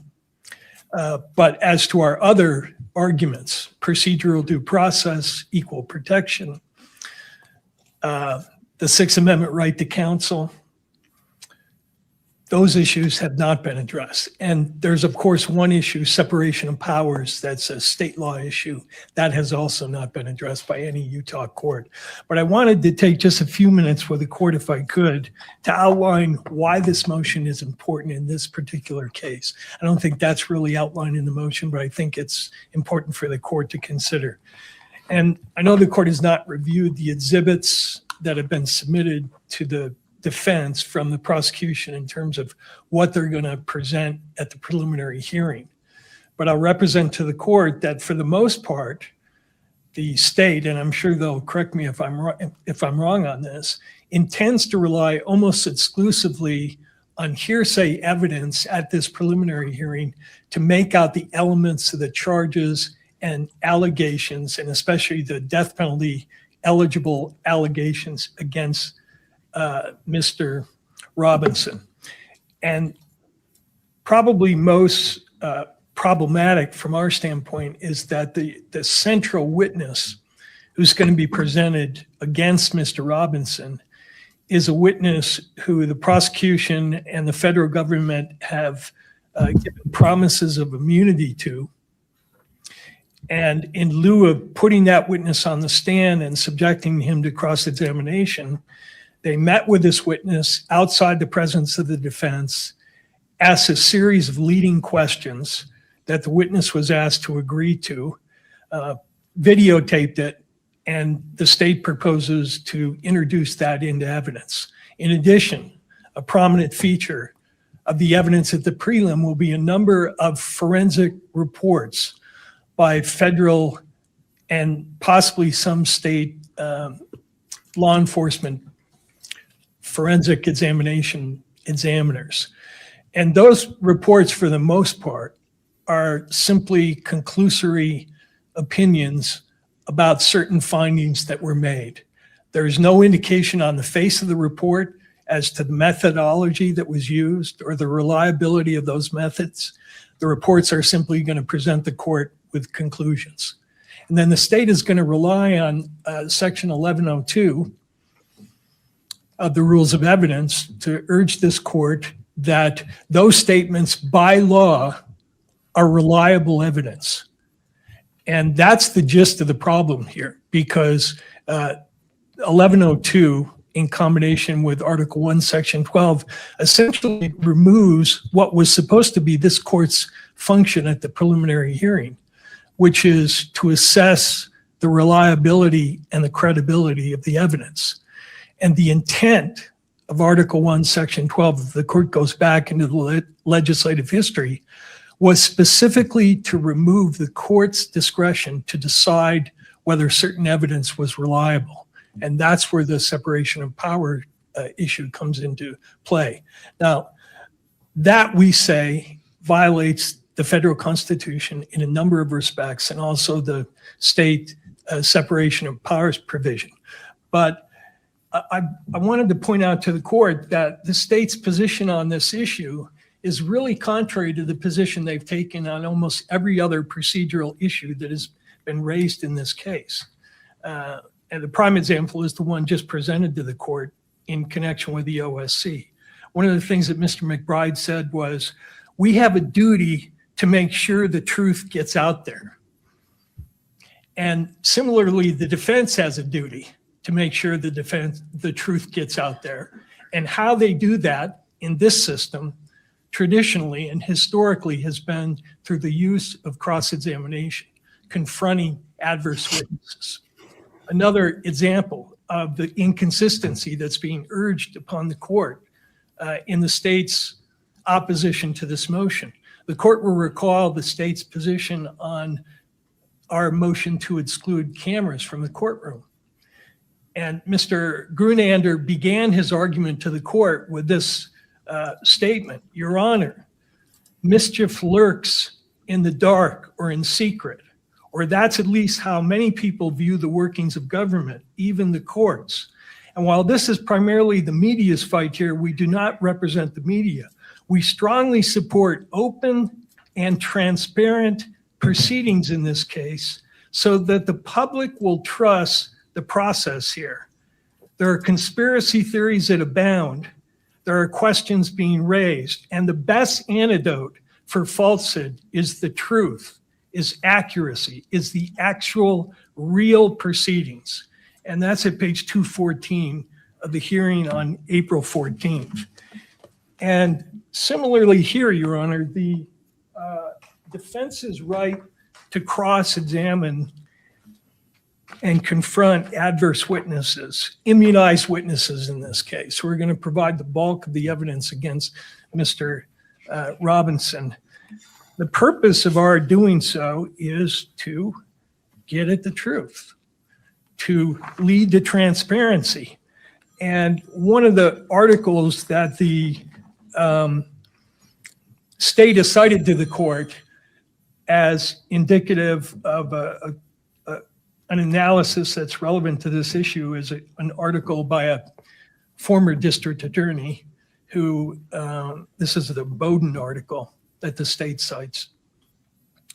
And one of the things that Mr. Bowden, former prosecutor, says in his article that the state cites is he's addressing the issue of why it's important to have adversary proceedings at pretrial proceedings such as preliminary hearings. And he says, this is at page 1148 of his article, a system without adjudication lacks transparency. The public normally has no way of learning why prosecutors make the offers they do or why certain cases reach certain outcomes. The opacity prevents the public from understanding how criminal courts function. It frustrates journalists and scholars who wish to study criminal courts, and it distorts democratic feedback as voters are left with little idea of how these institutions work. And the court, in its rulings on public access, and even this morning, you have also emphasized transparency as a goal of the criminal justice system. So this motion asks the court, how can we further transparency by relying exclusively, or almost exclusively in this case, on hearsay evidence that implicates Mr. Robinson in a death penalty case? And we say to the court that if the court looks carefully at the cases we've cited on the federal constitutionality of this practice, the court should determine that it's simply unfair to proceed on the basis of hearsay in a case where Mr. Robinson's life is at stake. The federal constitution requires that people who are facing parole revocations have the right to confront and cross-examine witnesses. The U.S. Supreme Court has determined that people facing probation violations have a right to confront and cross-examine witnesses. The state Supreme Court has determined that people at suppression hearings have the right to confront and cross-examine witnesses. The state Supreme Court has determined that people who face sentencing have a right to confront and cross-examine witnesses. And we say that due process, equal protection, and the other provisions we cite all point in the same direction, which is that the court should not allow the use of hearsay to make the determination in this case that Mr. Robinson should or should not be bound over for trial. And I'll be glad to answer any questions the court may have. I know the briefing's fairly extensive, so if the court does have questions, I'm prepared to address them. I do. I have one question. I'll be asking both sides this question. Sure. In the court previously indicated, and you noted it, that it wasn't reviewing the exhibits ahead of the preliminary hearing in order to go in with an open mind and weigh it accordingly. But is it your request that the court review the proposed state's exhibits that relate to this motion prior to the preliminary hearing? Your Honor, I think it would be helpful to the court to do that because I think the court would then have a better context of just how central hearsay is going to play in this case. And also, especially in regard to the crucial witness, the immunized witness, how the state structured that hearsay. And I think if the court did that, it would clearly see the importance of cross-examination and confrontation. So I would have no objection to, and I would urge the court to do that. And do you have those exhibits, those exhibit numbers? And if you need time to confer with your team as I go to the other side, I don't expect you to just come off with those numbers off the top of your head. Sure. I know the court, the state provided those to the court. I think there was some email traffic about how the court then gave them back to the clerk, but I think they're still in the clerk's possession. The state will correct me if I'm wrong on that. Right. But they're the state's exhibits. So no, you're right. I know, but I'm wondering if there's specific ones that you want to identify that relate directly to your motion that you wish the court to review. Yeah, sure. And if I could have a minute, I'll identify what those exhibit numbers are. All right. So I'll turn to the state. And great. And again, I'm not trying to put you on the spot there. All right, Mr. Ballard.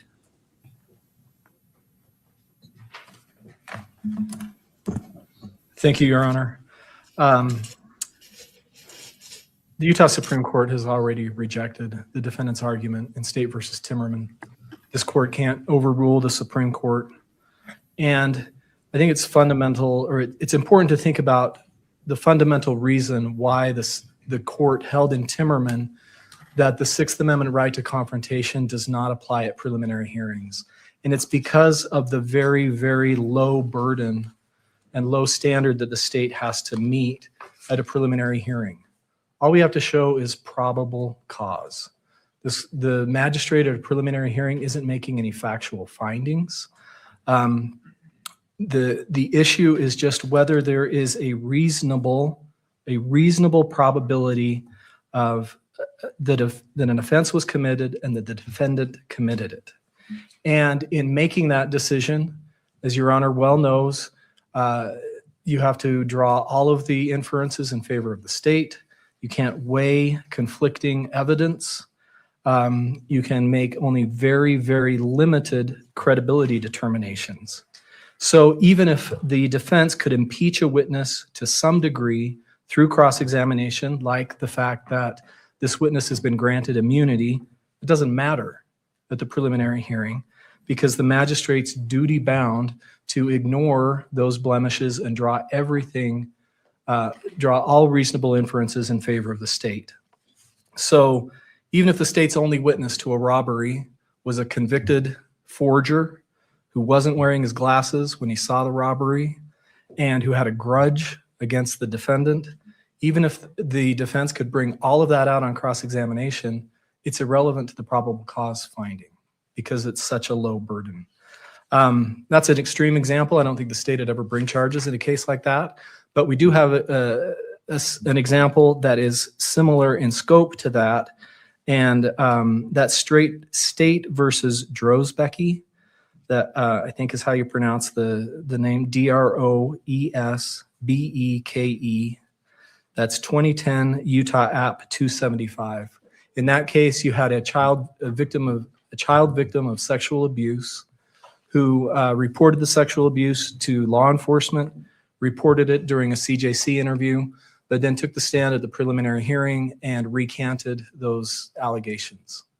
That there was still sufficient evidence under that situation to bind the defendant over, even though the witness recanted those allegations, because there was a reasonable explanation as to why the witness might have been telling the truth when she reported to the police and during the CJC interview, and why she might have recanted at the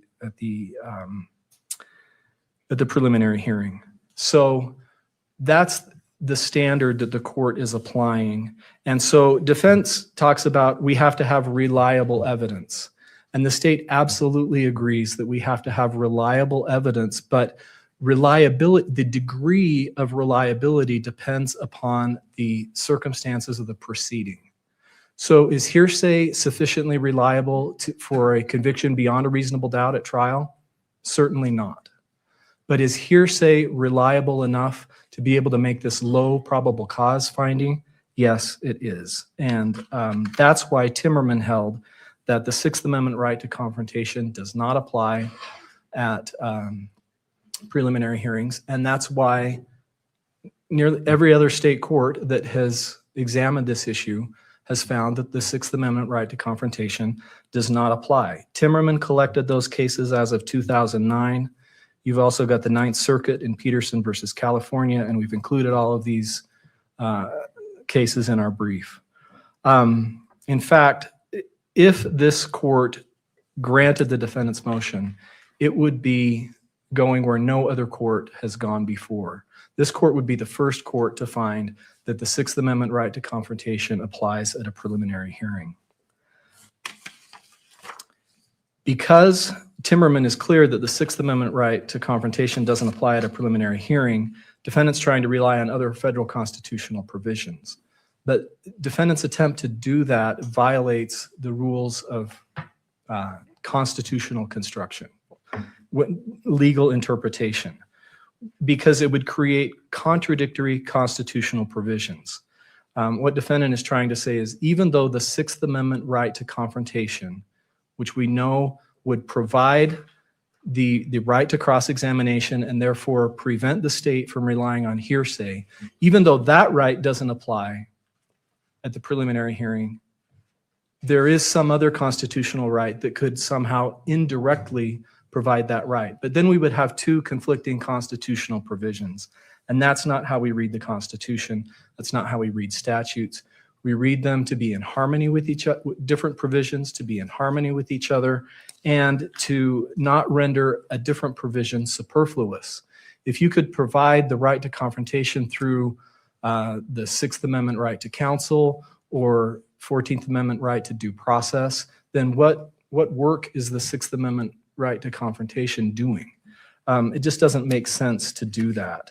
So that's exactly why the Ninth Circuit in Peterson versus California said it's illogical to conclude that the substitute for a grand jury indictment, which is the state preliminary hearing procedure, must contain greater protections than the grand jury provides for itself in the federal system. So if the federal system, the equivalent to the state preliminary hearing is a grand jury proceeding. The grand jury proceeding allows the federal system to determine probable cause to require a defendant to stand trial. The defendant doesn't have a right to be present in those proceedings, doesn't have a right to representation, doesn't have a right to cross-examination, or even to present exculpatory evidence. If that type of a procedure is constitutional, then Utah's preliminary hearing procedure is certainly constitutional. I could go through each of the different constitutional provisions that defendant has relied on. I'll do that very briefly, just summarize the reasons why we don't believe those apply.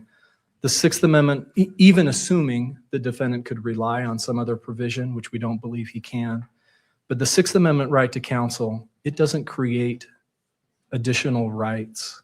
What it does is it evaluates counsel's performance under the circumstances as they existed at the time.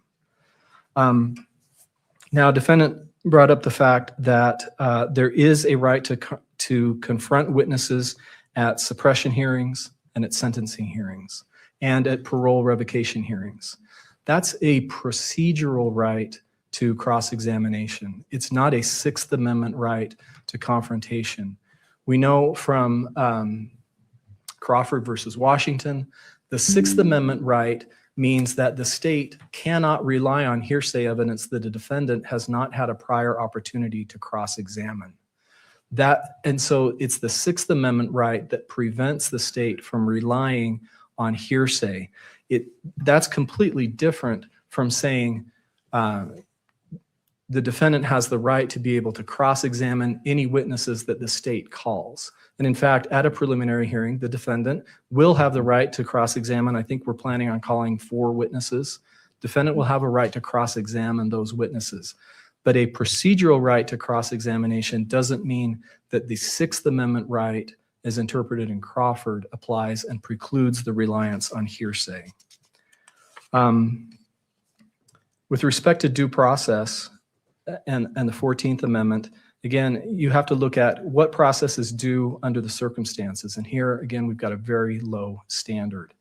And the state's process here gives the defendant far more protections than the federal grand jury proceeding does. Both of them determine probable cause as to whether the defendant can go to trial.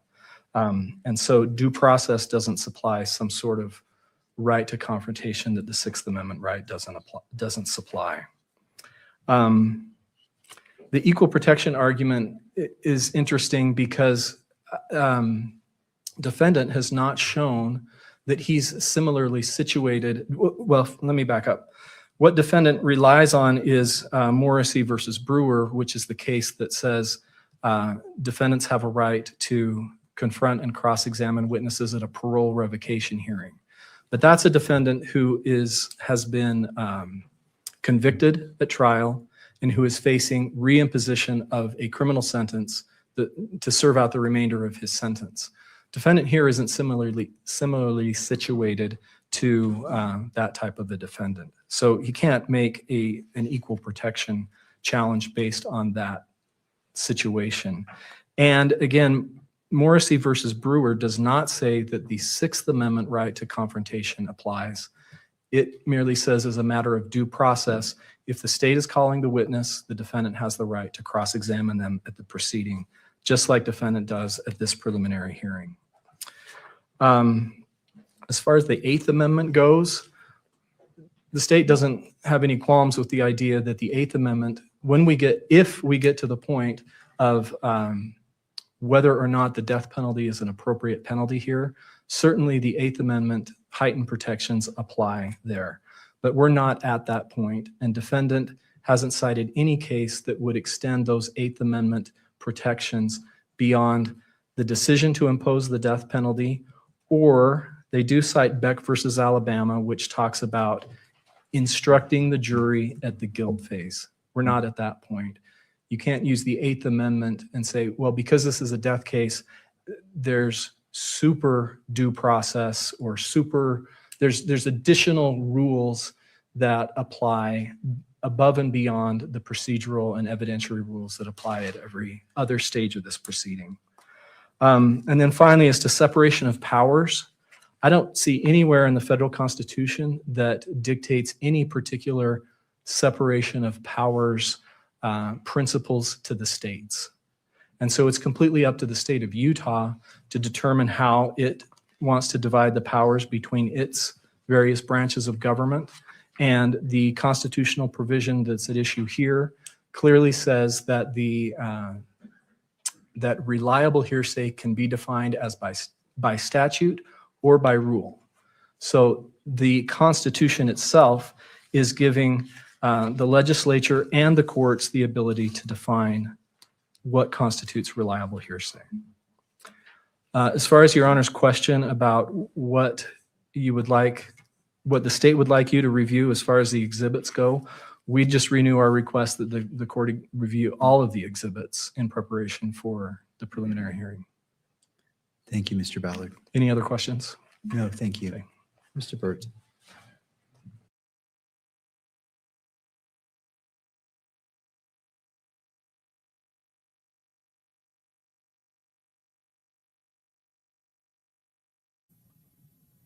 Are we frozen? It's an exhibit list, and I can provide a copy to the court. I've circled the exhibits we're asking the court to review. They are exhibits 11, 16, 30, 31, 32, 33, and 34.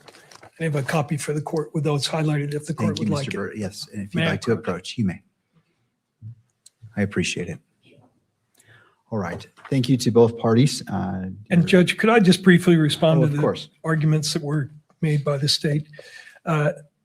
Just quickly to run through them. The state emphasizes there's a low burden at the prelim. Granted, it's a low burden, but as the State versus Virgin, VIRGIN case said, low burden does not mean no burden. And the U.S. Supreme Court in Coleman versus Alabama recognized that the burden of proof at the prelim is very low. They nevertheless held that the defendant has a Sixth Amendment right to the effective assistance of counsel. So the fact that it's a low burden does not govern whether procedural rights should be applied. And the Coleman case holds exactly that. The state says that the degree of reliability depends on the nature of the proceedings. That's true. But this is a case where the state of Utah has provided procedural rights at the preliminary hearing, unlike grand jury proceedings. There are rights granted by statute to counsel. There's constitutional right to counsel. There is a right by statute to call defense witnesses, to subpoena witnesses. So the court has to take those procedural indicia into account in determining what other rights might be applicable. And both the U.S. Supreme Court and the Utah Supreme Court has said that the preliminary hearing is a critical stage of the proceedings. The state says that, citing this Ninth Circuit brief opinion, the Peterson case, that it's illogical that the preliminary hearing must have greater protection than grand jury proceedings. It might be illogical, but the reality is that defendants are accorded greater rights in preliminary hearings than in grand jury proceedings. There is no right to counsel at grand jury proceedings. there is no right to subpoena defense witnesses at a grand jury proceeding. And yet in Utah, as elsewhere, defendants do enjoy those rights to certain protections. And once having defined that it's an adversary critical proceeding, the state has an obligation to provide the tools necessary to make that confrontation meaningful. State emphasizes that the defense has a right to call witnesses. Theoretically true, but irrelevant in this case, because as the court will see from reviewing the exhibits, how the state proposes to make its case in this case is exclusively through the use of hearsay. So calling a record custodian or a police officer who has no knowledge about the essential elements of the offense, the defense could cross-examine that person on some chain of custody issues, but it's got nothing to do with the critical issues before the court, which are the essential elements shown by probable cause. And in this case, those elements are going to be satisfied by hearsay alone. The defense says that, or the state says that there's no equal protection problem here because we're not similarly situated to probation or parole violators. In all three of those cases, the interest at stake is whether the defendant should be confined for prolonged periods of time pending the outcome of his hearing. So a parole revocation hearing, especially the preliminary parole revocation hearing, is very, and in fact, it's indistinguishable from a preliminary hearing. The goal is the same, to determine whether there's cause to hold the person, deprive that person of liberty pending further proceedings. So there is an equal protection violation here. The state says that the court can only look to the Sixth Amendment. As I understand the argument, the court cannot look to procedural due process as guaranteed by the 14th Amendment. It cannot look to equal protection. It cannot look to the 8th Amendment. It cannot look to any other doctrines beside the Sixth Amendment to determine confrontation. And we've pointed to the court a long line of cases in both the U.S. Supreme Court and the Utah Supreme Court, which refute that contention. It's clear the court has an obligation to look at whatever constitutional provisions are implicated by the procedure in question. And the Utah Supreme Court, when it was looking at the subpoena powers case, looked at whether the act violated confrontation rights, equal protection, separation of powers. No one ever suggested that the court had no power to look at various constitutional theories. That theory is not supported by the case law. And then lastly, the state says that we've cited no cases to the court saying that the 8th Amendment applies to the preliminary hearing procedure of this case. And that's simply not true. Gregg versus Georgia said that every procedural protection must be observed in a capital case, not in a capital trial, in a capital case. And as charged right now, this is a capital case. And we've also cited to the court the Ford case, Ford versus Wainwright, also along the same lines, saying that in capital proceedings, there's a heightened need for reliability. And then lastly, in our reply, we cited a whole string of state court cases, which hold that at the preliminary hearing, not the trial, the preliminary hearing, the court has an obligation to employ a heightened standard of reliability. Thank you. Thank you. All right, thank you to the parties. We're turning to the last item, and just cutting to the chase, does the state oppose defendant's request on docket 593? Can I have just a moment? And there is also the scheduling of the responses to an EMC request, which we discussed. Okay, well, We thank need you to for deal with that reminding as well. that. Thank you, Mr. Novak.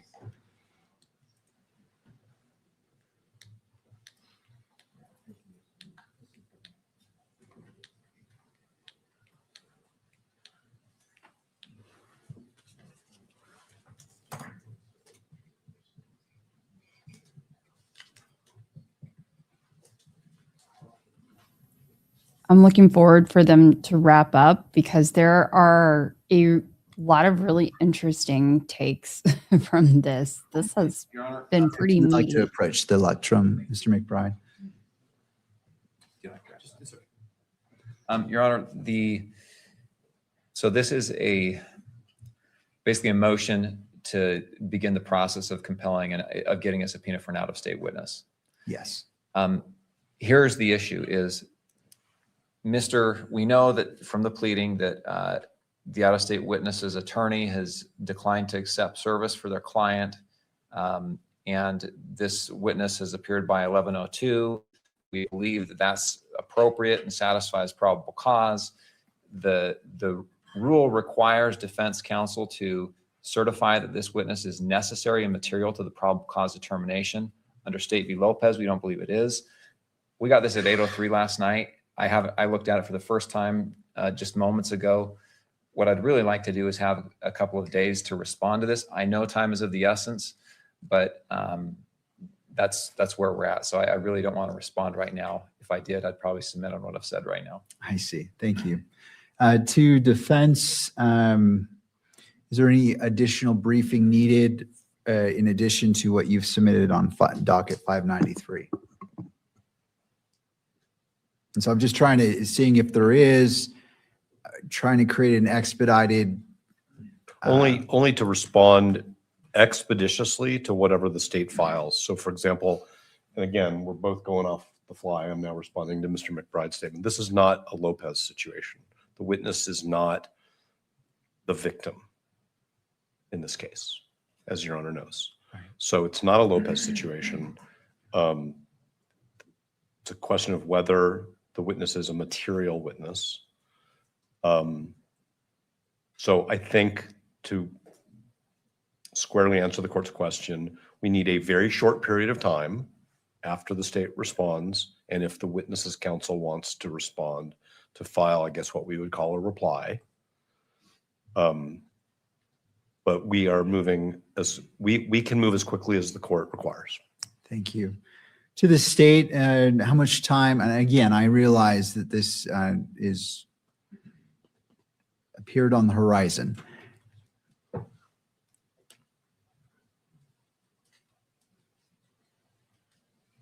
We can have till Tuesday close of business. All right, so we're looking at Tuesday, the 16th of June. Yes. All right, close of business. Mr. Novak, with that information. I think Thursday, the 18th. All right. I close of business as well. And actually, in some ways, this may or may not sync. Anyway, go ahead. I'm sorry. Well, and I know where you're going. Does that sync pretty closely with the last remaining issue? Briefing on the potential. Well, the problem with that is until it's filed, the request for an EMC, that starts the time. My lawyer math doesn't get me to how close we are to the prelim off the fly, but that's the trigger point. I was an economist before I was a lawyer, so right, my math might help. So you just want to hold that there for a second and move on to the other one and then see if they're in sync, or what did you want to do? Well, and I'm fine. It sounds like we have a good understanding for the briefing on that particular docket 593. So that's been resolved. Turning into the last issue is in regards to the EMC. When would the 14 days? So right now, the court's order from May says that media requests need to be filed 14 days before the proceeding. 14 days before the proceeding, which is on July 6th, is June 22nd. So which a would week not from Monday. Pardon? A week from this coming Monday. So this is what I was going to propose, and we did meet and confer about this. And my understanding of the state's position.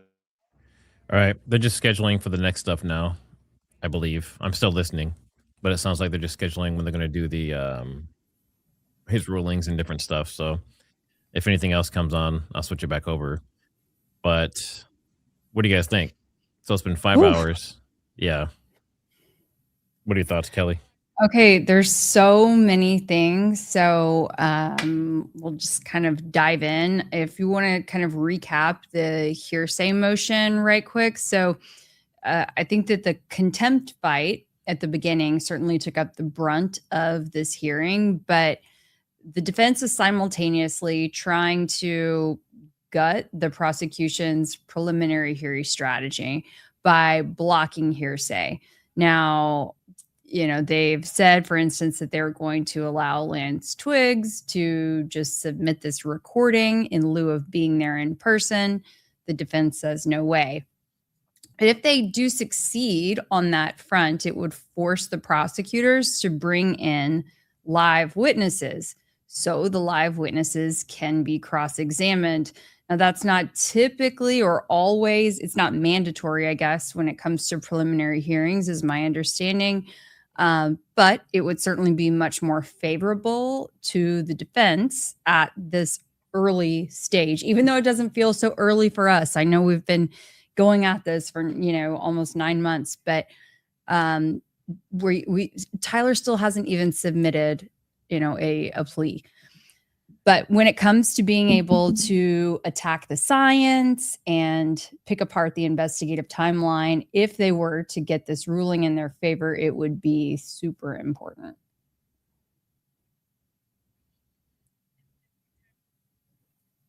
Does that make sense? I can go on to the other topics also, because I was doing as well some research on the Utah 3.6 precedent question. Because I wanted to know how many times Utah prosecutors have been disciplined or held in contempt in the past over gag orders, that Rule 3.6, especially in murder trials. And there's not actually like firm hard numbers, but this part is really, really interesting. The Utah County Attorney, so we're talking the same office that is handling this case right now, just last year. So their like main county attorney, his name was David Levitt. Now they have Jeff Gray. But he actually was disciplined, and it was held all the way up to the Supreme Court for speaking out inappropriately in a press conference. And so essentially, less than 1 year ago, their own office was sanctioned for a similar issue. And so that ruling is barely a year old. The current Utah County Attorney's Office is essentially asking Judge Graf to believe that what Levitt, their old boss, got away or got publicly reprimanded for less than a year ago, that they should get a free pass for today. And I mean, that's going to be a tough one.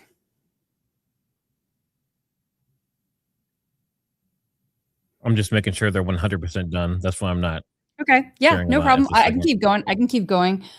And then I was curious if there had been any talk of this, like in the Corey Richins case, because a lot of people did follow that one.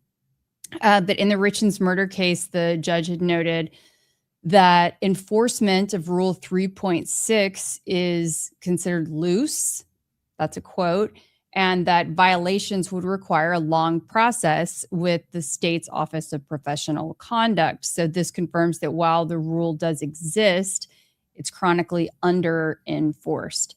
So again, this is quite significant that Judge Graf would be even holding this hearing to begin with.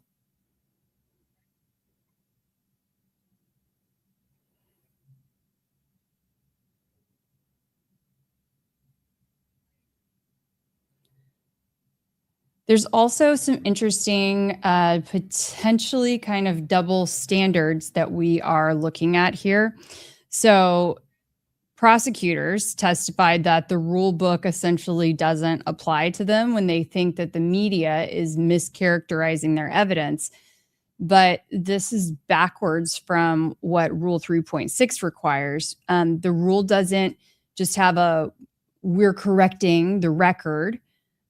get out of jail card, so to speak, that gives prosecutors unlimited airtime to prep the jury pool. That's just not how it works. So if Judge Graf does buy this argument, then it may not just impact this case as we were talking about earlier, Matt, but it could actually potentially impact every gag order in Utah. You know, when the judge rules on something, he's setting a precedent, not just for this case, but for other cases to cite as well. Yeah, they are officially done now. He's doing scheduling. Okay. So yeah, as far as the hearsay stuff, that'll be interesting. But as far as the media at the end there, when we were switched over, they're still fighting it. They're still not wanting that stuff to be in there. But like you said, it's going to be case by case, which means that most of it will be publicized. As far as everything that just happened here, so I think as far as the evidence goes, each side arguing whether or not they spoke out of turn against the gag order and were in contempt of court, I think that the defense had a stronger argument. I think the prosecution was basically doing like the trust me, bro, we were just trying to do it like generic. We were just kind of, going through the motions. 3.6 Part C protects us. And he was just acting, kind of doing his own thing. The issue I saw is that he didn't really consult anyone else in the office. And even Mr. Gray, who is like the head of that whole area, even he said he wasn't really aware of what was going on behind the scenes. So he wasn't consulted. The court wasn't consulted. And Mr. Ballard went and did his own thing on his own. I still want to know if any money exchanged hands with TMZ or anyone else. It would be interesting, but I tend to think, unless just being a former member of the media, I tend to think that they wouldn't have really had to receive money necessarily. I mean, in theory, they want to be able to counter. They would welcome the opportunity to be able to get their side of the story out. Well, I'm not saying they didn't want to. I'm just saying if money, I'm not saying they didn't want to. I'm just saying if money also exchanged hands, that is not a good thing on top of that. Yeah. Absolutely. And if TPUSA was poking and prodding them and calling up and saying, you guys, have you seen what's all over the news, what all the podcasters are talking about? This ballistics report, and it's inconclusive, and you need to address this now. Like, I would have loved to have been a fly on a wall for those phone conversations. And I just want to say really quick too, for everyone who's in here, there's a lot of super chats and members and memberships that were bought and shared around and things that we showed, but we didn't actually get to say thank you. So obviously we appreciate all of that generosity and for sharing it with others. Thank you. Really, really appreciate it, you guys. I remember my first free membership. I think it was on Valhalla, actually. And I got an email. It's like, you have a free membership. And I went over there. I was like, hey, I'm one of the cool kids. You know what mine was? What? Paramount Tactical. Oh, was it? It was at Christmas. It was like Christmas Eve. It was like somebody sent me a Paramount Tactical membership for Christmas. Well, we were just talking about recently, me and some other creators were like, Paramount was like the OG of this whole thing.